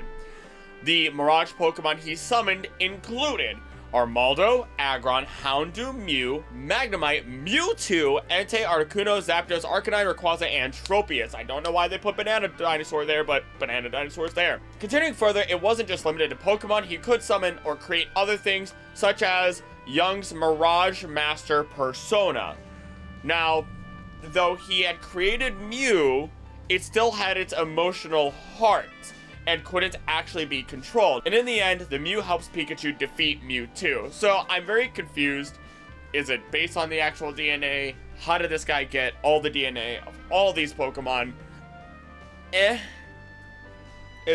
try not to think about it too much. It is a kid's show in the end. In the end, though, the lab burns down as Dr. Young tries to go and escape into it, and he is never seen from again, even with police searching throughout the entire ruins. Overall, due to his cruel nature and not caring for any form of life, he is considered a pure evil individual. It's also noted that he may be a reference to Jekyll and Hyde, as he is Dr. Young and Mr. Mirage, or potentially also a reference to psychiatrist Carl Jung. Pokeballs! They have to be made somehow! You can't just reduce Pokemon to their tiniest forms of matter and transport them easily without extensive innovation and research, after all, and a little bit of freaking magic. Starting with Professor Proctor, inventor of the Troze Beamer and head of Sol, the secret Operation League. Not very secret now, is it? The Troze Beamer itself was used to transport Pokeballs and detect what Pokemon are inside without opening them. All this takes place in Pokemon Troze, the puzzle game. Why is Kurt not here? Where's Kurt? Okay, so Kurt, you probably know him from the Heart Gold, Soul Silver, or just the Gold, Silver, Crystal games. He's the old man that falls down the well and hurts his back, right? So you gotta go take care of Team Rocket because, you know, they're cutting off Slowpoke tails to sell them as delicacies, right? Funding doesn't come easy even for evil organizations. So you handle that, you deal with it, and Kurt is actually the one who creates Pokeballs through the use of apricots. These apricots, through his special method, he then creates, and he considers very special, as in the manga. Gold gets really upset over the fact that he says, "You can't handle my special balls." Yeah. Nevertheless, that's pretty much the extensiveness of it. I mean, it's literally that story over and over again. Mance creates Pokeballs through a traditional method, which is very much what you see in Pokemon Legends Arceus. On to the next section of the trading card game, and I was taken aback for a moment when I found these out, mainly because it just opens up the question of whether the card game exists in the Pokemon world or not. It's not really confirmed. They have their own region, and I just, whatever. These are nice and easy. Dr. Mason resides in Mason Laboratory, teaches the trading card game TCG, and coaches practice duels. Professor Holly teaches players how to play the Pokemon TCG. Professor Fur teaches how to play in TCG Live. And lastly, Professor Andy, who's actually a teacher at Pokemon Art Academy and is a card illustrator. And his brother Vince is a tutor who appears in the main Art Academy game series, as this was a crossover between Pokemon and Art Academy. Space! The last frontier, the final frontier, whatever people say. I'm losing my mind. I'm actually losing my mind at this point.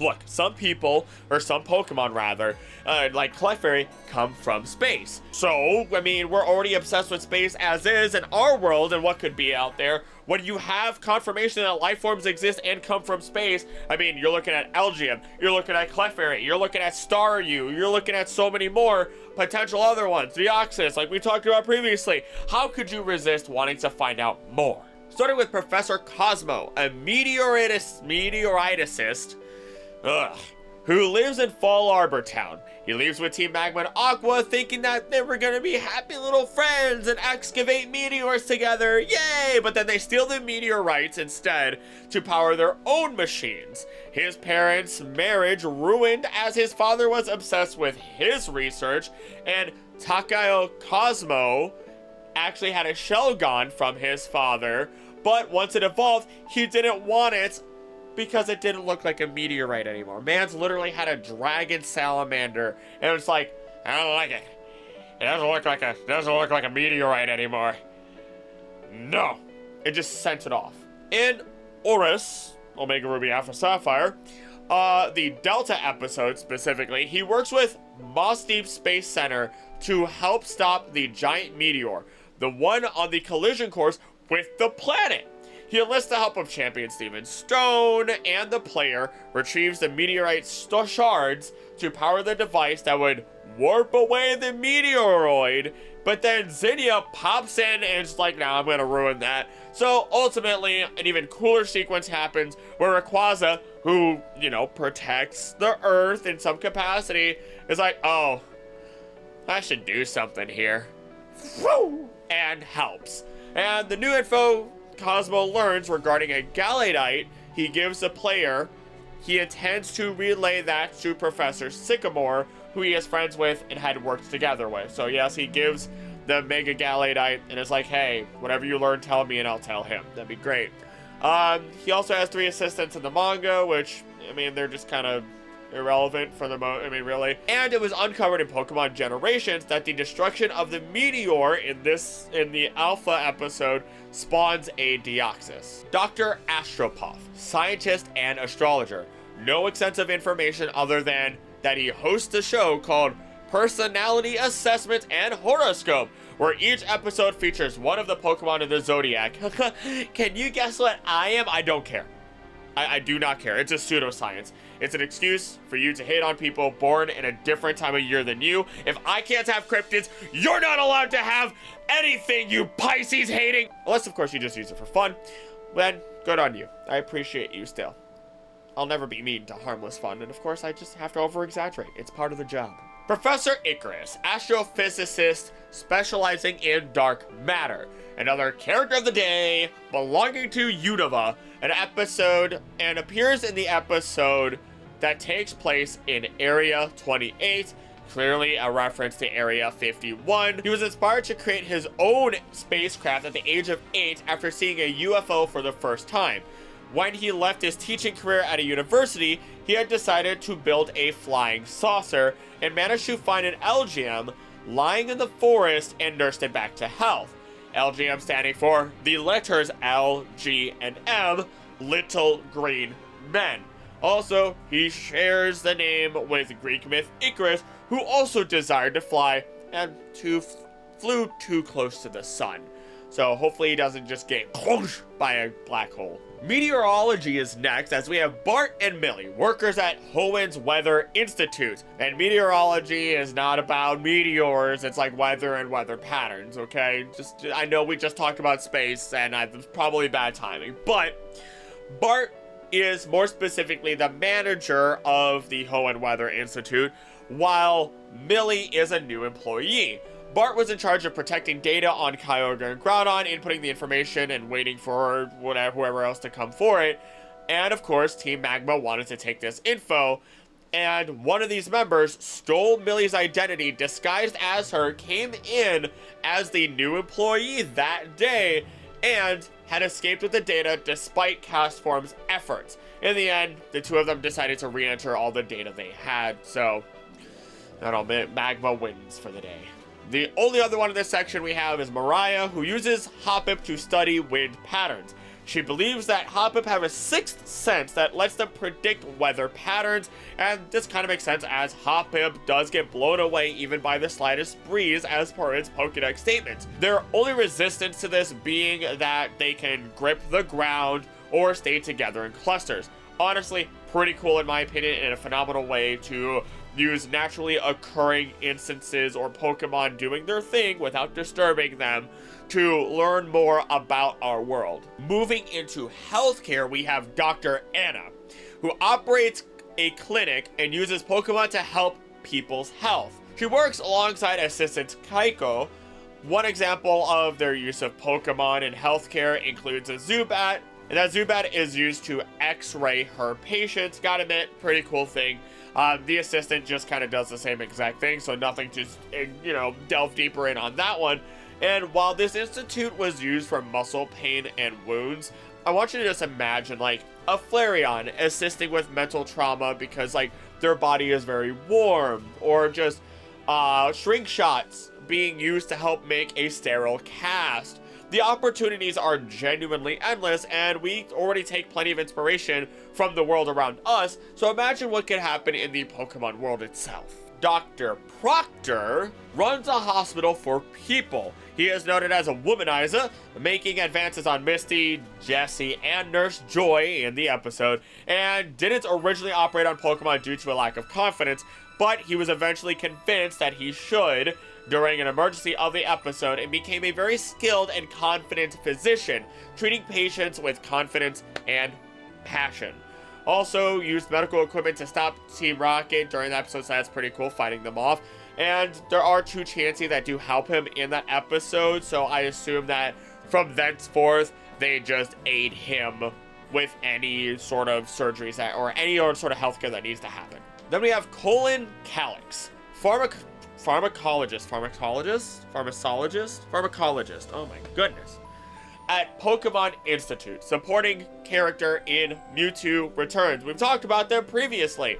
He made his way to Mount Kina to conduct research on Clarity Lake's environment and its alleged medicinal properties. He worked alongside Luna Carson and abandoned researching the lake in fear of jeopardizing the natural environment once those discoveries were brought to light. Oh my goodness, I'm really falling apart here. Now, instead of, doing all of that and trying to, make it really, really known after testing the water, he just simply decides to take a sample and hopes to develop a synthetic version. His Japanese name is penicillin, which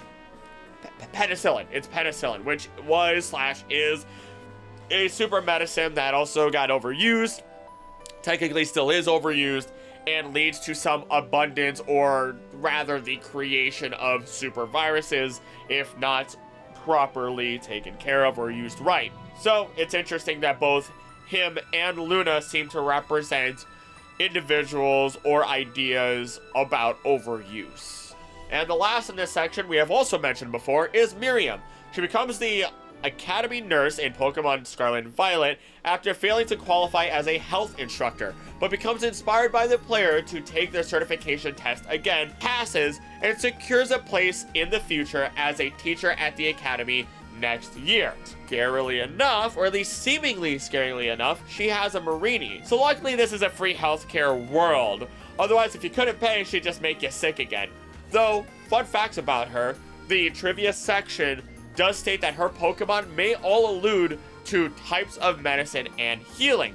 Hypno for hypnotherapy and sleeping well, Pincurchin for acupuncture and shock therapy, Saucebuck and Meganium for aromatherapy and medicinal herbs, Glalie for cryotherapy and cold compresses, Electros for defibrillation or leeching, and Toxapex as the use of venom in medicine, which the Ultra Moon Pokédex does support this theory, saying that, Hypno specifically is used in hospitals for people who can't really fall asleep, and then Saucebuck and Meganium do have aromatherapy as a move that they can learn. Physicists in the Pokemon world, they study physics. Centripetal force, baby. That's burned into my brain for life. Thanks, high school physics. First up is Newton Graceland, interested in Reverse World and invented several machines to reach it. They are a talented scholar and had studied the Reverse World for 5 years, which is also known as Giratina's domain. He was the mentor of the main antagonist of Giratina and the Sky Warrior, and together they had designed a machine that would allow them to go through dimensions and give them free access to the Reverse World. But then Newton started to find out that by doing this, they would hurt Giratina and didn't want to do that, as this would violate his researcher's oath, and so he erased the designs. But the main antagonist, Zero, was not in agreement with this. Newton states after saving Dawn and Ash from the dimension how due to the clash between Dialga and Palkia, the Reverse World is filled with toxic gas. This is a byproduct of the dimension trying to correct irregularities in the space-time continuum. He is considered a master of machinery, his backpack having a number of robotic arms that come out of it and move at will, and they're used for things such as moving objects or more delicate matters or minute quick movements such as typing on a keyboard. And he even created a lens that allows him to see the location of the portal to the Reverse World. And of course, he is named, in English at least, after Isaac Newton, Gravity Man himself. Apple fall on head, which aligns with the idea that in Reverse World, gravity can be stronger or weaker depending on where you are in the world. I've just given up saying which ones are characters of the day or not. That's on you. It's kind of irrelevant for the most part. But Tonio studies how energy moves from his lab under space-time towers. The space-time towers exist in Alamos Town, and how in a nightmare his great-grandfather had, he had witnessed the destruction of Alamos by two forces that should have never met. He found out a song called Oracion was the key to saving Alamos, and these were built. This was also all after he encountered, or at least Tonio encountered, Darkrai, and read how Alicia, his grandmother, had also witnessed Darkrai herself. The same Darkrai that would save his future love, Alice. There's too many names that are crisscrossed in here, and it hurts my brain. But the two towers represent Dialga and Palkia, especially with their internal structures. One having pink spheres rotating on orbits, think like a solar system, representing space for Palkia. The other having blue colored pendulums swinging back and forth, think of it like Dialga, time, a grandfather clock. These two structures were designed to play a calming music that would calm the two legendary Pokemon and save Alamos Town from destruction. It is also known as the largest musical instrument in the world. The energy Tonio studies is likely from somehow being able to detect the clash happening between the two legendaries in the unknown dimension, just as his own equipment had. Gosh, how many dimensions are there in Pokemon? Ugh. And we finally hit the last section of all of our professors and their specialty, which is still a long one, as we have Pokemon evolution and form changes. From regional variants to mega evolution and more, form changes have always been rather popular, not just amongst the fans, but for professors as well. So let's begin our final section of professors. We kick things off with Professor Rowan, specializing in Pokemon evolution and living in Sandgem Town, or Sand Gem Town, whatever, and the professor of Pokemon Diamond and Pearl, and is the first professor that doesn't live in the player's hometown. He left the Sinnoh region 4 years prior to the events of the game. This was to study Pokédex systems in Kanto with Oak, and together they invented the new Pokédex, the one that is used here. He is a stern but kind and patient individual, and still feels a thrill when traveling with Pokemon. He is also said to have a sweet tooth, as his lab fridge is just full of sweets and candy. He discovered that 90% of all Pokemon are connected in some way to others through evolution, which that's not really the case. They found out, I mean, if you look at the numbers and everything like that, and the number of Pokemon that have only one form, I mean, this is only the case before, or at least during, Generation 3/4. So, there's that. Now, he also did show interest in determining if evolution is supposed to be a way that Pokemon reach maturity, or a way for an incomplete to become more complete. Essentially making it so that you are not a complete Pokemon, but after evolving, you are now a complete Pokemon. And this also bleeds into any implications that may be put onto legendary Pokemon who don't evolve. Too bad though, we have a checkmate, as we got Nebby, which is technically an Ultra Beast, which, yeah, I don't know, that gets into a whole, again, Nebby is an Ultra Beast, so technically it doesn't count, and he's right still. I don't think there's no other evolving legendary to my knowledge. Yeah, not yet. But I actually did write this down as another possible video of if evolution and aging in Pokemon are actually separate, which arguably it absolutely is, but there's so many more details. It's always more than just saying yes or no. It's about those deep details and answers that I'm for, and I'm very happy that you are also here for as well.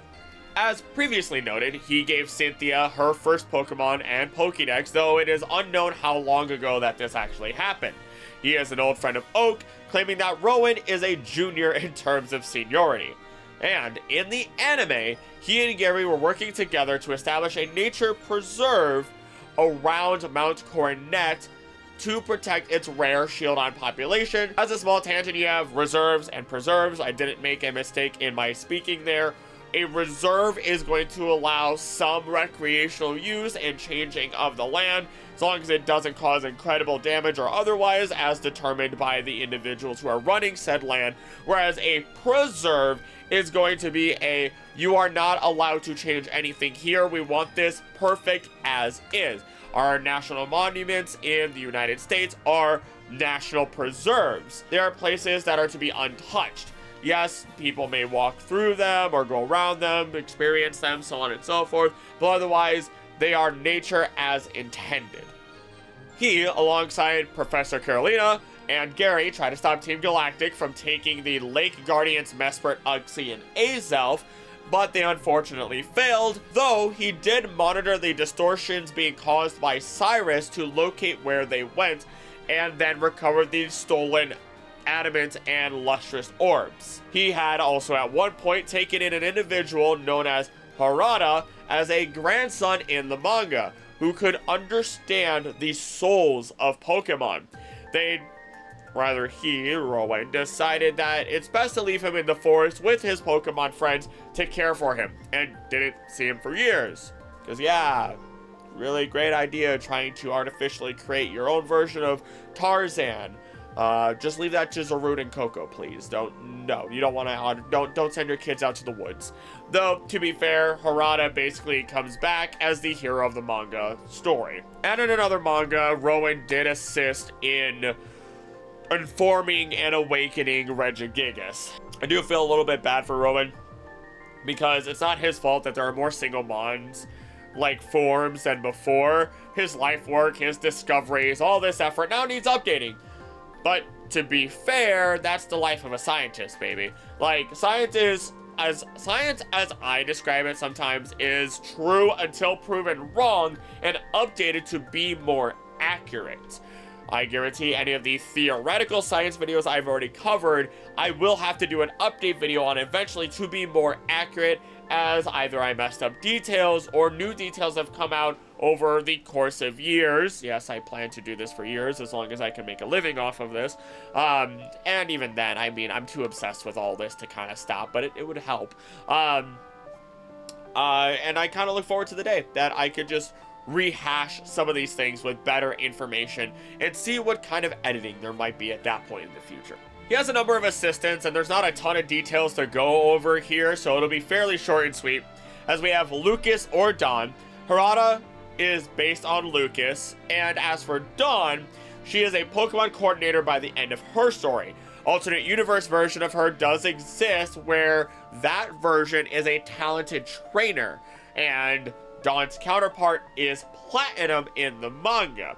Now, she does go all the way through the gym leaders and Battle Frontier as Platinum, being a walking encyclopedia and a successful trainer, even being associated with Uxie, given the title of Understander. Very lackluster name, but we go with it. Now, in another manga, Mitsumi, who is based on Dawn, was once a part of Team Galactic. Once again, another one very deserving of a supporting pro-tags video. The rest of the assistants include Yuzo, who teaches at Professor Rowan's Pokemon Summer Academy, Roseanne, who watches over the lab while Rowan and Mr. Burlitz are away, and last of the assistants just being Moon, the main character of the manga. I have one more member of the Oak family tree, who is Samson Oak, cousin of Professor Oak, who specializes in researching regional forms, even explaining in his theories as to why these forms exist, giving specific examples each time the player character runs into them in Sun and Moon. In Ultra Sun, Ultra Moon, he actually speaks on how he studies totem Pokemon instead, and in the anime, he enters the Pokemon Pancake race with Komala, and won. I get it, Slow and Steady is supposed to win the race, but Komala is born asleep and dies asleep. No exaggeration there. So how Pikachu and Alolan Raichu lost that race, they kind of deserve it. They kind of deserve to lose if they're going to lose to Komala. Although this does extend further, as he not only knows a lot about these regional forms, or I guess racing for that matter, but he is also an amazing trainer, as in a grand bout of 151 trainers who battled against each other, he was in the top 16 with his Komala, though he did lose using his Alolan Executor to house Alolan Raichu. How did Grass, Dragon, Electric, Psychic. The Psychic, sure. The Electric, no. That's... whatever. Brain. Try electrocuting Grass. Don't. Either way, Samson Oak is known as cheerful, zany, and enjoys puns with the names of Pokemon, and often embarrasses those around him. So, I guess the apple doesn't fall very far from the tree that is this family. Let's jump into Pokemon Snap with Professor Mirror in the Lentil region. I think of lentils when I think of lentil beans, man. Gosh, they're so good. Anywho, he's a professor at the Laboratory of Ecology and Natural Sciences. Lens, in shortened words. Like camera lens, get it? Get it? Now, he evaluates your pictures based on how far you can just shove the camera down a Pokemon's throat without thinking of any actual photographic composition whatsoever. Look, I get to be a little bit of a snob. I was gonna go for film school a long time ago. I was gonna get my degree in film. I studied a lot of it, and here I am now. He studies the Illumina phenomenon, which is related to the crystal blooms and the Illumina state of Pokemon, and how it was related to a disaster a meteor would have caused, turning out to have been the reason the disaster was deterred. Now, it also shows that Xerneas plays a big part in this phenomenon, being found just past the ruins of Remembrance, at which depict or have murals depicting the history of these lands. He does have other assistants, and once again, not too much to talk about. Keep it rather short. We have Rita, who resembles a Gudra with her hair. That's all. And then you got Todd Snap, OG player of Pokemon Snap, assists in the ecological survey as well, and is a mentor to Phil.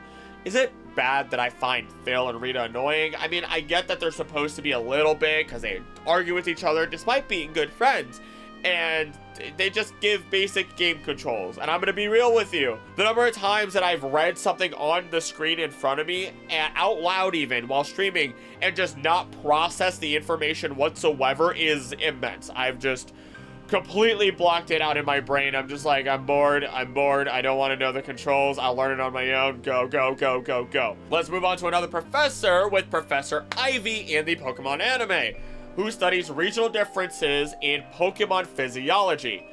Now, she had a report on Pokemon adaptive variation as a function of regional distribution, which, holy crap. That is the most science thing I've read in a while. Like straight out raw. We're not trying to make this fancy sounding. No, we're just gonna say the how it's gonna be. And it brought me back to when I was titling lab reports and reading science presentation posters on such a massive number of things. So in layman's terms, if I understand properly, adaptive variation, how much they have changed and adapted compared to creatures of the same species, and regional distribution, which we've talked about, but as a reminder, not necessarily how far they are from origin, but more accurately, where are they and how many of them there are in those areas.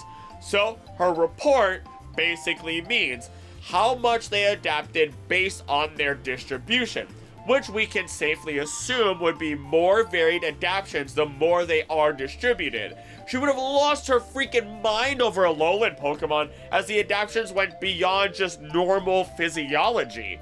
They're basically their own species at that point.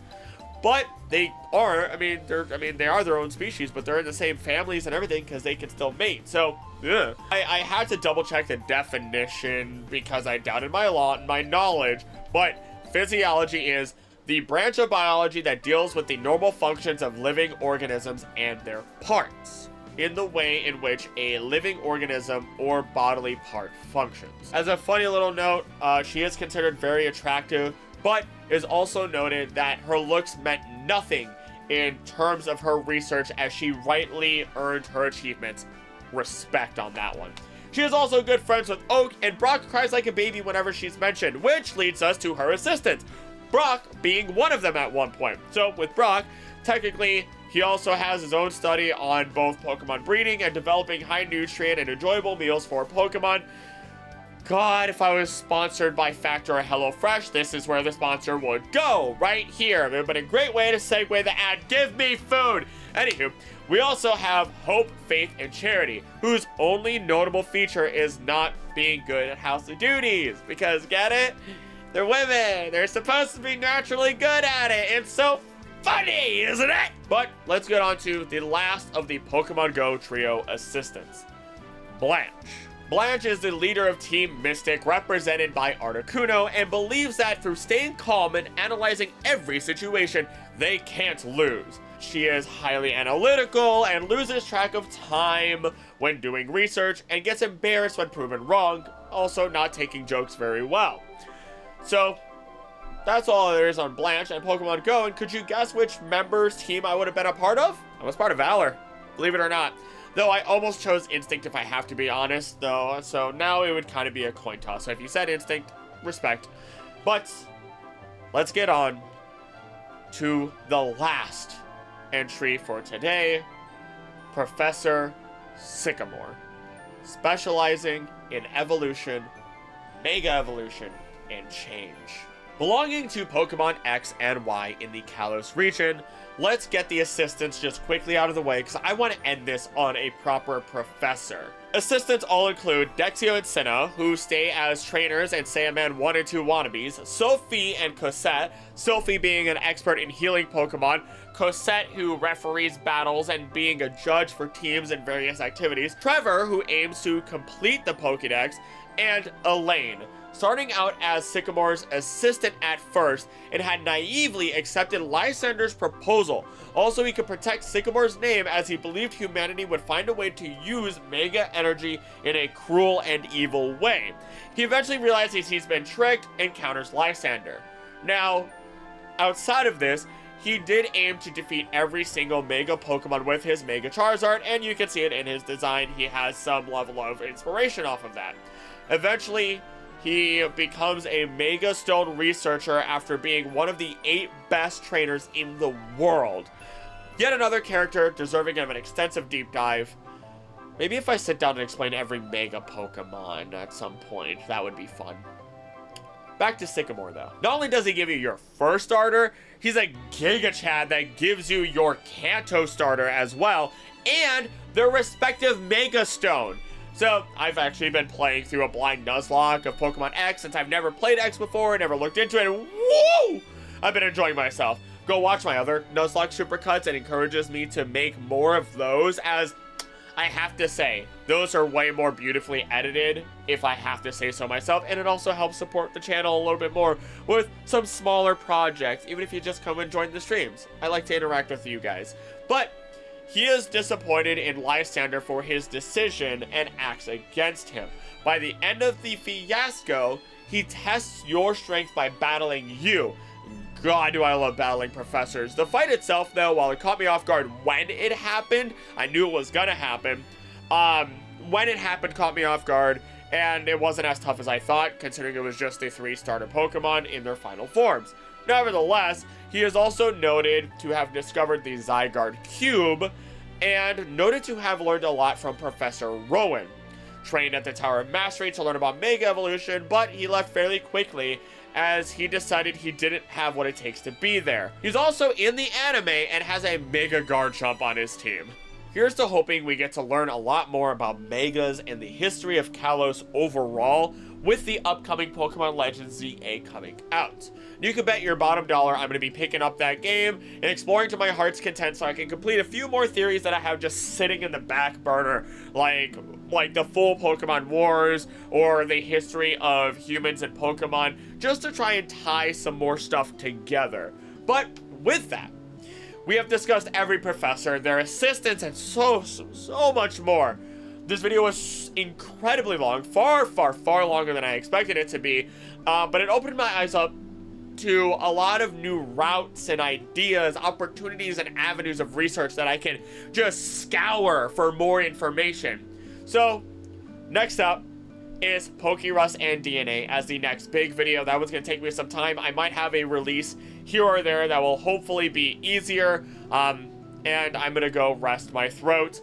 Consider subscribing if you haven't, or even becoming a member to help support the channel. I appreciate even you just watching. It means the world to me. Spread the word of the channel if you've enjoyed.